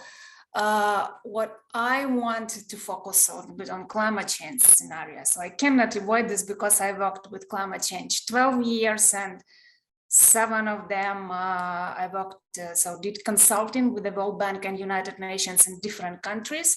So, and I saw like applicants doing the, let's say, development of feasibility study or any project proposal for any activity, road construction or pipeline construction. So anything infrastructure, they a little bit underestimate those climate change issue. And then when it's become in operational phase, that's really become a problem after 3 or 5 years of implementation of that project. So of course, climate change is a big global issue, there is different factors, but you mentioned about climate change scenarios and particular sea level rising and erosion that I think most important for Oregon coast and the West Coast. That would be nice in your report to see those scenarios. I'm sure University of Oregon, they did this projection, and other university, they have this in Portland State University. I know we have some part that people are working on that. So because let's say sea level rising, it seems like globally in average per year, 1.5 millimeters per year sea level rising. It's not like the big issue, yeah?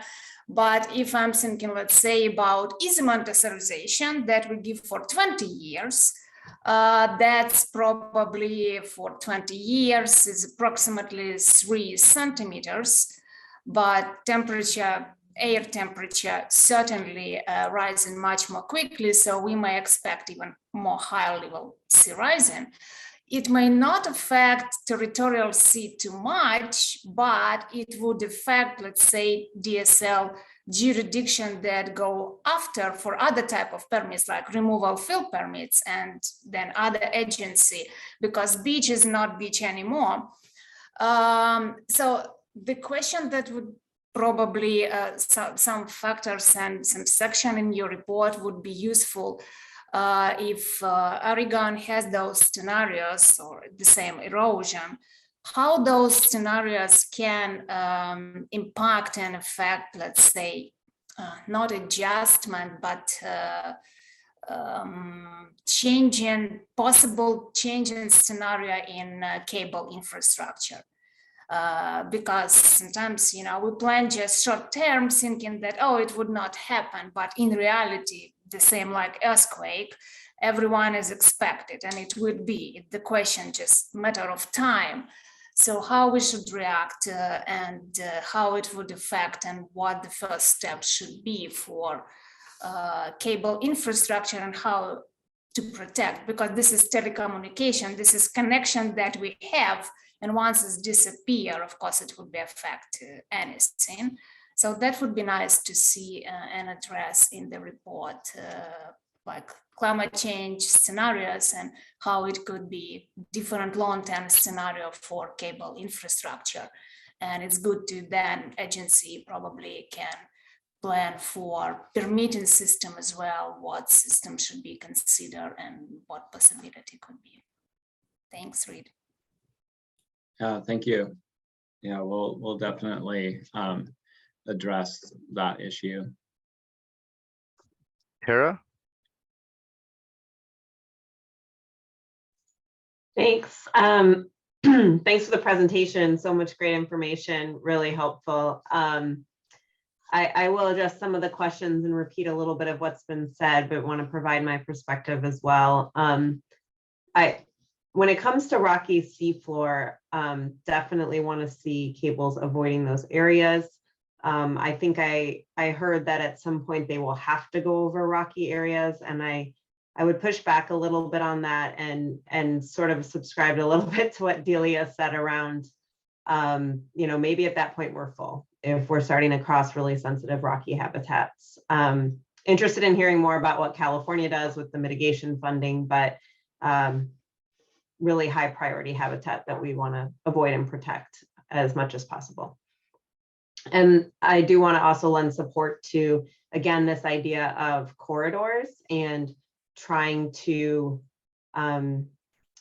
not allowing cables to really come in at any point along the coast.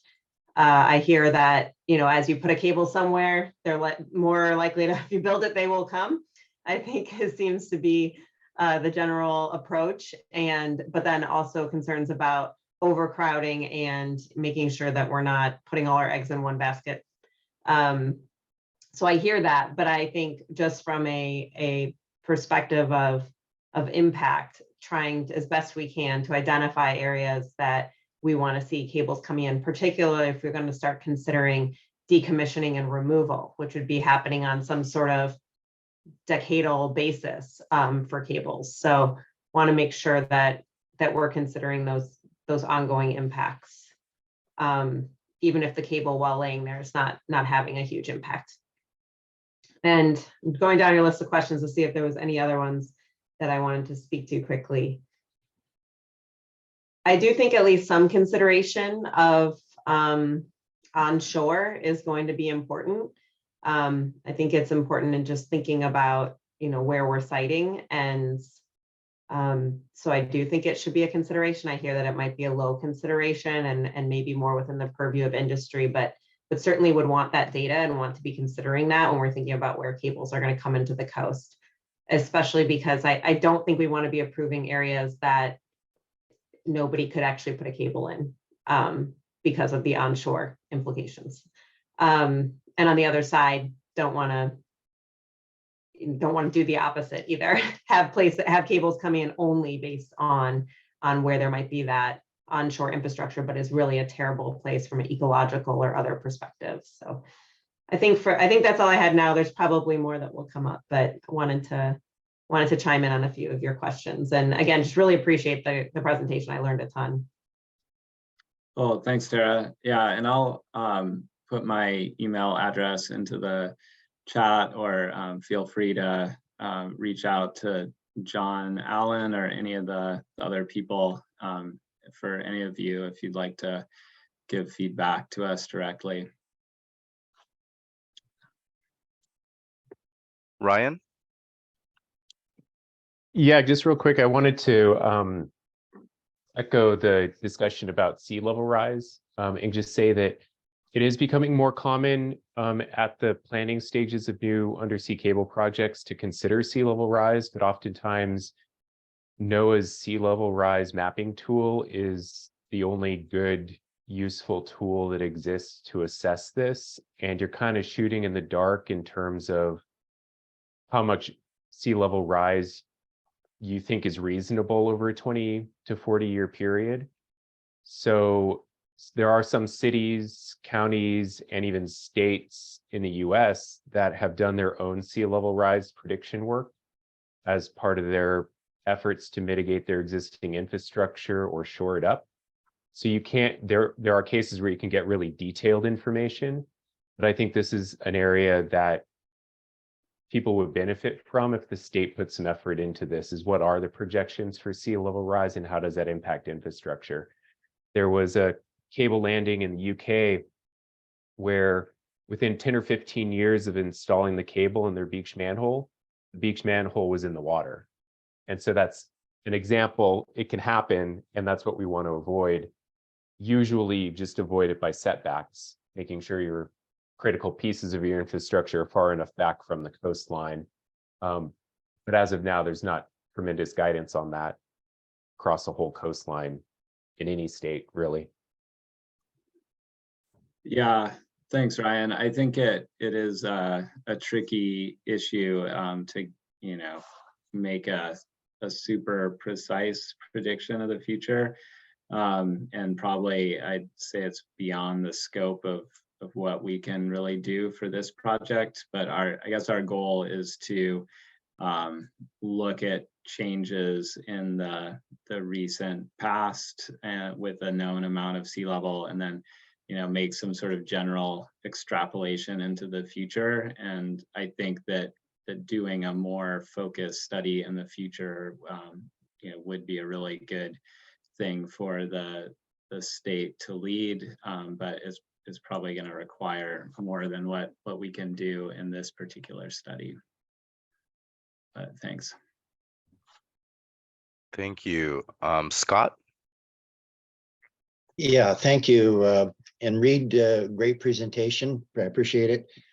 With regard to your question one about classes of land ownership, my feeling is we ought not to prioritize either private or public land ownership. I think we should allow flexibility. There's good examples on the South Coast of private land ownership that have gone very well. Most people in those neighborhoods don't even know that the cables land there because they're just so well concealed. So I think it makes sense to just leave that for individual cable developers to find the best solution that works in the area they're trying to land. And with regard to avoiding rocky areas, there is still an awful lot of soft seabed areas on the coast. Not all of them, of course, have near access to good backhaul that would make them a suitable landing area, but we see more and more cables branching out further and further and away from a particular landing area.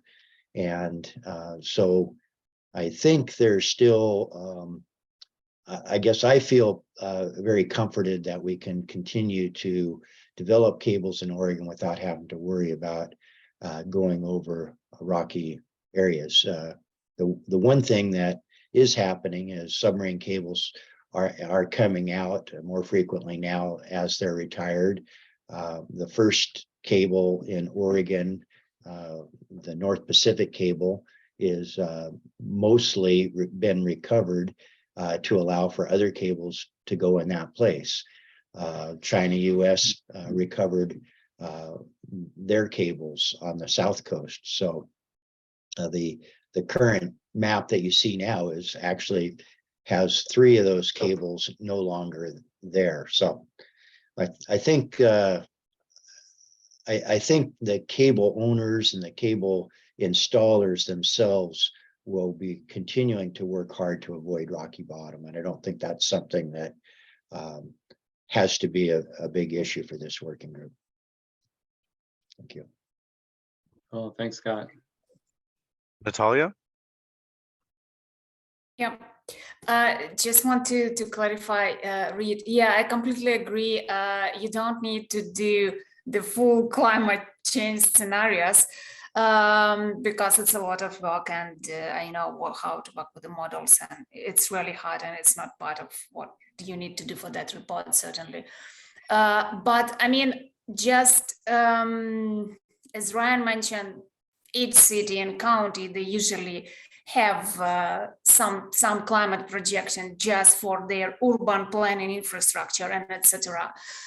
So if like maybe some section chapter, you could include a summary of what is going in Oregon, and it could be done, let's say, through the letter of request to counties or city or agency, just asking them what kind of climate projection do you have if you did. So usually city or county, they should have this as part of their climate action plan, let's say up to 2030 or 2050 in our Paris Agreement and zero carbon emission reductions. Everyone is developing that. So just to send request, and then they can provide some links or links to the reports, and it could be like summary as one of the chapter, just to be aware for coordination purposes as well, what kind of projection and scenario they have about sea level rising. And it could be also requires to different universities. They have a lot of scientific report as well. Yeah, thanks. Oh, thanks.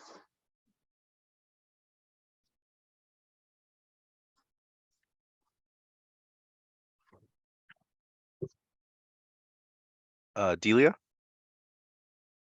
Okay, so two things actually. I wanted to echo something that Scott McMullen and Tara both said, having to do with the land ownership and the, there's a lot of state land and public property that was designated for a specific purpose, sometimes conservation. And so I think that when it comes to a geotechnical review, we need the information coastwide, regardless of land ownership. So I wouldn't use that as a metric to sort of parse out which areas to focus on. We just need to know more about the geology coastwide. And then Marcus, I just kind of have to probe a little deeper on the availability of information for this January through mid-April tasks assigned to this work group. I think, Andy, you were saying earlier that the studies that we've heard about today, all really important information for this work group to consider along the way. And I'm concerned that if that information isn't available until after this work group work is already done, that's too late. So can you clarify, Marcus, what the intent is for, will we be given that information to use in, developing revisions to part 4? How is that going to work? Well, we will have information from the 2 of the studies. The Dogami study is not scheduled to be completed until April 30th. We should get a draft of that we can work off of, and that's also why I had Reed present today. I do have it in another slide here, kind of talking about what you'll have before your next meeting. But that is Ryan's best practices study will be completed first draft, like he said, the 16th of this month, and it will be finished with a final draft in January. I don't know that will be before our first meeting or our meeting in January, but it will be available for the meeting in February. So that's the status of those studies and when they will be available. Okay, thanks. So there is a question in the chat from Laurel. Reed, I don't know if you read the chat about guidance in regards to minimum horizontal directional drilling depths based upon different types of, I guess, geology above it. Yeah, I think that's a good question, and kind of one of the things that I would like to produce out of this. It's from what I've seen of the horizontal directionally drilled boreholes, they're something like tens to hundreds of feet below the land surface, except for near the entry and exit points. I think in general, they're pretty resilient to erosion, but maybe the more important thing is how far horizontally to set back those the beach manholes, like Ryan referenced, that especially on a more mobile part of the coast, having a little bigger setback is going to make that facility more resilient to erosion. And so we'll identify places where the coastline is more mobile and more prone to receding. And maybe that, I don't know that we can give like super precise numbers everywhere, but at least broadly, these are the areas that are of most concern.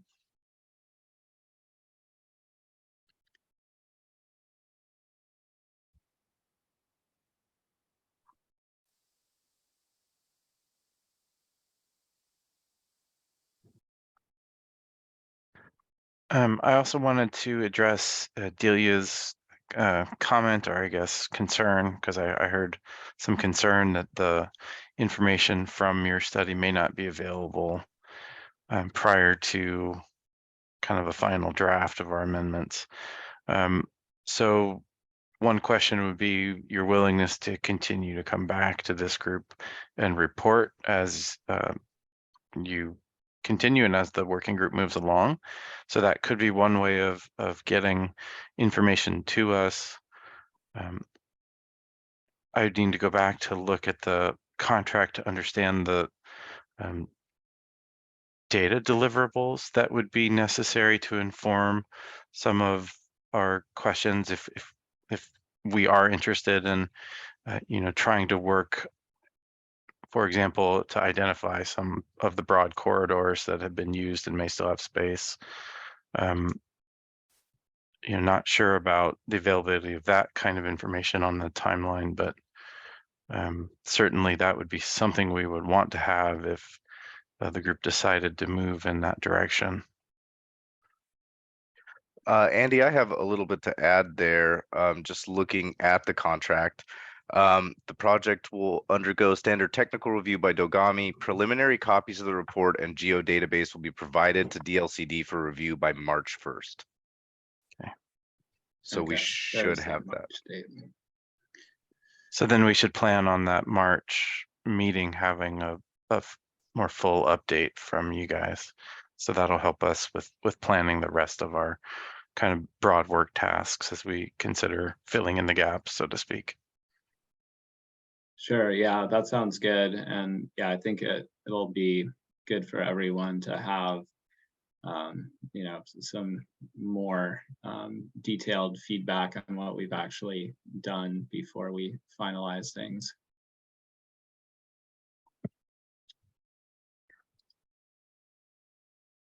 If we do not have anything else, any other questions for Reed particularly, I will share my screen really quickly.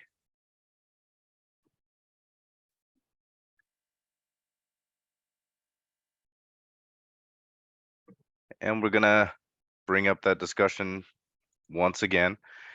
I know that we've kind of been talking about it for the past little bit in relation to Reed's presentation, but is there anything else that people can think of that we should add, in lieu of or in light of the information that was brought to us by Reed today? Do you think that the results from the Dogami study should be added to the TSP4 as a mechanism for siting new cable landings?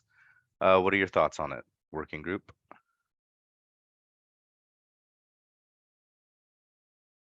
Elaine? Hi.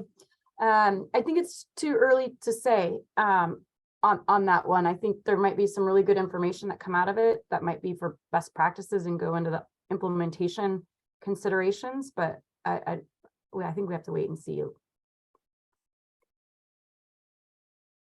Thank you, Elaine. Natalia?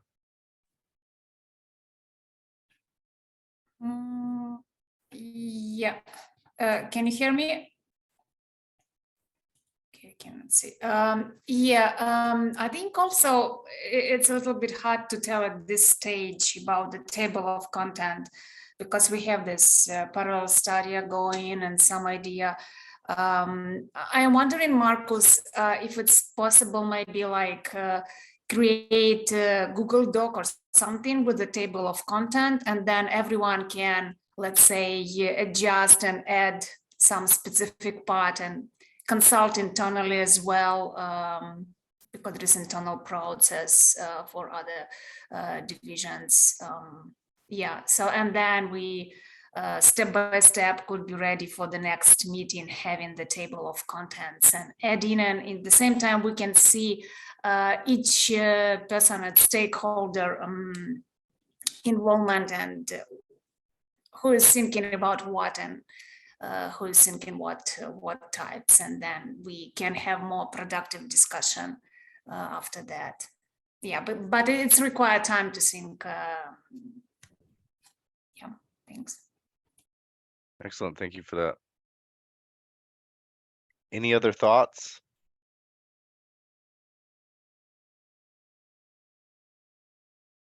Delia? I feel like I've been talking too much today, so I'll keep this brief.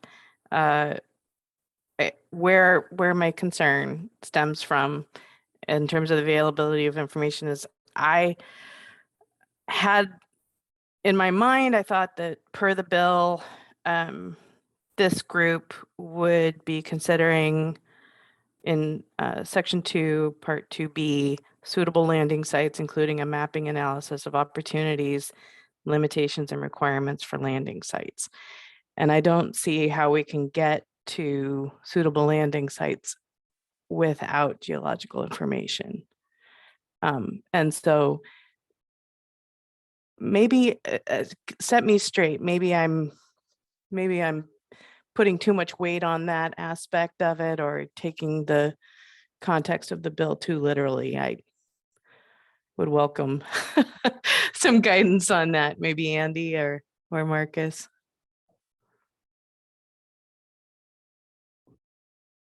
Yeah, thank you, Delia.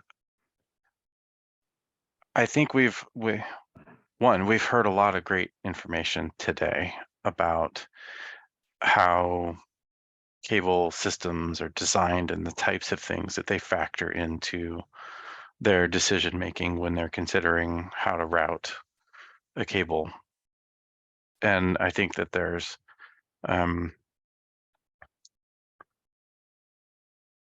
the language in the establishing legislation is really focused on a narrow window to that. And it's hard to say that we need to meet, given both the offshore and onshore kind of needs that are part of that equilibrium. How are we going to come up with, or are we going to come up with suitable specific sites? I think that the legislation asks us to consider that. And I think we as a working group can recommend that that's not the right approach if that doesn't make sense, given what we've heard. But I need to go back and look specifically at that and think about then the information that we're going to have on hand and how we balance those needs. Right. So that would be my broad perspective on how we as a group approach that topic. Right. And it may be too that I just need to calibrate my expectations for how specific this the outcomes, the recommendations of the working group might be related to the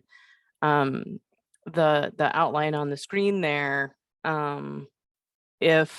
If we were to come up with citing recommendations, I think that would be a pretty substantial addition to what is currently in Part 4.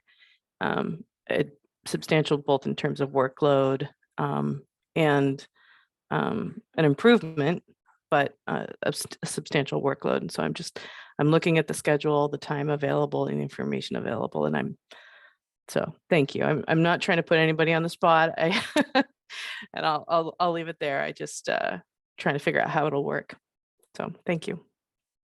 Yeah, that was one of the things going through my mind is if there's a set of criteria that the state looks at when it does look at the proposed landing sites and how it relates to that could be one mechanism for addressing the intent without creating specific boxes on the landscape that the industry would have to fit into. Right. So yeah, I think it's a good question and something for us to all ponder and get feedback on. And I do see that we have a lot of hands that have popped up, so hopefully some good perspectives on this as well. So Ryan and then Tara. I would just add, I think, Andy, I agree with you. I think suitability of landing sites can also be somewhat subjective. Construction can occur in a variety of environments and both challenging and relatively benign. And the feasibility of a landing site is also, subject to the prerogatives of a cable developer, and that's hard to predict at times. So I think from a physical perspective, topography, geology, environmental factors. If there was a simple, framework of guidance that the state would put forward as part of this plan, to narrow in on, what are preferred types of sites or characteristics of types of sites, that would probably be as far as I would ever suggest going. I think beyond that, you're digging a deeper hole than you're able to get out of due to the complexity of the work and the amount of time that it would take to produce something meaningful for people.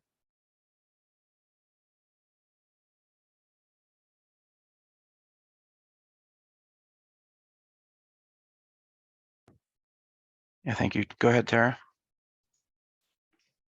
Thanks. Gosh, now I have a lot of thoughts. I do think we need to maybe table this discussion and actually agendize it at our next meeting. So Andy, let's consider that. I know we're going to be discussing planning for our next meeting, and something we all really need to think about, because I think read the statute and that we are recommending potential suitable landing sites, and we need to think about what that means within the statute, and also what we think we're going to be able to produce in the timeline given to us, and within the kind of scope of this working group. Under part 5, we did say industry, these are the places we want you to go, and where, I think we have to consider that is something we might want to do here. And so I don't want that option to not be on the table. And think we just need to have another conversation about this. I don't think we're going to have time today. I don't think everyone's had time to really think through all the potential sides of that. So that would be my suggestion, because now my head's reeling about that. Thank you, Tara. This is certainly one of the passages of legislation that we as agencies had some concern about, and that we commented to the legislative members when the bill was being crafted, because of the challenges that we foresaw. Certainly we are going to provide a foundation of information from the geological study that can help us to understand the types of risks that we face with cable installation and cable development. And that can help us to understand what goes into suitable, quote unquote. So, I totally agree. I think we need to have more conversation on this specific issue, and it will be a topic of future meeting agenda items. Natalia? I have a quick question. So in the table of content, you have this A, telecommunications, cables, pipeline, and other utilities, and then 1, 2, 3 subchapter. So what do you plan under the B section? If it's A, it should be B. So what should go there? I actually just took it directly from the Territorial Sea Plan Part 4, and it's labeled A, telecommunication, cables, pipelines, and other utilities. So I don't know what was originally thought in that section. Well, so maybe if it's only one letter, we don't need A, or if it's A, it should be B at least. I totally understand your comment, Natalia. I think that's a part of the just organizational administrative cleanup that we can provide to Part 4 to help conceptualize different big buckets.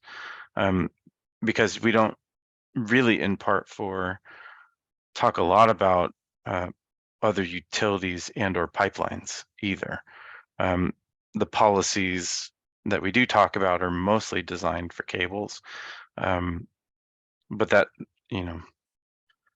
we'll have to scope out what may be appropriate. And if we don't have another section, then I certainly agree we can take the A formatting out and just have the section stand on its own as a header. Yeah, thanks, Andy. I was just curious because if I see A, maybe you already have something to put on, in your mind that it should be under B. So that was just curiosity to know. Thanks. Well, that was before my time at the agency. Scott McMullen may have been around and participating in ocean policy at the time and have some memory of if there was discussion about other sections, but I don't recall and don't know that there were any other drafts in the work that had other sections. I don't recall any other. I think you're kind of alluding that I'm as old as some of these geologic formations, Andy, but I don't have any recollection of A, B. Thank you, Scott. And no, I would never allude to something like that.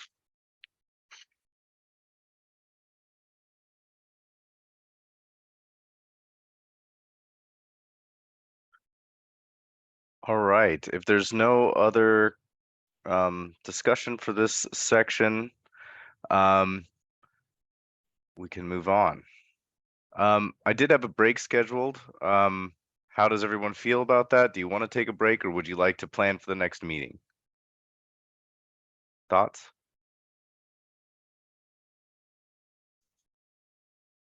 Elaine had her hand up. I don't I was know. just gonna say quick 5 minutes break. Yeah, let's do that. Okay, thanks. Let's do a 5. I heard Marcus say 5-minute break. So reconvene maybe at 3:20. Yeah, that sounds good.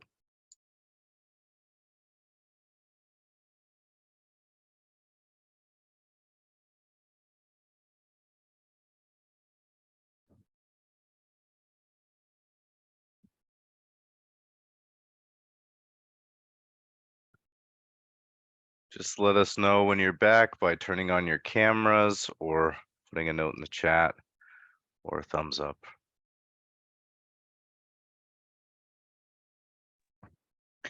Yeah, and thank you everyone for hanging in on a long day. I know that we've had a lot of material provided to you, so we're rounding the corner here, coming towards the end of the meeting.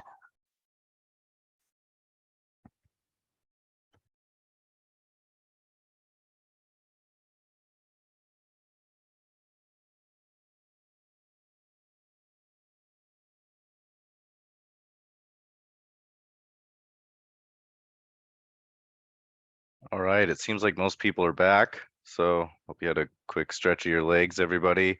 Thanks for coming back. And echoing what Andy said, thanks for sticking with us all day today. It's been a lot of information thrown at you, so it's going to take a while to have it all soak in. But I'd like to move into kind of planning for the next meeting, kind of talking about what I'll be providing to you as working group members before the next meeting. And then if anybody has any ideas for topics to add in. I mean, we're going to be talking about the information that I sent out for sure. But if there are other agenda items that you'd like to add, now's the time to bring that up. But first, let me kind of just run through what I'm going to be bringing. I'll have a meeting summary of this working group meeting. The proposed amendments that Andy and I will work on based on what we've talked about during this meeting and kind of gathering everybody's ideas, have some changes made and send those out. A draft of the best practices study, which I'll get from Ryan by the 16th. A final draft of the permitting process study by DSL and DLCD. And then any updates that I receive from Reed or anybody else at Dogami, I will also send that out in the same packet. So if anybody we'll definitely be talking about all of those things. But if there's anything else specifically that people want to have seen at the next meeting to add to the agenda, go ahead and let us know now.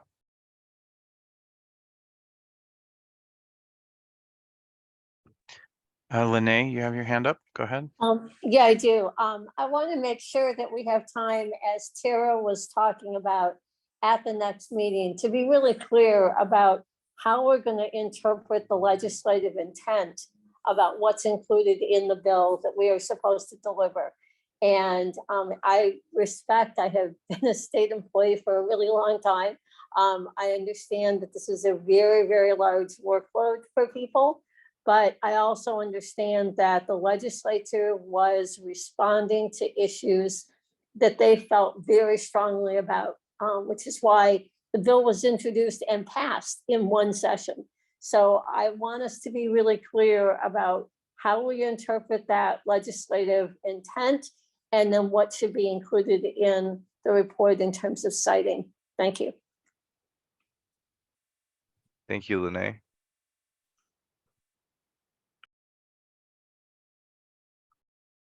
Any other thoughts? Oh, Scott McMullen. Yeah, thank you, Marcus. I thought maybe it would be helpful if I gave kind of a quick presentation on the role the OFCC has in guiding companies to cable routes. Really haven't heard that part of it shared, so I thought there might be some benefit in understanding the role that the Oregon fishing industry has in cable routing offshore.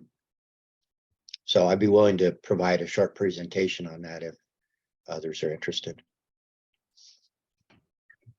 I'm seeing thumbs up, so I think Yeah, that's me too. a Yeah. yes. Okay. I think that would be a good one for the January meeting, so that'll make sure that we plan it when Scott can be there. And actually, I can report on that for those of you who filled out the doodle poll. Let me refresh my screen. And I can send this out after the meeting as well. We actually, it does look like we have favorability for the 11th, just by one member. So we'll need others to help us with that. So Marcus, this will be something you can send out with a follow-up email. But I think we should aim for the 11th, given the materials that we intend to send out, and then hopefully spend some time digesting and responding to at the next meeting. Absolutely. Any other thoughts on agenda items or anything else that you think should be brought up at the next meeting?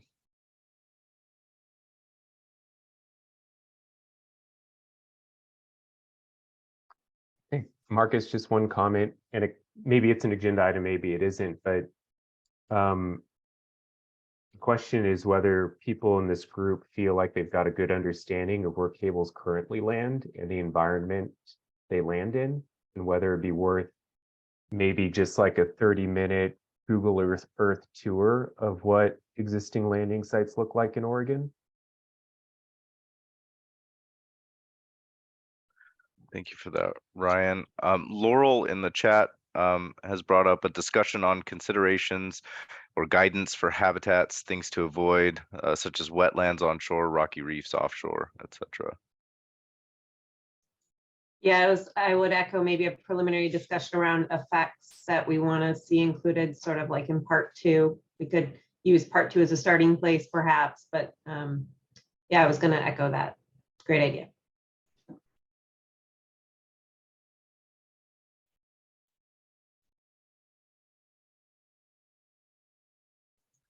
I know this is part of our normal agenda process, but planning, we might want to schedule a little more time in for planning the rest of our meetings, particularly if one might be in person and if there might be a field trip component. I think getting those on people's calendars early in the new year is going to be important, if not in the next month over email, if you want to arrange that. I know myself as well. My schedule books up, so it'd be great to have maybe just a slightly longer planning conversation around those items for what our next 6 months looks like in the new year.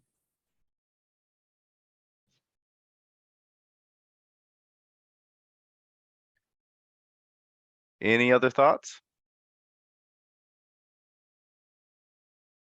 I'm not seeing anybody, any hands raised or chats. If that's the case, I think that we can finish this meeting. Well, before you do that, are there any members of the public who did want to provide a public comment? We have lots of time since we're finishing early, and we can make that opportunity available. I wasn't, Marcus, I wasn't tracking working group members versus members of the public very well. So you'll have to let me know if we have members of the public here.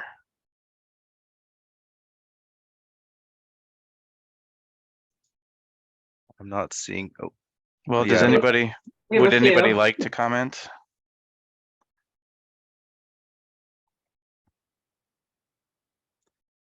Would anybody few. like to comment? Okay, I'm not seeing any hands, Marcus, so I'm not either. when we have had working group meetings in the past for our part 3 item, we have sometimes done this to allow flexibility. It's hard when a group is spending all day together to make sure that you provide the right kind of opportunity for public comment. We certainly always want to notice a specific time that people can show up for and depend upon it. But I always like to try and give everyone a perspective after a conversation has happened to reflect. And that may be more important for future meetings, especially in review of the draft that we provide. So just a heads up for everyone that, it's likely that we can do this in the future. But we will have at least one public comment time listed on the agenda, but try and accommodate that in general. Natalia, you have your hand up. I just have a question to all group member. Is there anything that you would like to see from DSL? Any information presenting or any, I don't know, guidelines that would be useful for your other agency internally and that DSL, or my colleagues should present next meeting? It would be just useful to understand. Thank you. Yeah, maybe Marcus, that's something we could put in the follow-up email. If there was a request for that, we could relay that back to you if we hear the need, Natalia. But I think it's a good opportunity to help you with the work product that you're generating. Okay. Well, thank you everyone for joining us today. It has been a long day with a lot of information, and I really appreciate everybody sticking through it. I think it was necessary to kind of to hear what we heard today, and I think that we're moving along. So thank you very much for participating, and I'll let you have the rest of your day back. Thank you, everyone. Take care. Everyone. Thanks. Thanks, everybody.